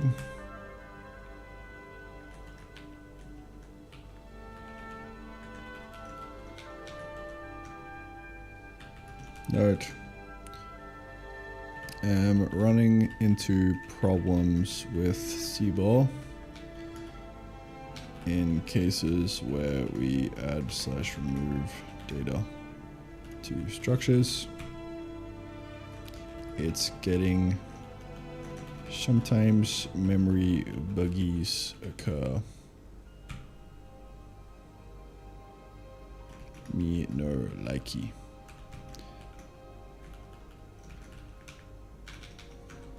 I tried switching back to Jason, but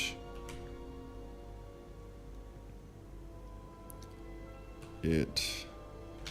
I couldn't, but it was returning an error and I couldn't figure out where to fuck the unsupported type was. So I just gave up and reverted. Would be nice to get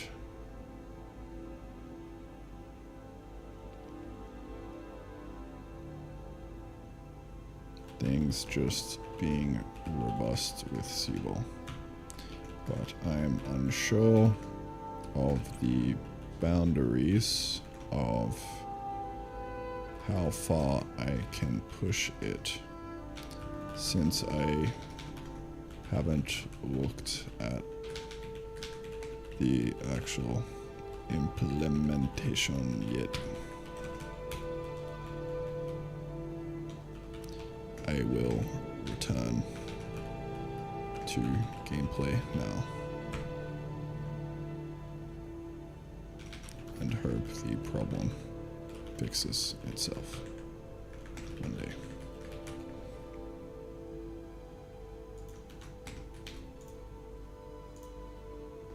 Alright. Okay. Note on Seabar v. Jason.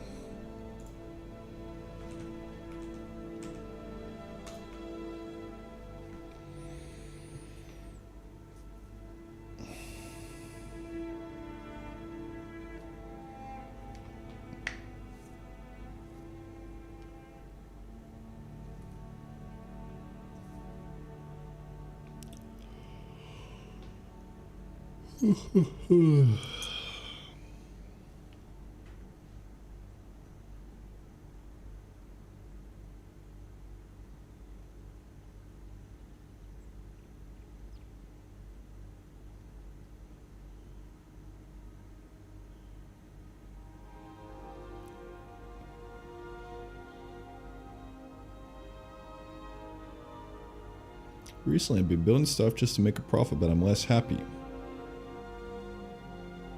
Crazy. Crazy how that works. You do something that you think will make money, but you're not actually really that motivated to do it. And now... I don't know, where did my motivation go?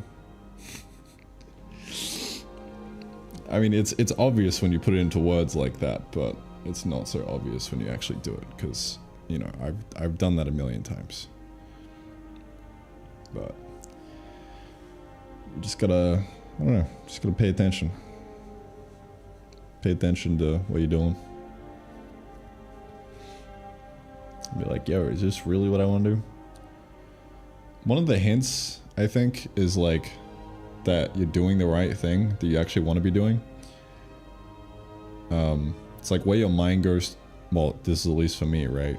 It's where my mind goes to wander and like think about stuff in my spare time. That's usually the thing that I want to be doing, right? And now if that's aligned with what I'm actually doing, then I'm on the right path. Like in the shower, all I think about is like Terra Factor and like what to do to improve the game.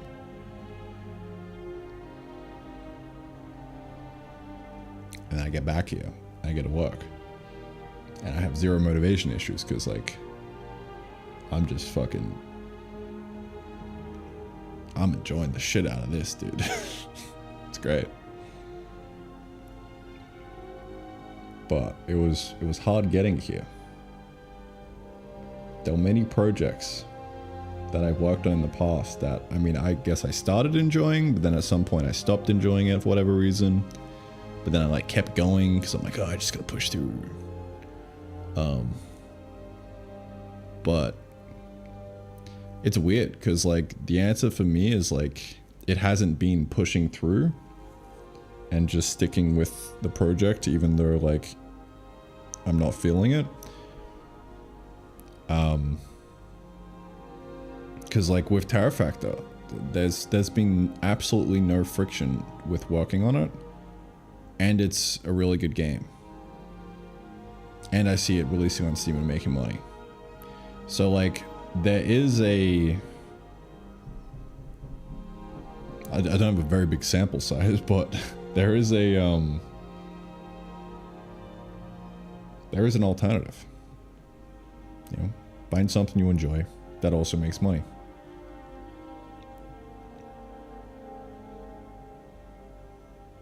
And the way I arrived at this game idea was I was just looking at other games on Steam, like browsing SteamDB. And this sparked an idea for like, oh, what if I make like a game about farming? It's kind of like a stripped down version of Stardew Valley or something. And you like sell crops in a hall. And that kind of like got me moving. And I was really enjoying, you know, playing, you know, I enjoyed playing like Minecraft and Factorio and stuff, right? And Terraria. So I'm like, well, what are the parts that I really enjoy about those games, and like, how can I bring that in? Like, what do I wish, like, I could play in a game? How do I make a game that I would just enjoy playing? Like, what do I actually want to make? Right?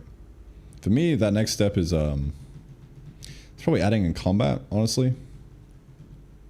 Because if I didn't have combat, I would probably be a little sad. So, I think I'm probably going to do that next.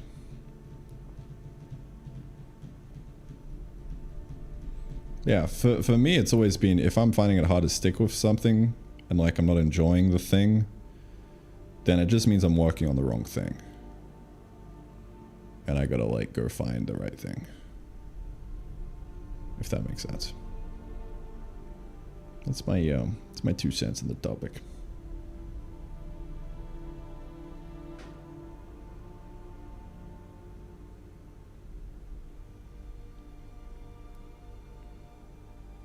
For me, it's painting, but I actually love to paint the profitable stuff. I just can't motivate myself to set out plastic covers and brushes and paint in hot water and rags and paper towels. So much cleanup, right? All right, we'll solve the problem. How do you make painting more enjoyable for yourself? Maybe it's buying a Wacom tablet and just doing it digital. You know? Who knows?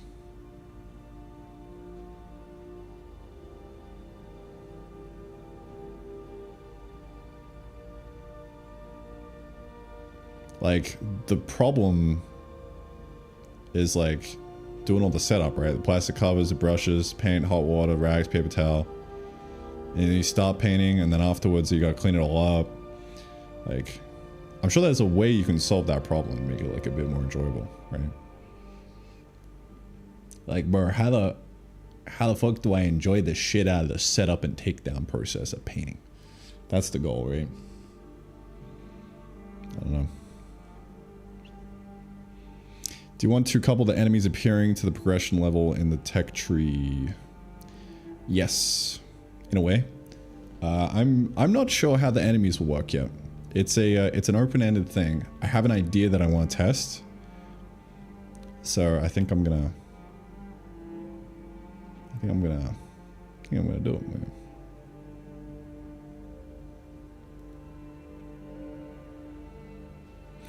I also think finite banjo, to your point earlier. I also think that like there are just parts of the thing that suck, and that the only real solution is sitting down with a cup of coffee, fresh mind in the morning, and just like going at it regardless. Like there are parts when I'm working on Terrafactor where I'm like kind of like right? But it's like on average, if you kind of take like a sample across like a week, is it more motivating than not? Like, the reward kind of pulls you through the suckiness of it, if that makes sense. And it's not just all suckiness. Gotta find that nice, like, suck to good ratio. You know what I'm saying? XP pen better? Okay, nice. I mean, I have a Wacom tablet here that I bought a while back, so it's just an example. Probably shouldn't have bought it though. Probably should have bought XP then.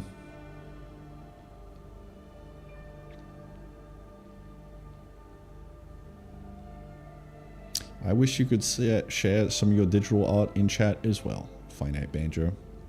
But YouTube is bad. Bro, imagine if anyone could just upload pictures in a chat.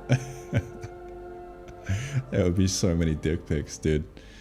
Oh my god. It would just be all dicks.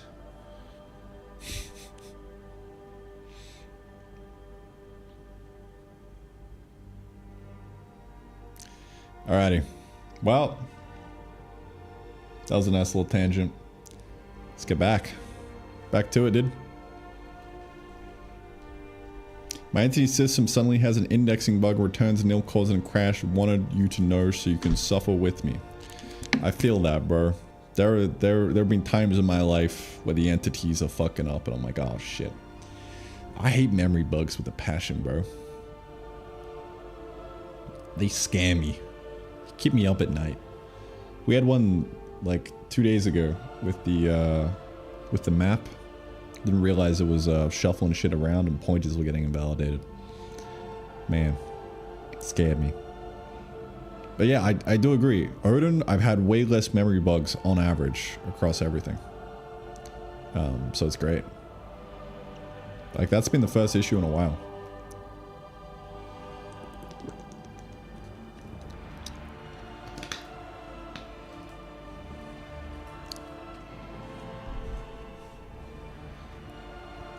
Participating in the GMT Game Jam. Nice. This year with 2 friends. Sweet. Yeah, that's awesome. Get grinding, bro. Get grinding, man. I think Game Jams are goated. Game Jams plus itch demos. Like, I'm convinced that's the way to like start game dev and get good. If I had to go back and do it again, dude, I would just drill into myself like, bro, let's do game jams, right? Try and ship 10 shitty games to itch. And then look at those 10, and of those 10, which one got more attention and was better received by players. And if it's popping off hard enough, and people are talking about like you make 5-10 games, you'll get a feel for what the traffic is like and the interaction and the engagement for each game. You release a game, you have like a Discord for it, you'll see people coming in there, maybe like sharing some bug reports or whatever and playing the game. And you'll like get a feel for what the baseline traffic of things are. And then at some point you'll make a game that just kind of hits a bit harder and is like, oh shit, people are enjoying this a bit more. And like people coming back to it and the playtime. Gotta measure the playtime, bro. Measure the playtime. That's like the one metric that matters, I think. And the playtime's better. It's like, oh shit. Well, maybe it seems like a pretty cool idea. Maybe I make it into a full Steam release. I feel like that's the strat.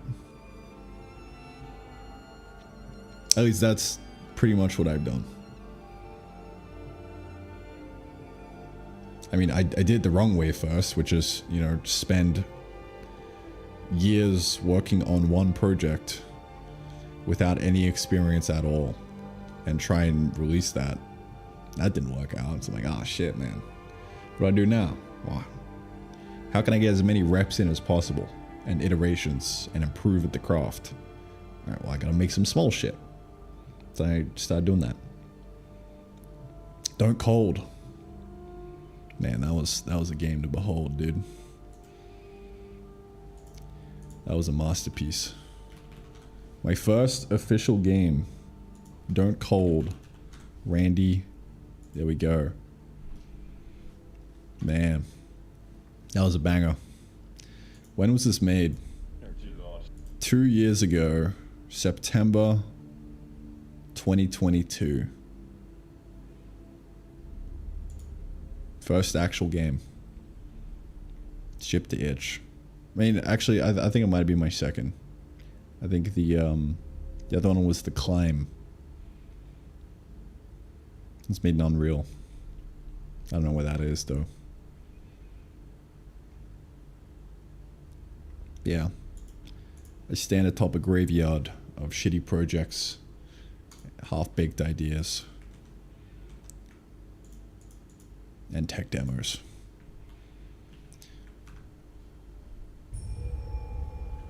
And after all that time, finally got something a little bit good. I couldn't be more pumped, bro. I couldn't be more pumped. Alright. Well, I think I'm going to ship this version. If I had to guess. I think it might be playtest time.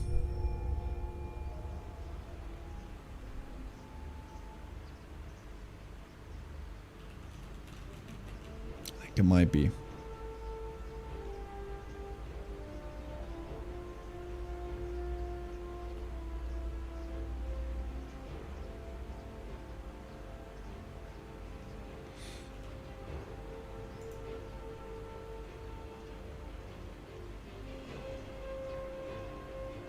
Dude, I can already see it. I can already see the fucking onboarding working. Alright. All we need to make this like properly shippable and like so that anyone would be able to play is you would first just have, alright, so you spawned in, WASD to move. Alright, you move around and then it displays discovered plains biome. And then it starts flashing the T tooltip in the bottom here. So you press T, you're like, oh, okay, first sale, feed fiber into the hole. Okay. Maybe you don't really know how to do that, but I'm sure you could figure it out. You could tutorialize that if people were fucking it up, but it's pretty cool.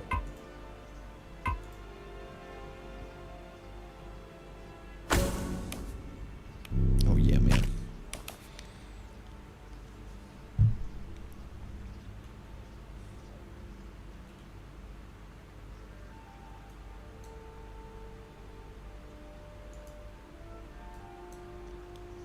So we need to do like a little flashy thing for a new quest, I think. Not sure.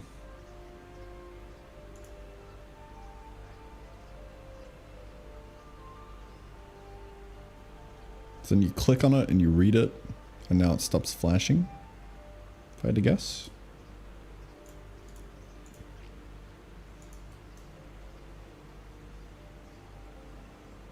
But I tell you what, I'm going to do a WASD tutorial because I've never done that in my life, and I feel like I'm in the mood for it right now. Because I just am.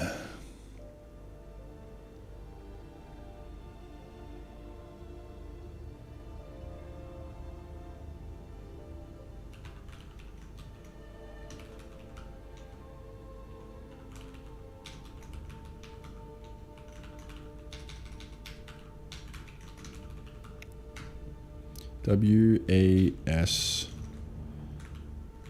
And we just do this. A move. WASD.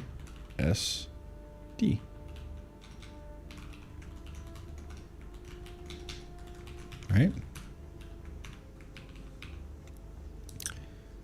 WASD. Now.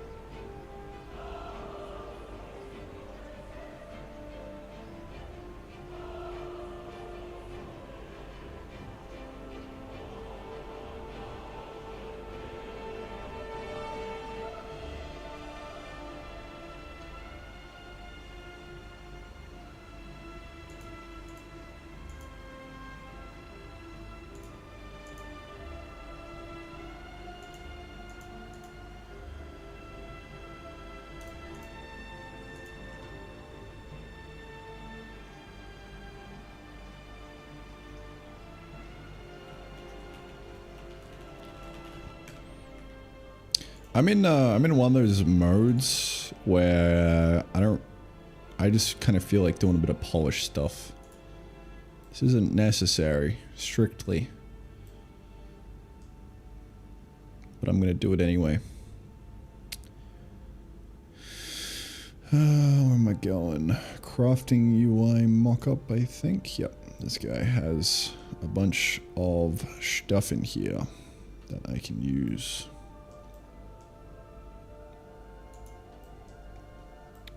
What I'm gonna do,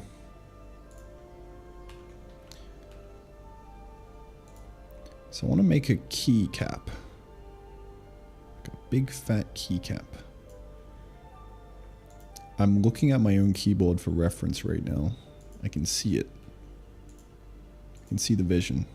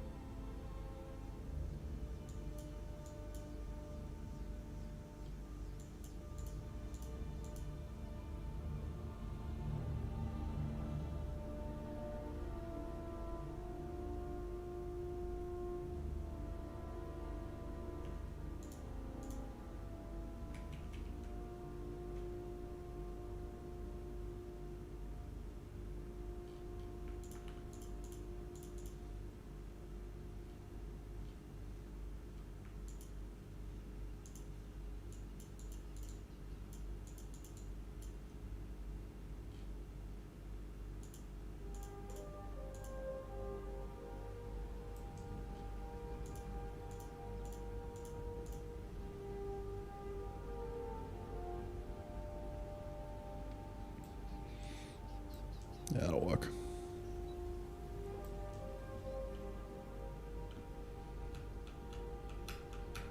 Now what happens when one presses a key?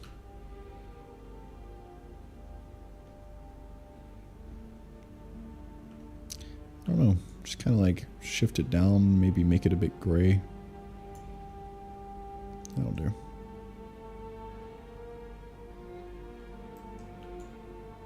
Yeah, on here you could kind of draw a little text thing.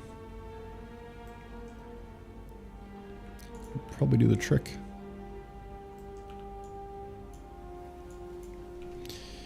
Keycap.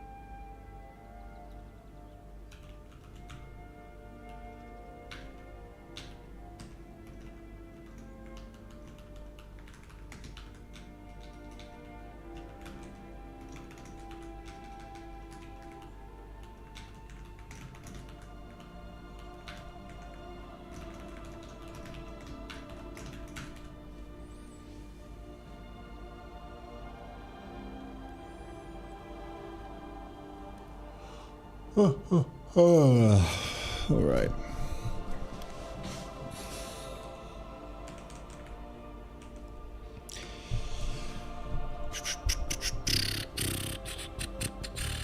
Digging up glow root doesn't give you a seed. Nope. You're gonna have to figure out how to automate it. Else how?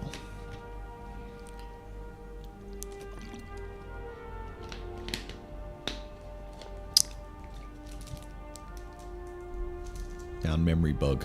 That's good. That's good. 10-hour flight today. Can I get a God bless? God bless, bro. Enjoy the flight.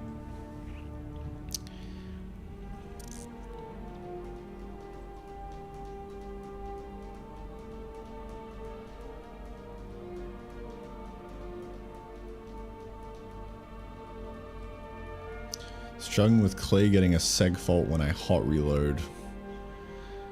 Bro, that's an L. Problems all around, man.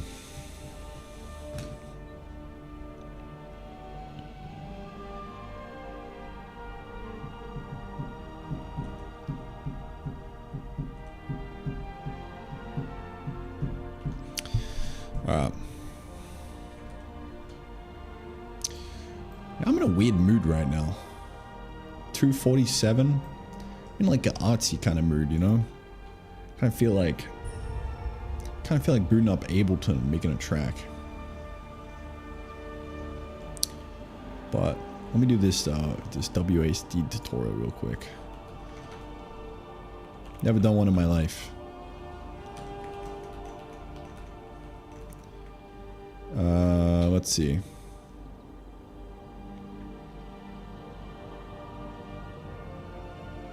Do this in a full loop, fuck it.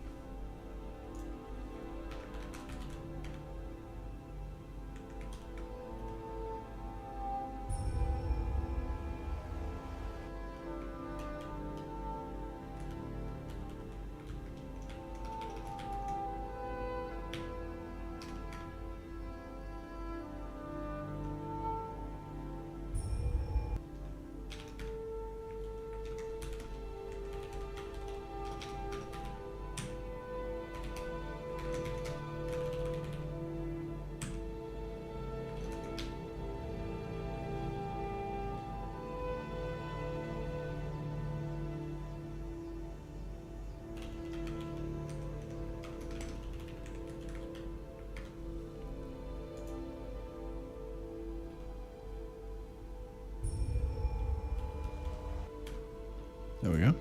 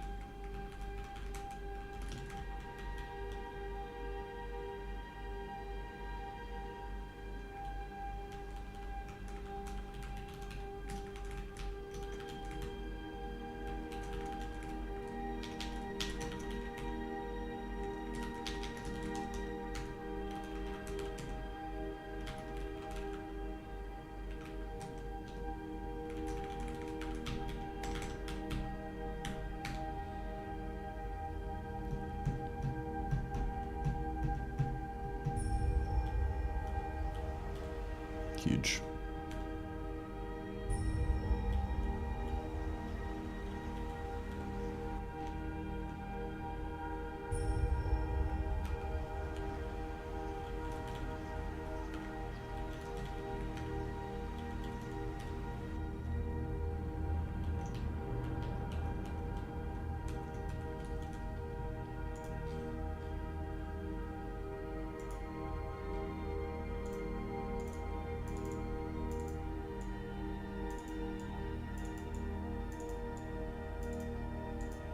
If I could do like a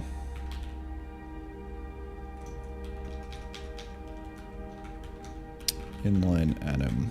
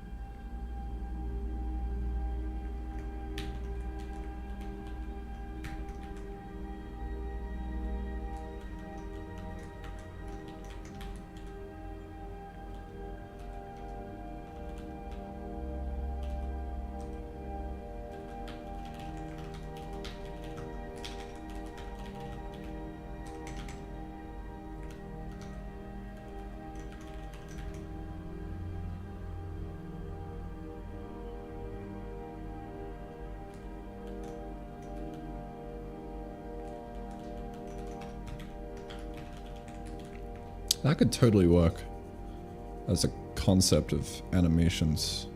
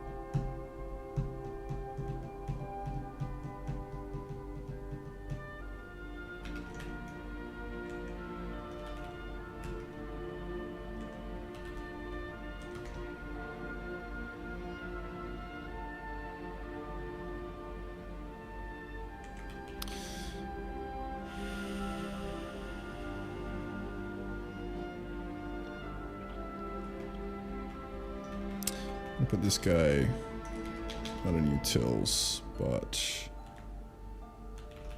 in the bold helpers because it needs to access some game stuff.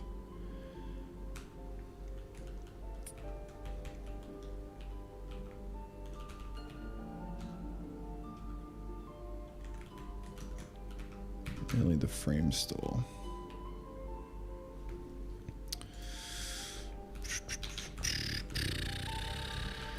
Frame store and then the tick count.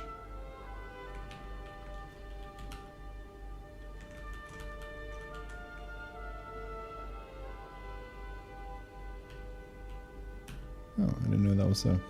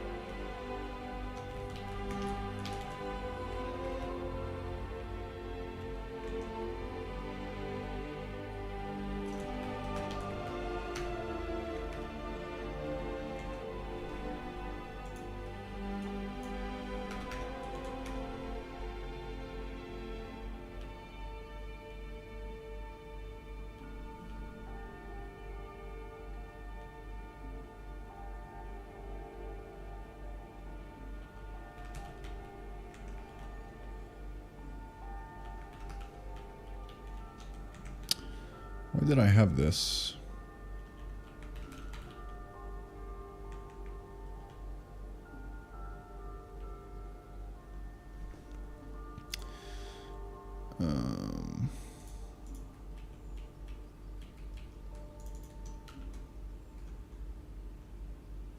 Nowhere, I guess.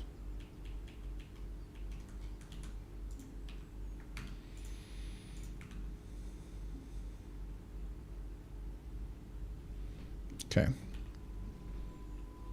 Getting close. This guy stole.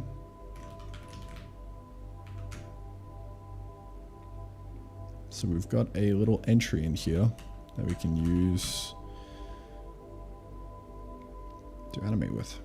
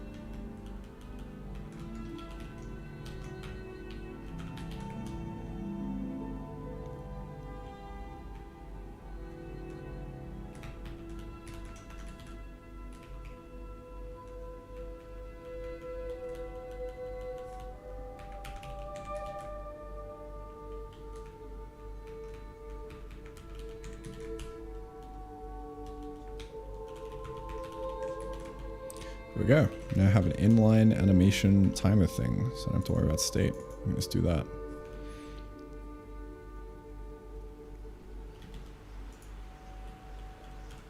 Oh, that's clean. That is clean.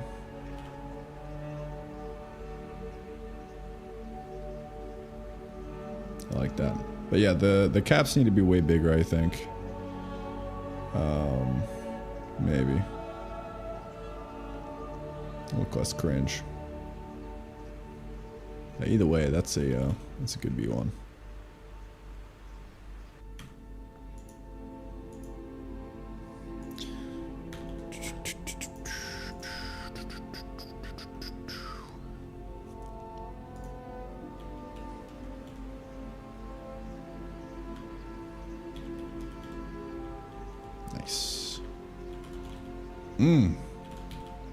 Clean. It would be even cleaner if we play like a tiny little click sound. Man, this is so overkill, but I'm here for it, dude.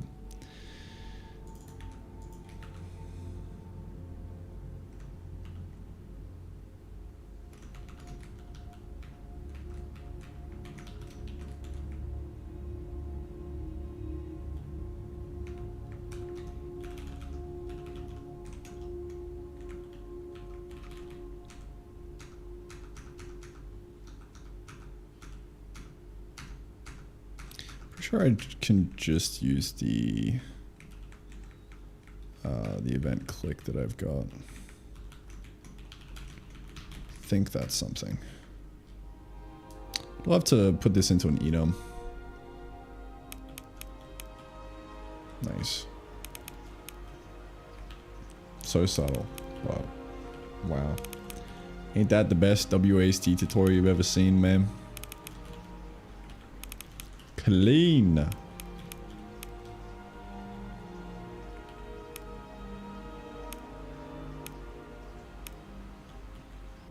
And then after that, once it's done, we will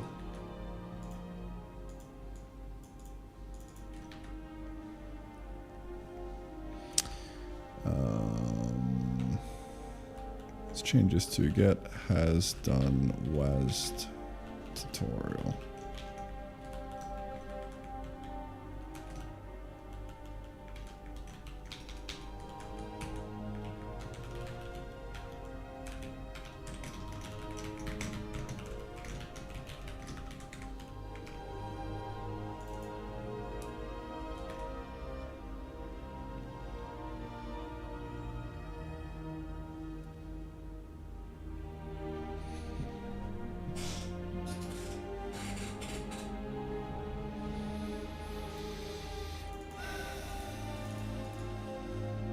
If so,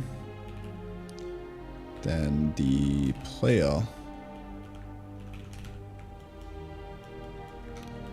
this guy, Biome Discovery, if we have done the WASD tutorial. So now, you guys ready for this? I don't know how this will work, but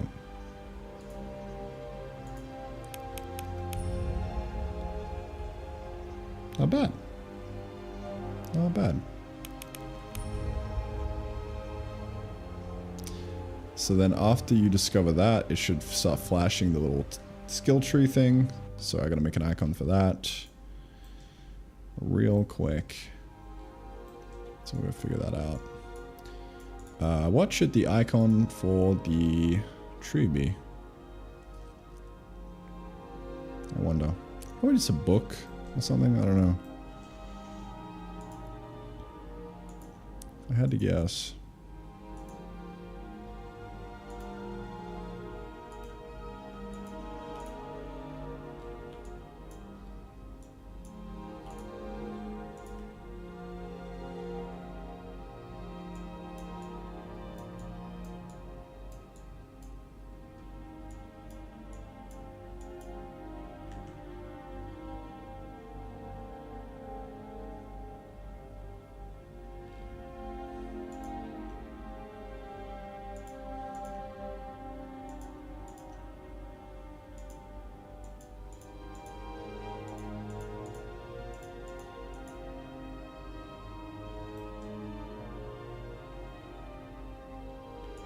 Sure, that'll work.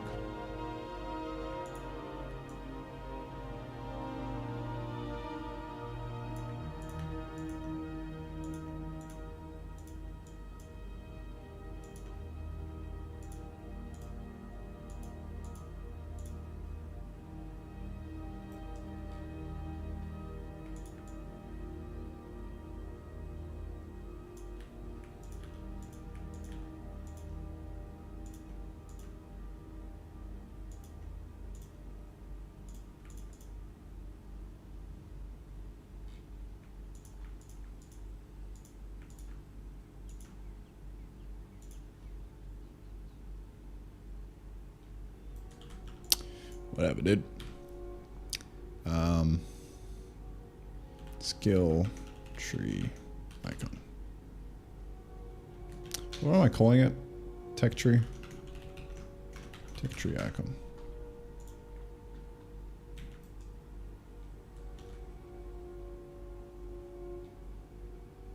These two are lit completely differently.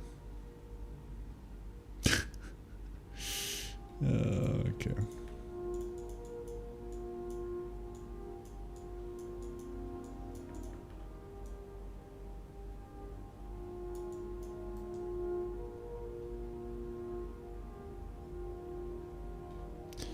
It's kind of off, but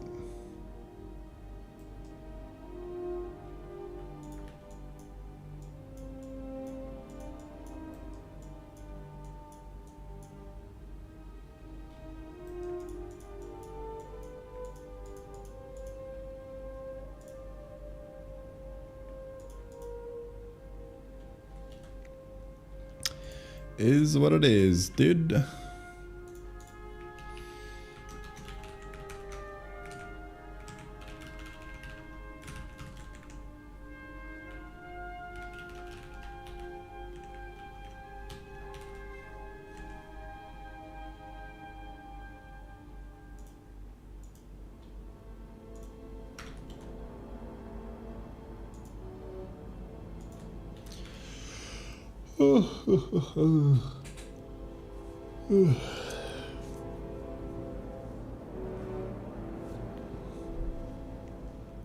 So I gotta figure out where this guy goes. I almost want to put it in the bottom right. I think I might actually, because the little text is there, so probably want to put that in the bottom right, so it's less cloudy.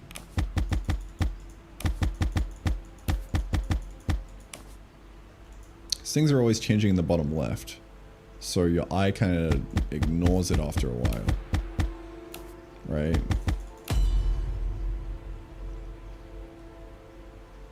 But if that was in the bottom right, it'd be way more clear. It was flashing because there's less change going on, I think.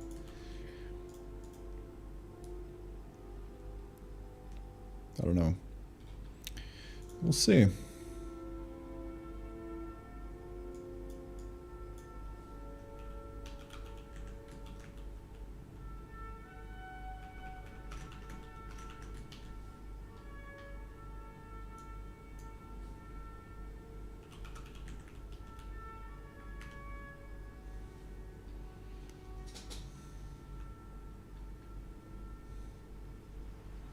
Nice. Completely hidden. This plus equals.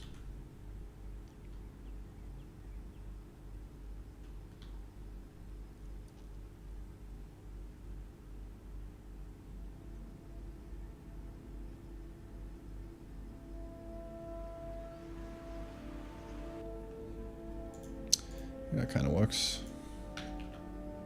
Oops.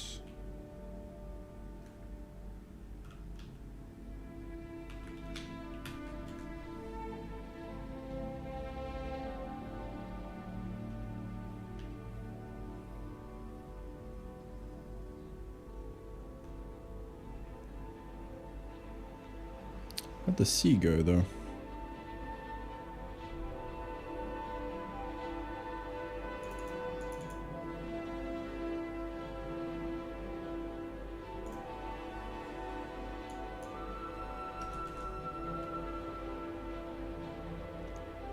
Or it was going from bottom left to bottom right, right? Makes sense.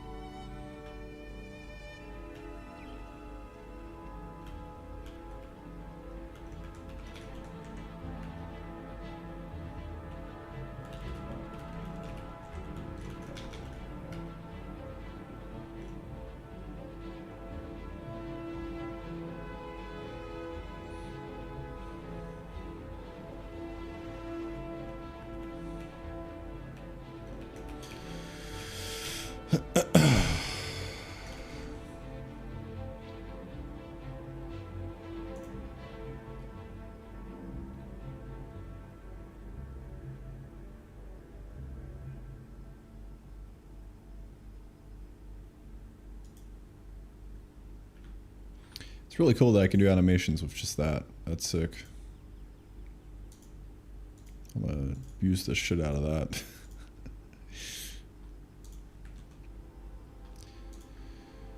Alright.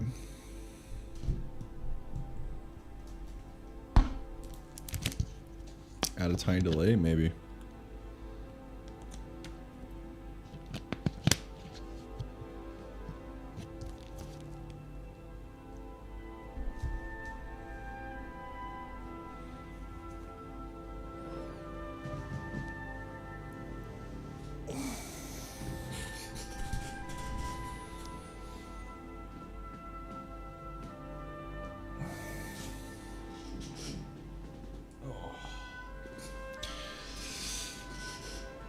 Big stretch.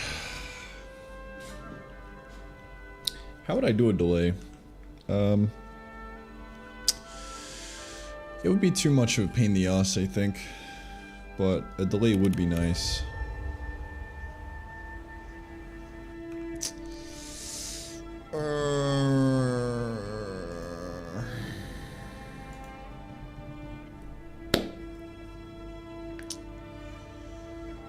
How would I do that?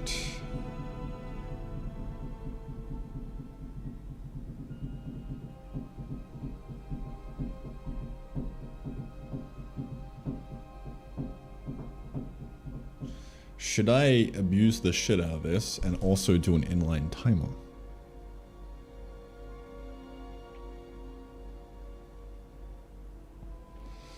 I don't know.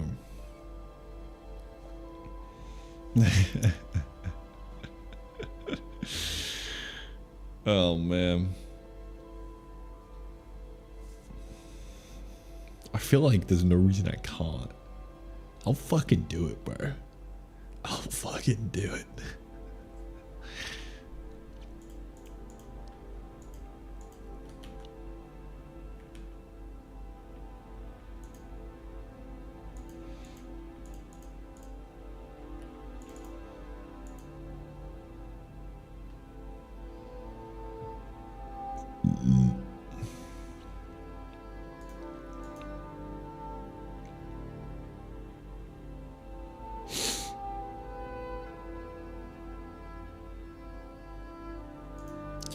Tell you what, we can just do this.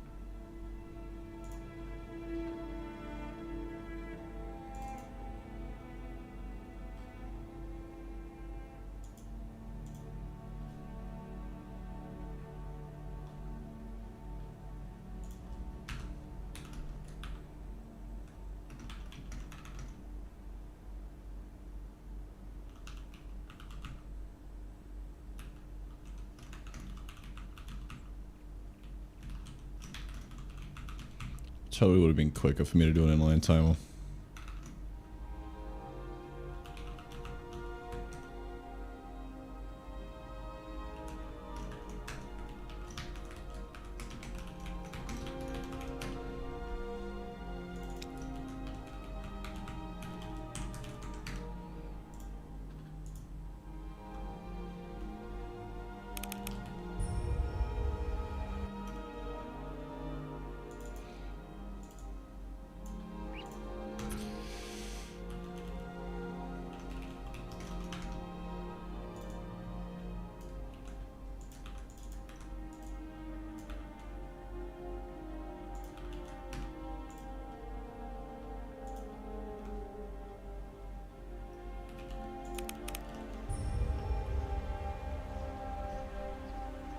Done. It's good.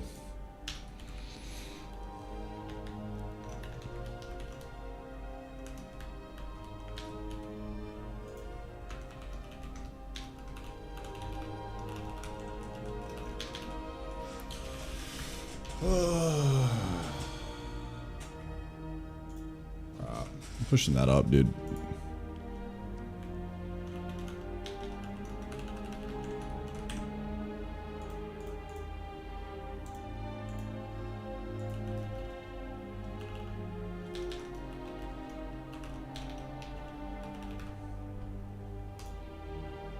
Huge. What next? Oh, right. Yeah, I was going to do the tech tree. That was the last thing we need to actually make it shippable. Just put a little icon here with a T. That should be good.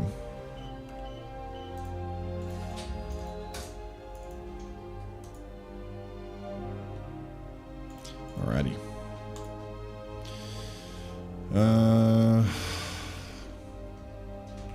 Let's put that in real quick.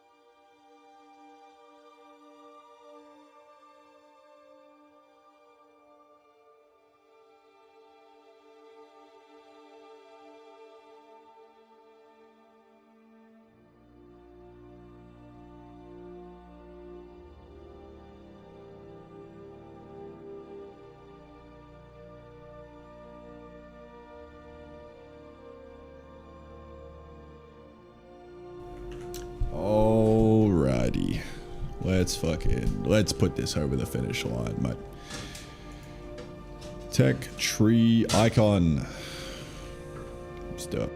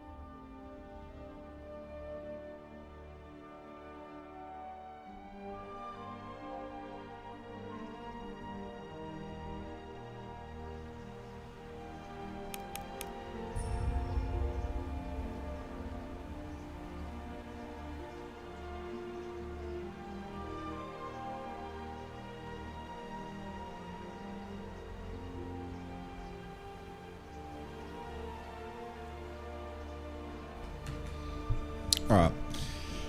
I'm just like kind of doing some polished stuff at this point, but I don't know, man.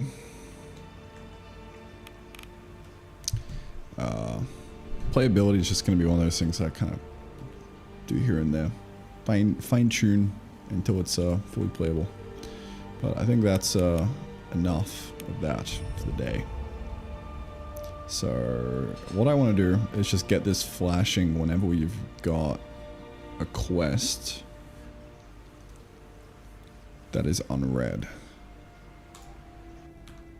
That's what I want. So we need a concept of an unread quest real quick. Tech tree update, something like that. I don't know, man. ADK, bro.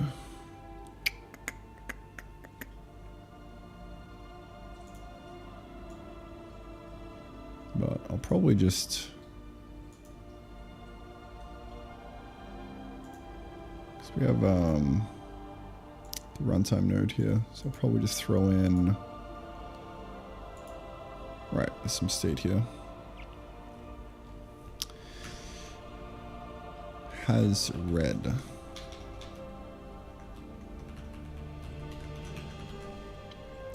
Right. And it's only going to read if we click on it and it's not locked.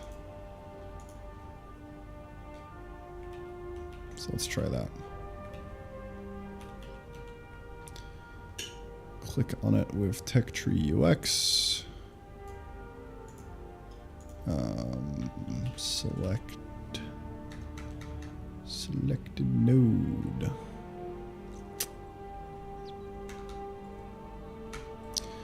There we go. So we'll do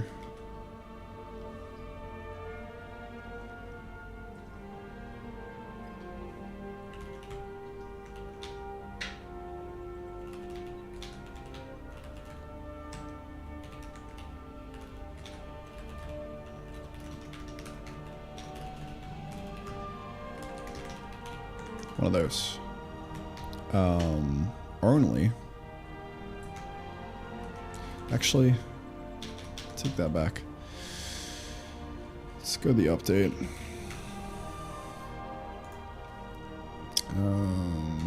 If really selected update thing there.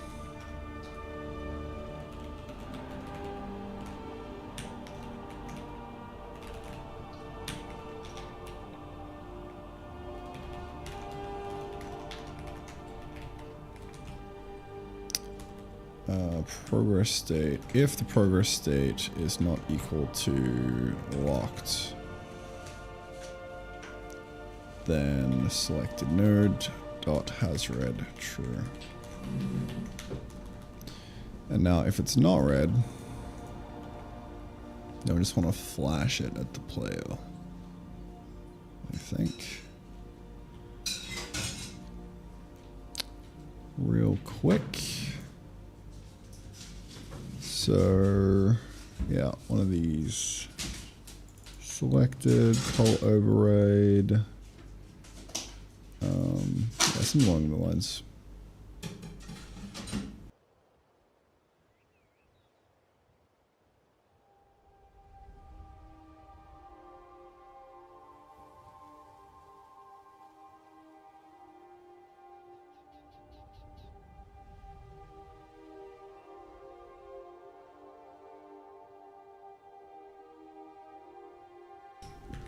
Alright.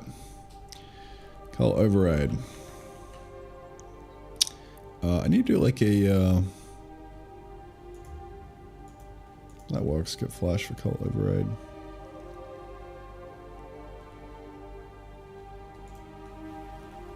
It's actually exactly what I need. Done but unclaimed, or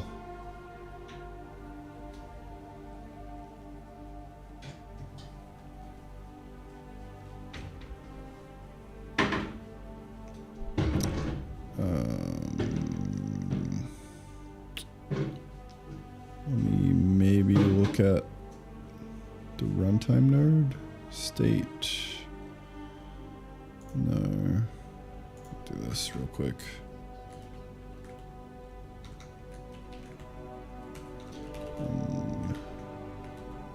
Time node.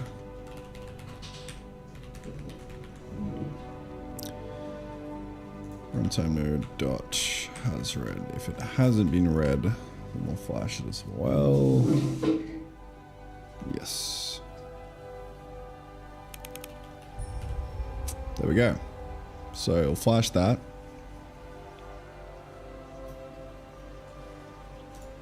Bang. Red. So what I'm gonna do is basically something along the lines of do flash. Gonna loop through the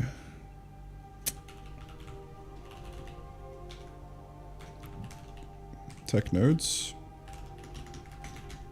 Oops.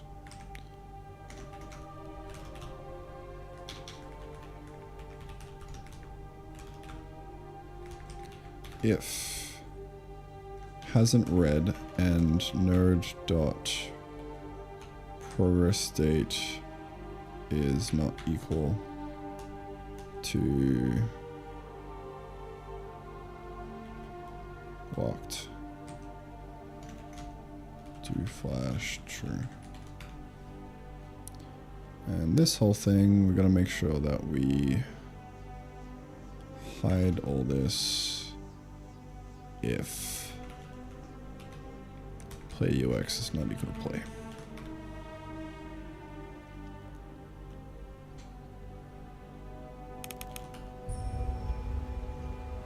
Huge. Sorry.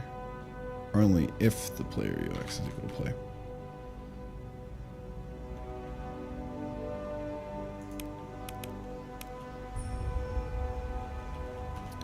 So that T should really only start flashing after the tutorial's done as well.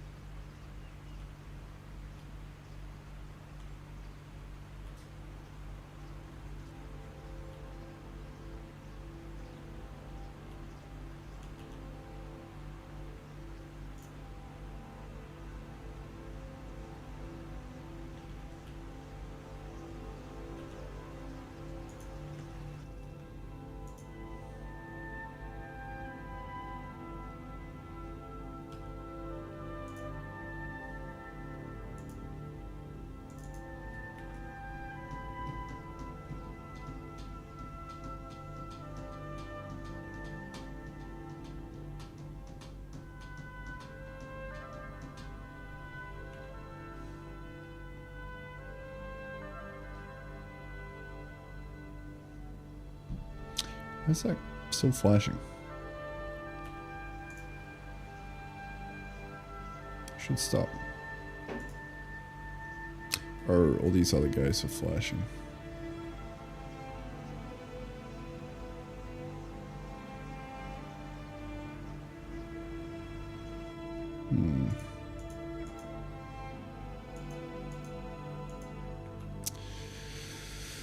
Hold up.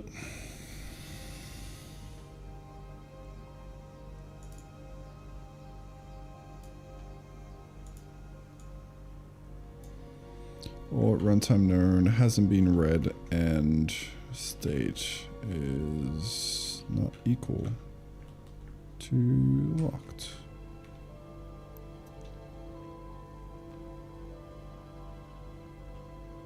Okay, let's stop that from flashing. But still this flashes for some reason.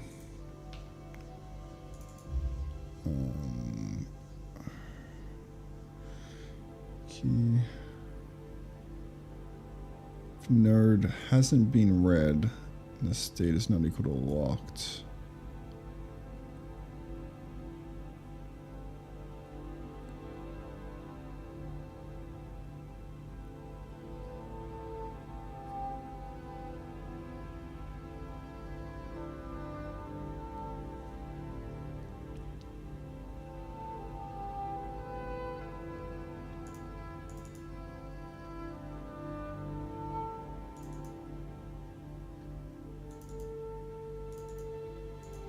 I don't understand why that's still flashing.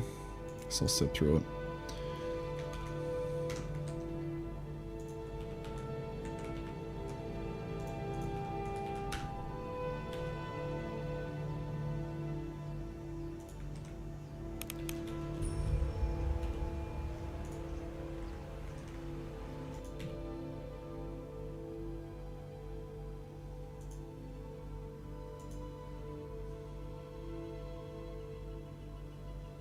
Unlocked but not done.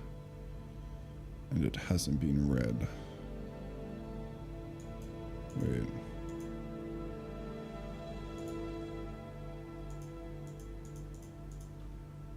Huh? Oh, it's probably this guy. Yeah. Okay. Gotta skip those. Wait, is that actually it? Yeah, okay.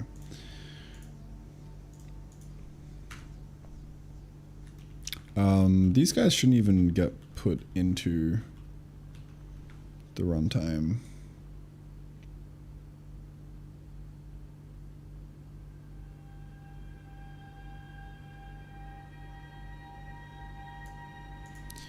Actually disable this even here,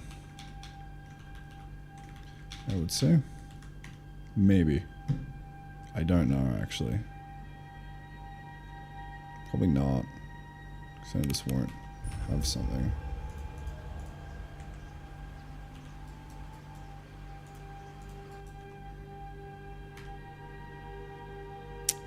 That's tech tree lines.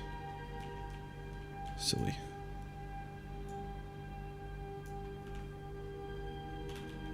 Go to the update. Any new stuff that was found.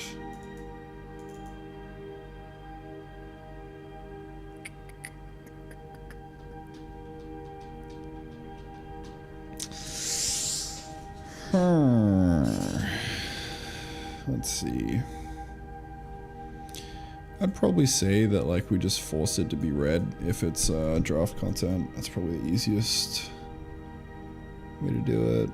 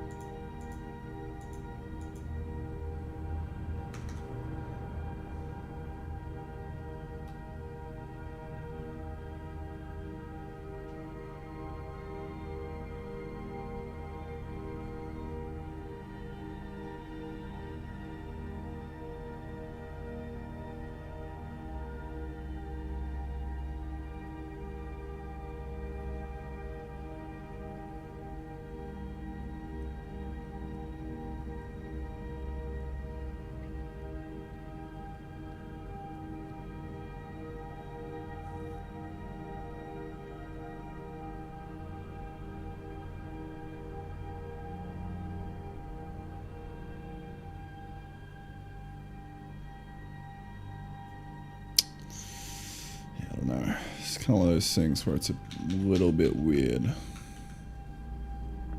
Like I can feel a bug just waiting to happen.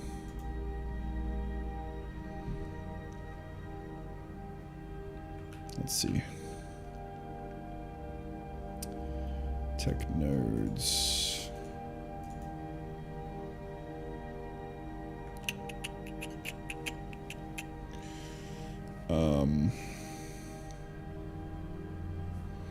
I'd probably just say that if get tech runtime node of key, if it's not found and the value dot proc is requirement met is not equal to nil,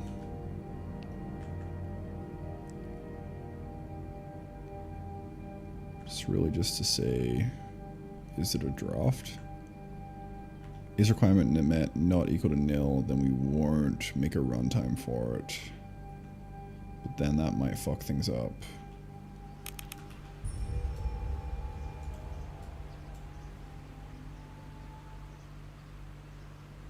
I don't know. Don't know, dude.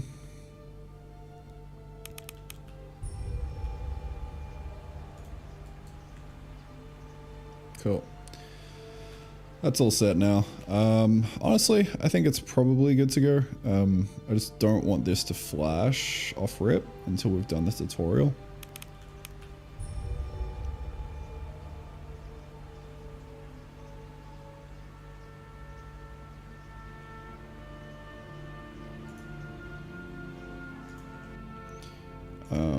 So I would say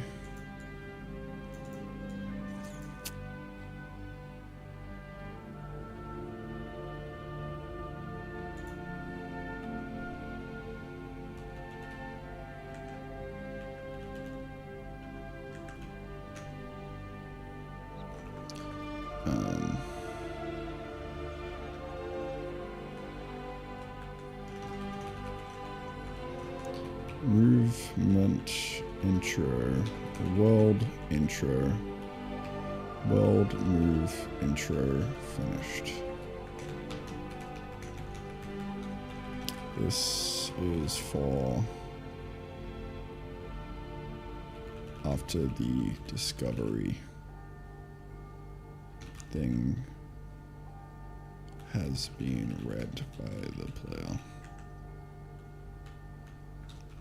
Hash volatile with above and the discovery notification of the planes. So this is going to be pretty easy. You just do end time up, tutorial end time plus maybe like 3 seconds or so. So then we will use that for this.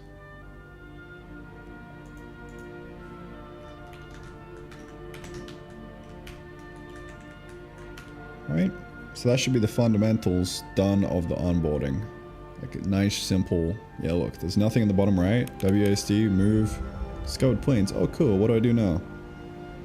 And then that pops up, which is cool. This is kind of a bit volatile, but we can just kind of do one of these. And then to make this pop, or not pop, we can do a cheeky little one of these inline animation. Yeah. Well, move finished. Okay, so this is like hide UI, really show UI is equal to this. So if show UI alpha is not equal to 0, and then we push UI state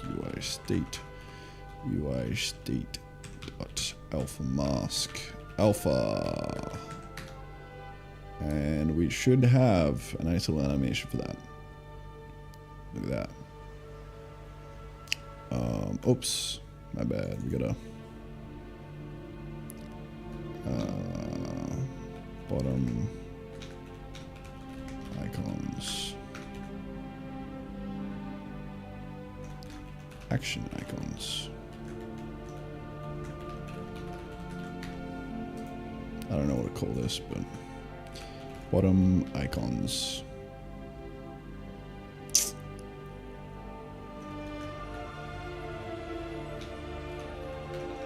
Bottom right icons, sure. Alright. Here we go, not showing, WASD, discovered planes, cool, what do I do now? There we go.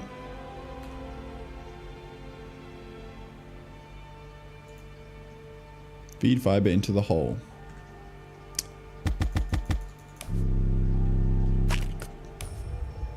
Nice. So I'm given another quest. Ooh, branching quest. Buy a new plot of land, or I can craft a rock on a stick. Me likey. We need to flash this, maybe a gold color. I think. That would be pretty cool. Carrot farm, I'll create a carrot farm. Oh man, so many goals. Might be overwhelmed, but that should be fine. Feed fiber into the hole. Yeah, I want to flash this gold. If it's a claim reward. That literally should be tutorialization of the entire fucking game. No one should get stuck anymore. Knock on wood. But like that, I think solves the problem of I don't know what to do. I guess we'll see. Only one way to find out, dude. Alright, let me real quick. Let's flash that thing gold. RQ. Node.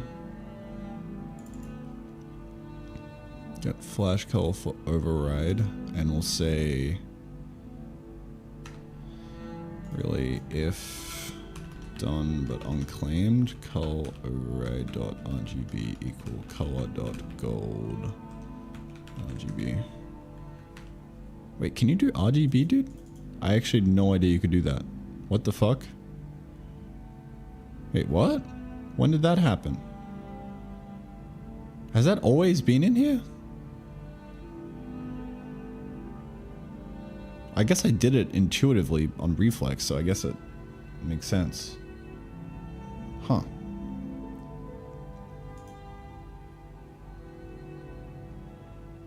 I'm tripping, dude. Yeah, I do this all the time.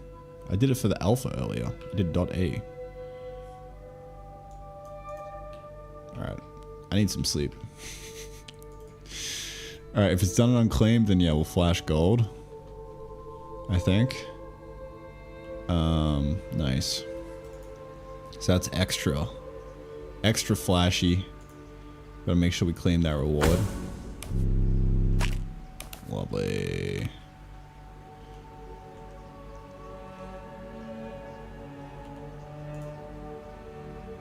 Craft rock on a stick. Now the player might not know how to craft. That's the problem. Because until you actually get both of these, the crafting menu doesn't flash.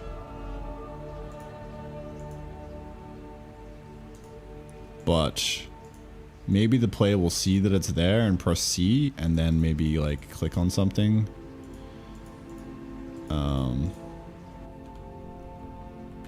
So let's see. Rock. Yeah, I don't know.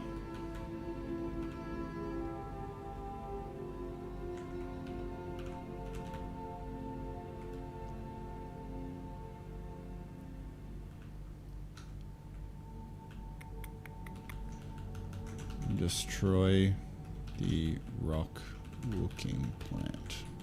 Show. And then the other one is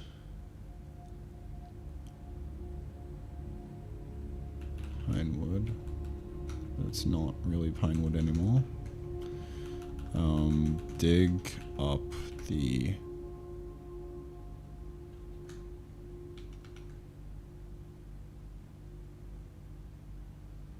it out of the ground next to the tree. That might go off screen because I don't know. But let's see. What we got? Destroy the rock looking plant. Yeah, I mean maybe. Who knows?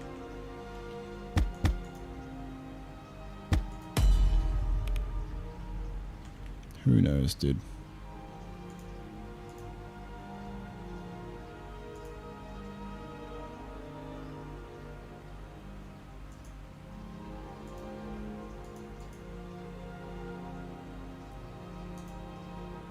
So I totally want to swap tools. I don't know.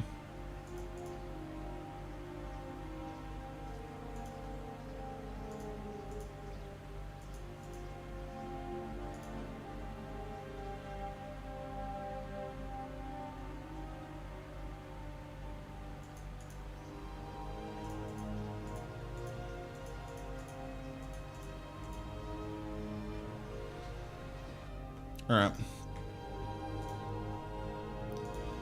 It's me done. I'm gonna say bunch of onboarding tutorial improvements.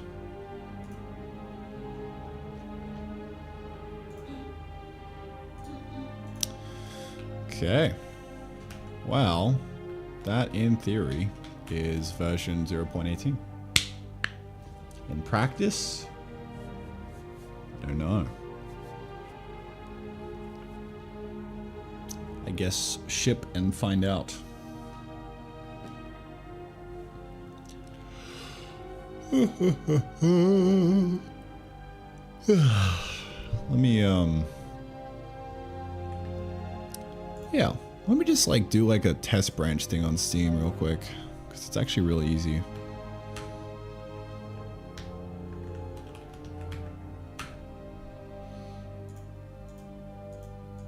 Yeah, upload that motherfucker. We'll see how it goes, dude. Ugh. I think you dev Spedges a while ago for the raid. I don't know how long ago that was.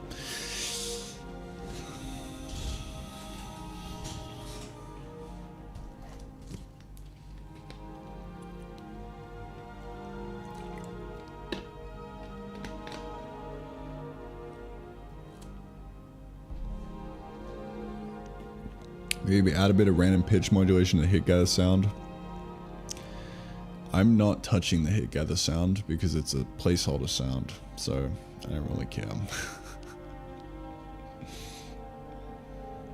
But I'll have to make it sound good at some point.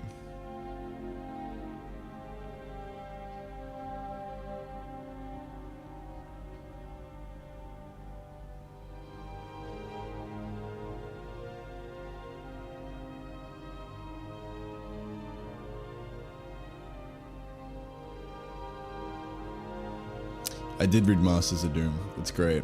I love it. I'm actually reading Blood, Sweat, and Pixels right now. It's pretty good as well.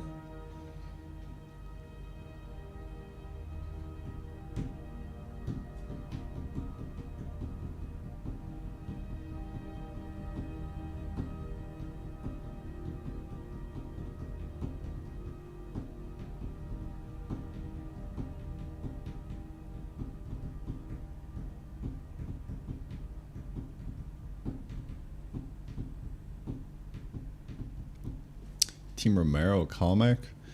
I'm team both, bro. The unison of the two.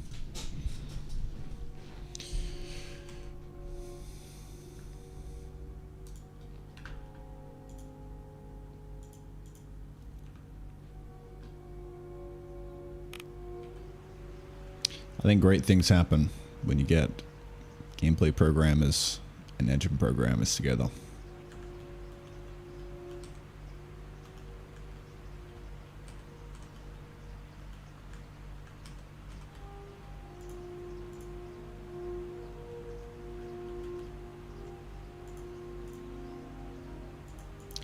It's a bit of a push and pull, you know. The engine programmers, they want absolute perfection. The gameplay programmers, they want to make a game and don't give a fuck. I think when you like find that intersection, that's where the magic happens.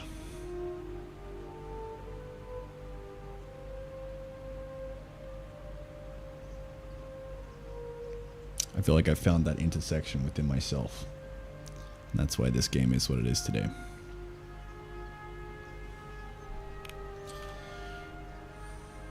Alright. What was I just in the middle of doing?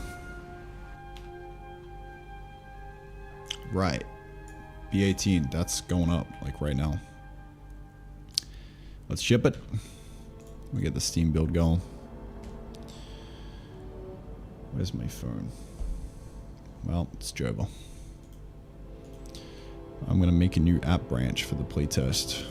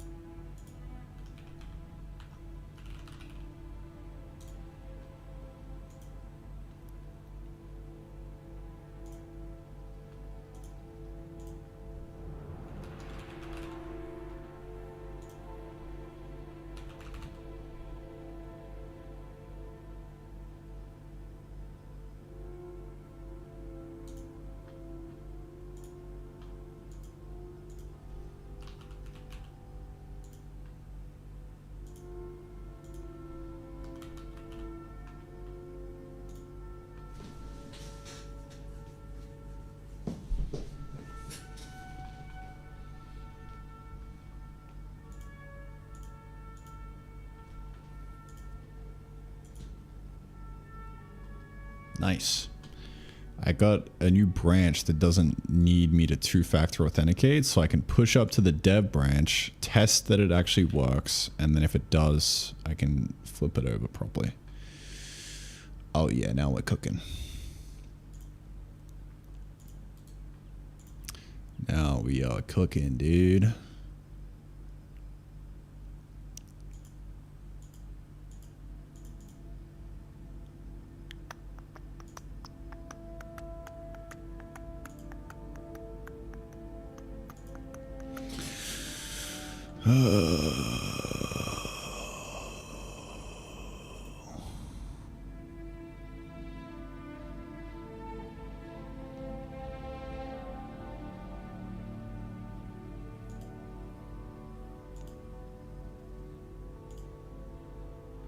Actually, I don't think it's letting me.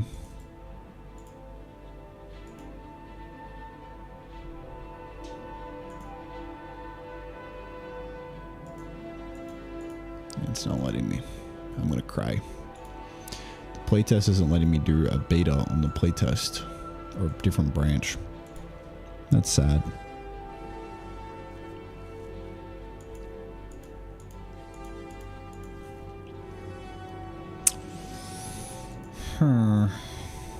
That makes me sad.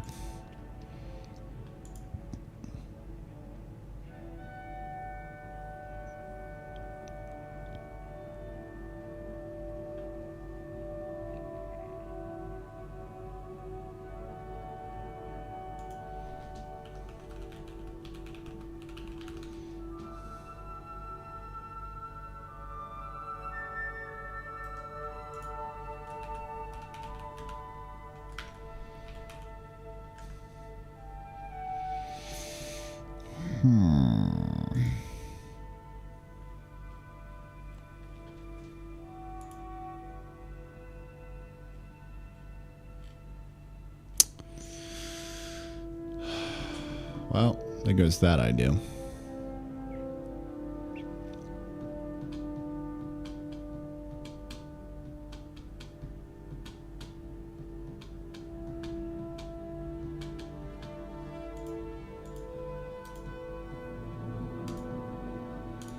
Gonna go get my fucking phone. Where is it?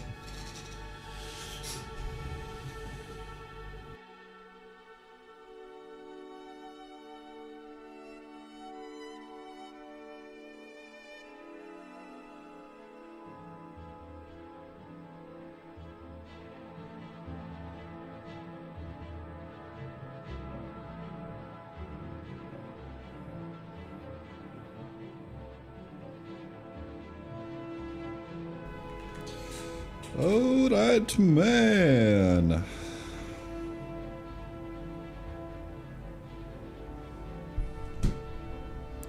Who is ready for the fattest of playtests? Yes. This is going to be a fat one.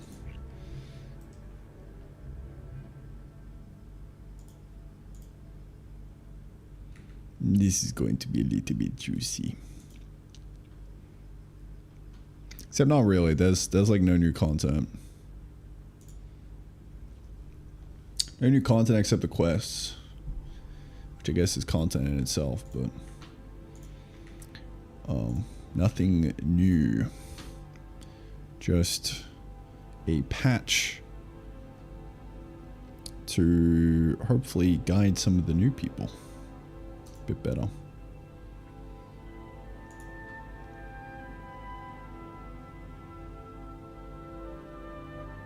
And help us scale up.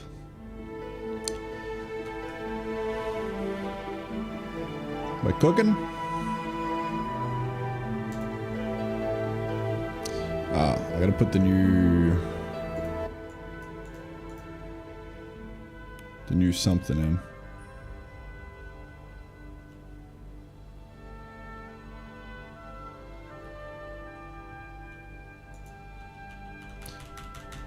Okay, I've got to turn off disabling it on release. Okay, great. Alright, so I got to turn off the disable on release because it's actually in there now. So we're going to get rid of that. Fix the arrows.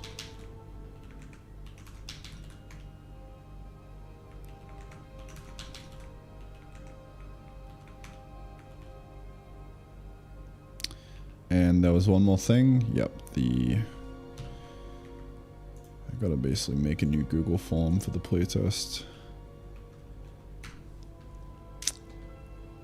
RQ.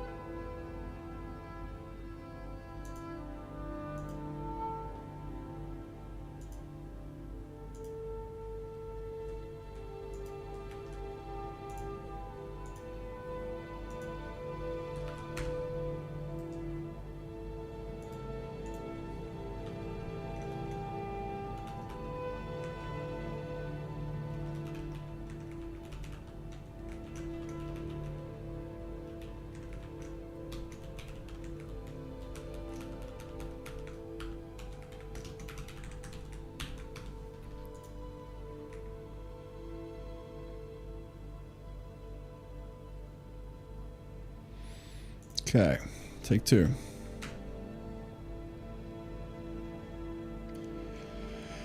Take two. While that's uploading, I guess I'll write the change log real quick.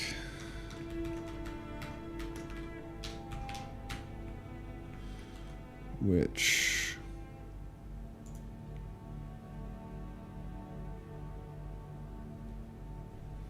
it's really just added in a tech tree with a bunch of quests to progress through.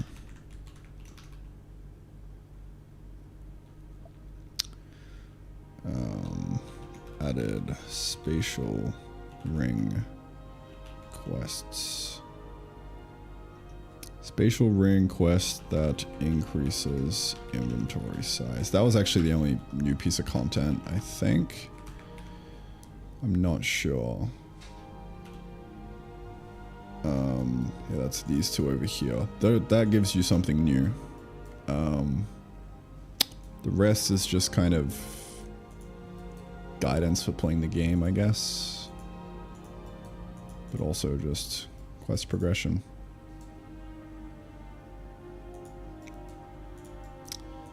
Yeah, cool. I don't think there was anything else. Man, I'm excited to go back to adding in some more content. Not that this wasn't content, this was mad content. This was like a system to make mad content. Yeah. Big win, dude. Alright. Well, that is that. I'll call that V0.18.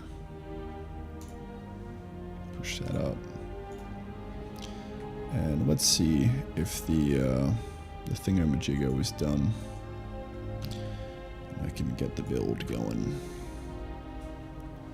By the way, for anyone who wants to playtest and is watching right now, head over there. I'm gonna open up the playtest very soon.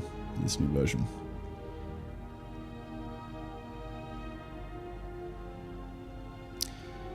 It's gonna be good, dude. It's gonna be good. Very excited.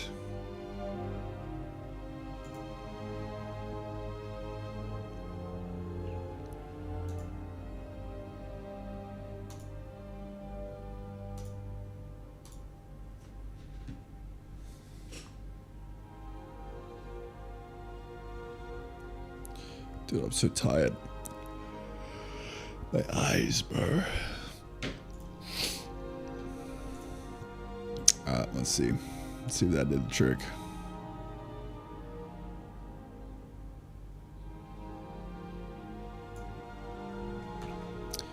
Curious about what threshold for entities is. Yes, so no.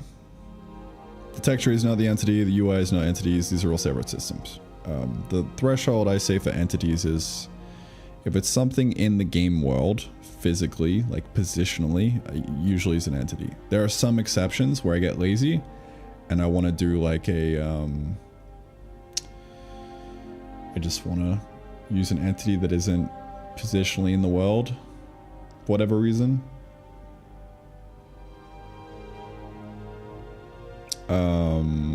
But usually entity means position in the world. Yeah, that's what I do.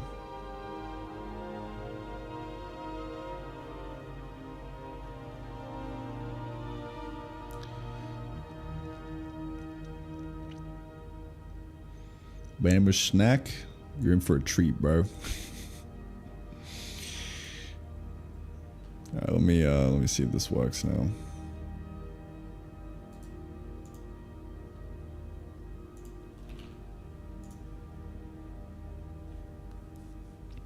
Let me see. Then I will leave you guys to it if you want to play, and call it there. Up you go. Come on, buddy. Come on, buddy. I should definitely, like, just test somehow else instead of testing through a live fucking Steam build.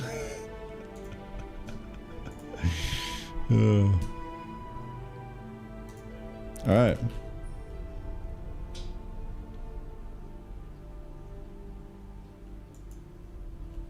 What just happened?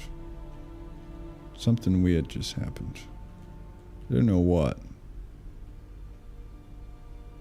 Something weird just happened. Dude, why is the tech tree still not working? What? What?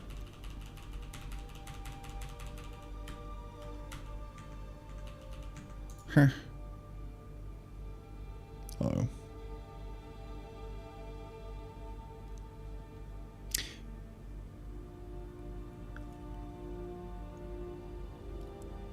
Uh-oh. Uh-oh. Crashy.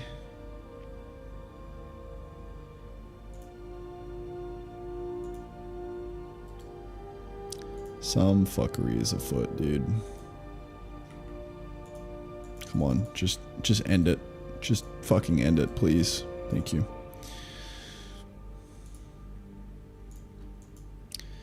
Alright. Time to figure this shit out. Build. Windows release. Everything should be kind of just sitting here, ready to go.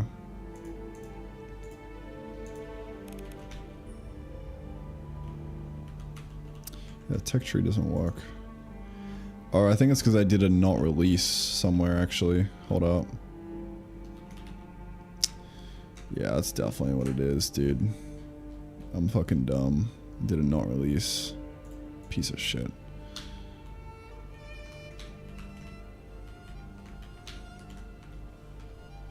Alright. Final take. This time, I'm gonna build like a good boy. And I'm just going to build.bat release. Yeah. That's not a release build. That was too fast for a release build, buddy.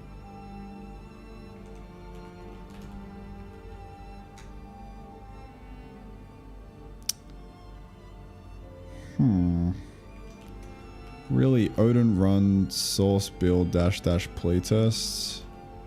And then maybe... Let's see. Dash release playtest.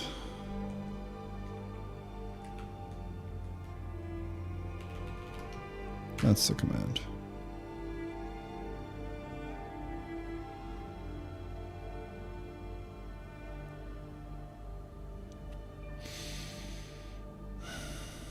Okay.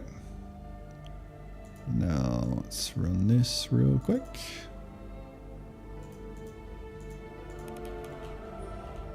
There we go, tech tree. Oh yeah, dude. Huge. Fuck yes. That is awesome.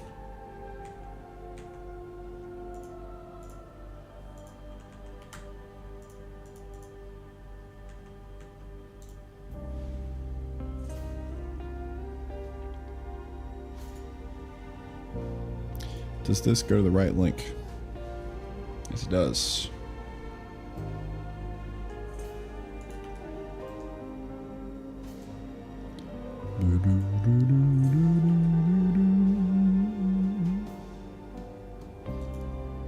Point 18.1 incoming? Nah. I did an oopsie, so I'm just gonna call it point 18 still.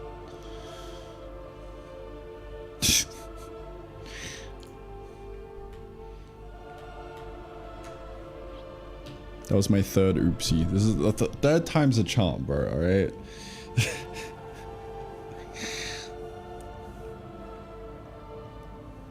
I can't do the internal Steam branch rames for the Steam playtest feature. I just tried and it didn't work because I can't.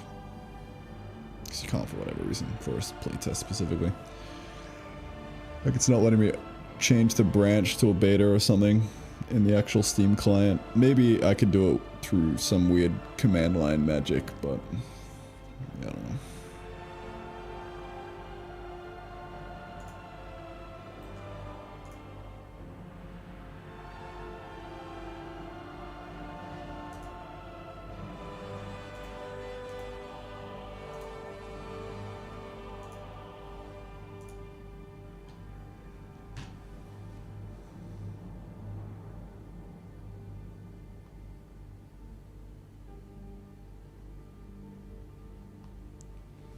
I really just gotta get in the habit of testing locally on the release, because that will solve most problems.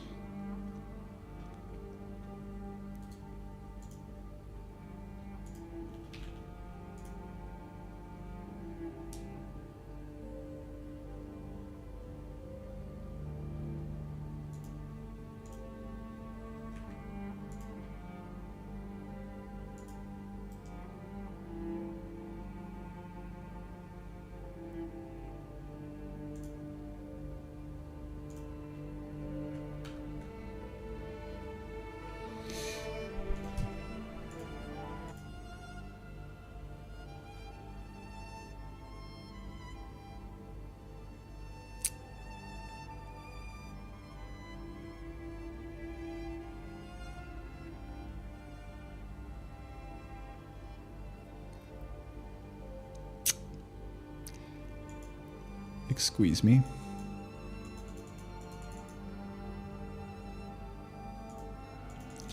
Yeah, this is the problem with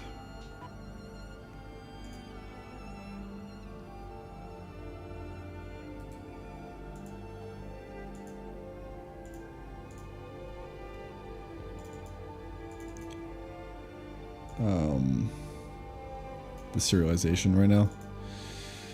It's kind of fucked. It's kind of fucked, dude.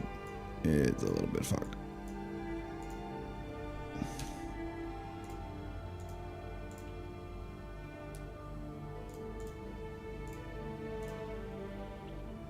But there we go. Done and dusted.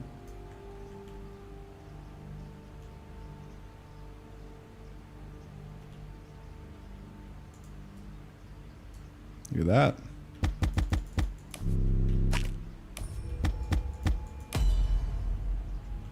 So yeah, I mean, in theory, the game is now the most playable it's ever been.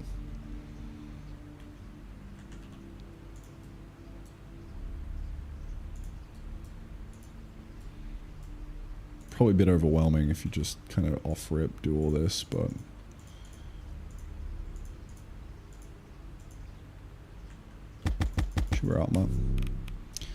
Shibaramat.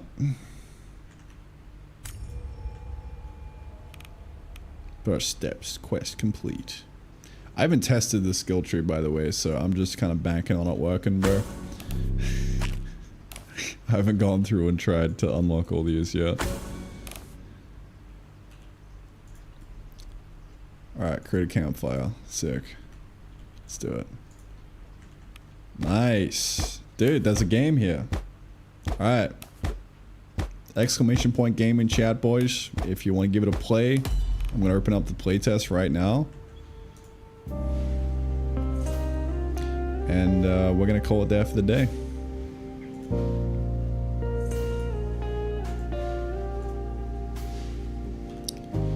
I'm going to head over there. Crack open the playtest.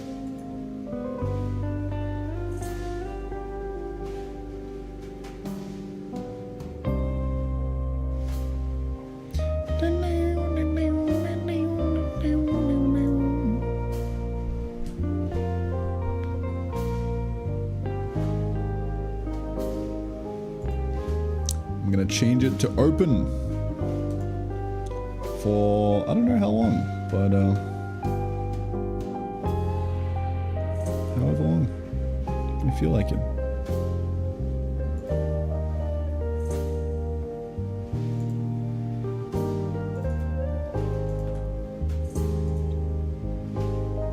Well, it's been real, boys. Playtest is open.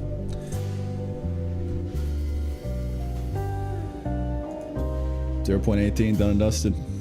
That's the skill tree. Feels pretty good. Feels pretty good. Nice big fat tech tree.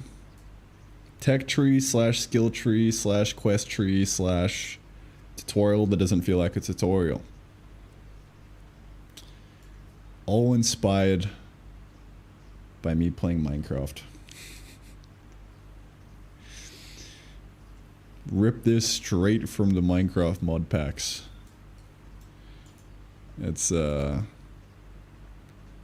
think it's probably one of the best ways of kind of drip feeding a complex game to the player. Just looking at this, it's like, man, I really want to go through this quest tree and keep doing shit. I want to make a campfire right now, but I'll let you guys play the game. All right, DG. That's a good week. That was a good goddamn week, dude. Well, I'll be back here next week. Today's Friday. I'll probably do some Myst stuff tomorrow. Like, I don't know. I might make a devlog maybe. I don't know. Or I might go live and we work on combat. I'm not sure yet. We'll see. We shall see. All I know is that I'm gonna peace out. Adios, amigos. Take care. Sleep tight. Don't let the bed bugs bite.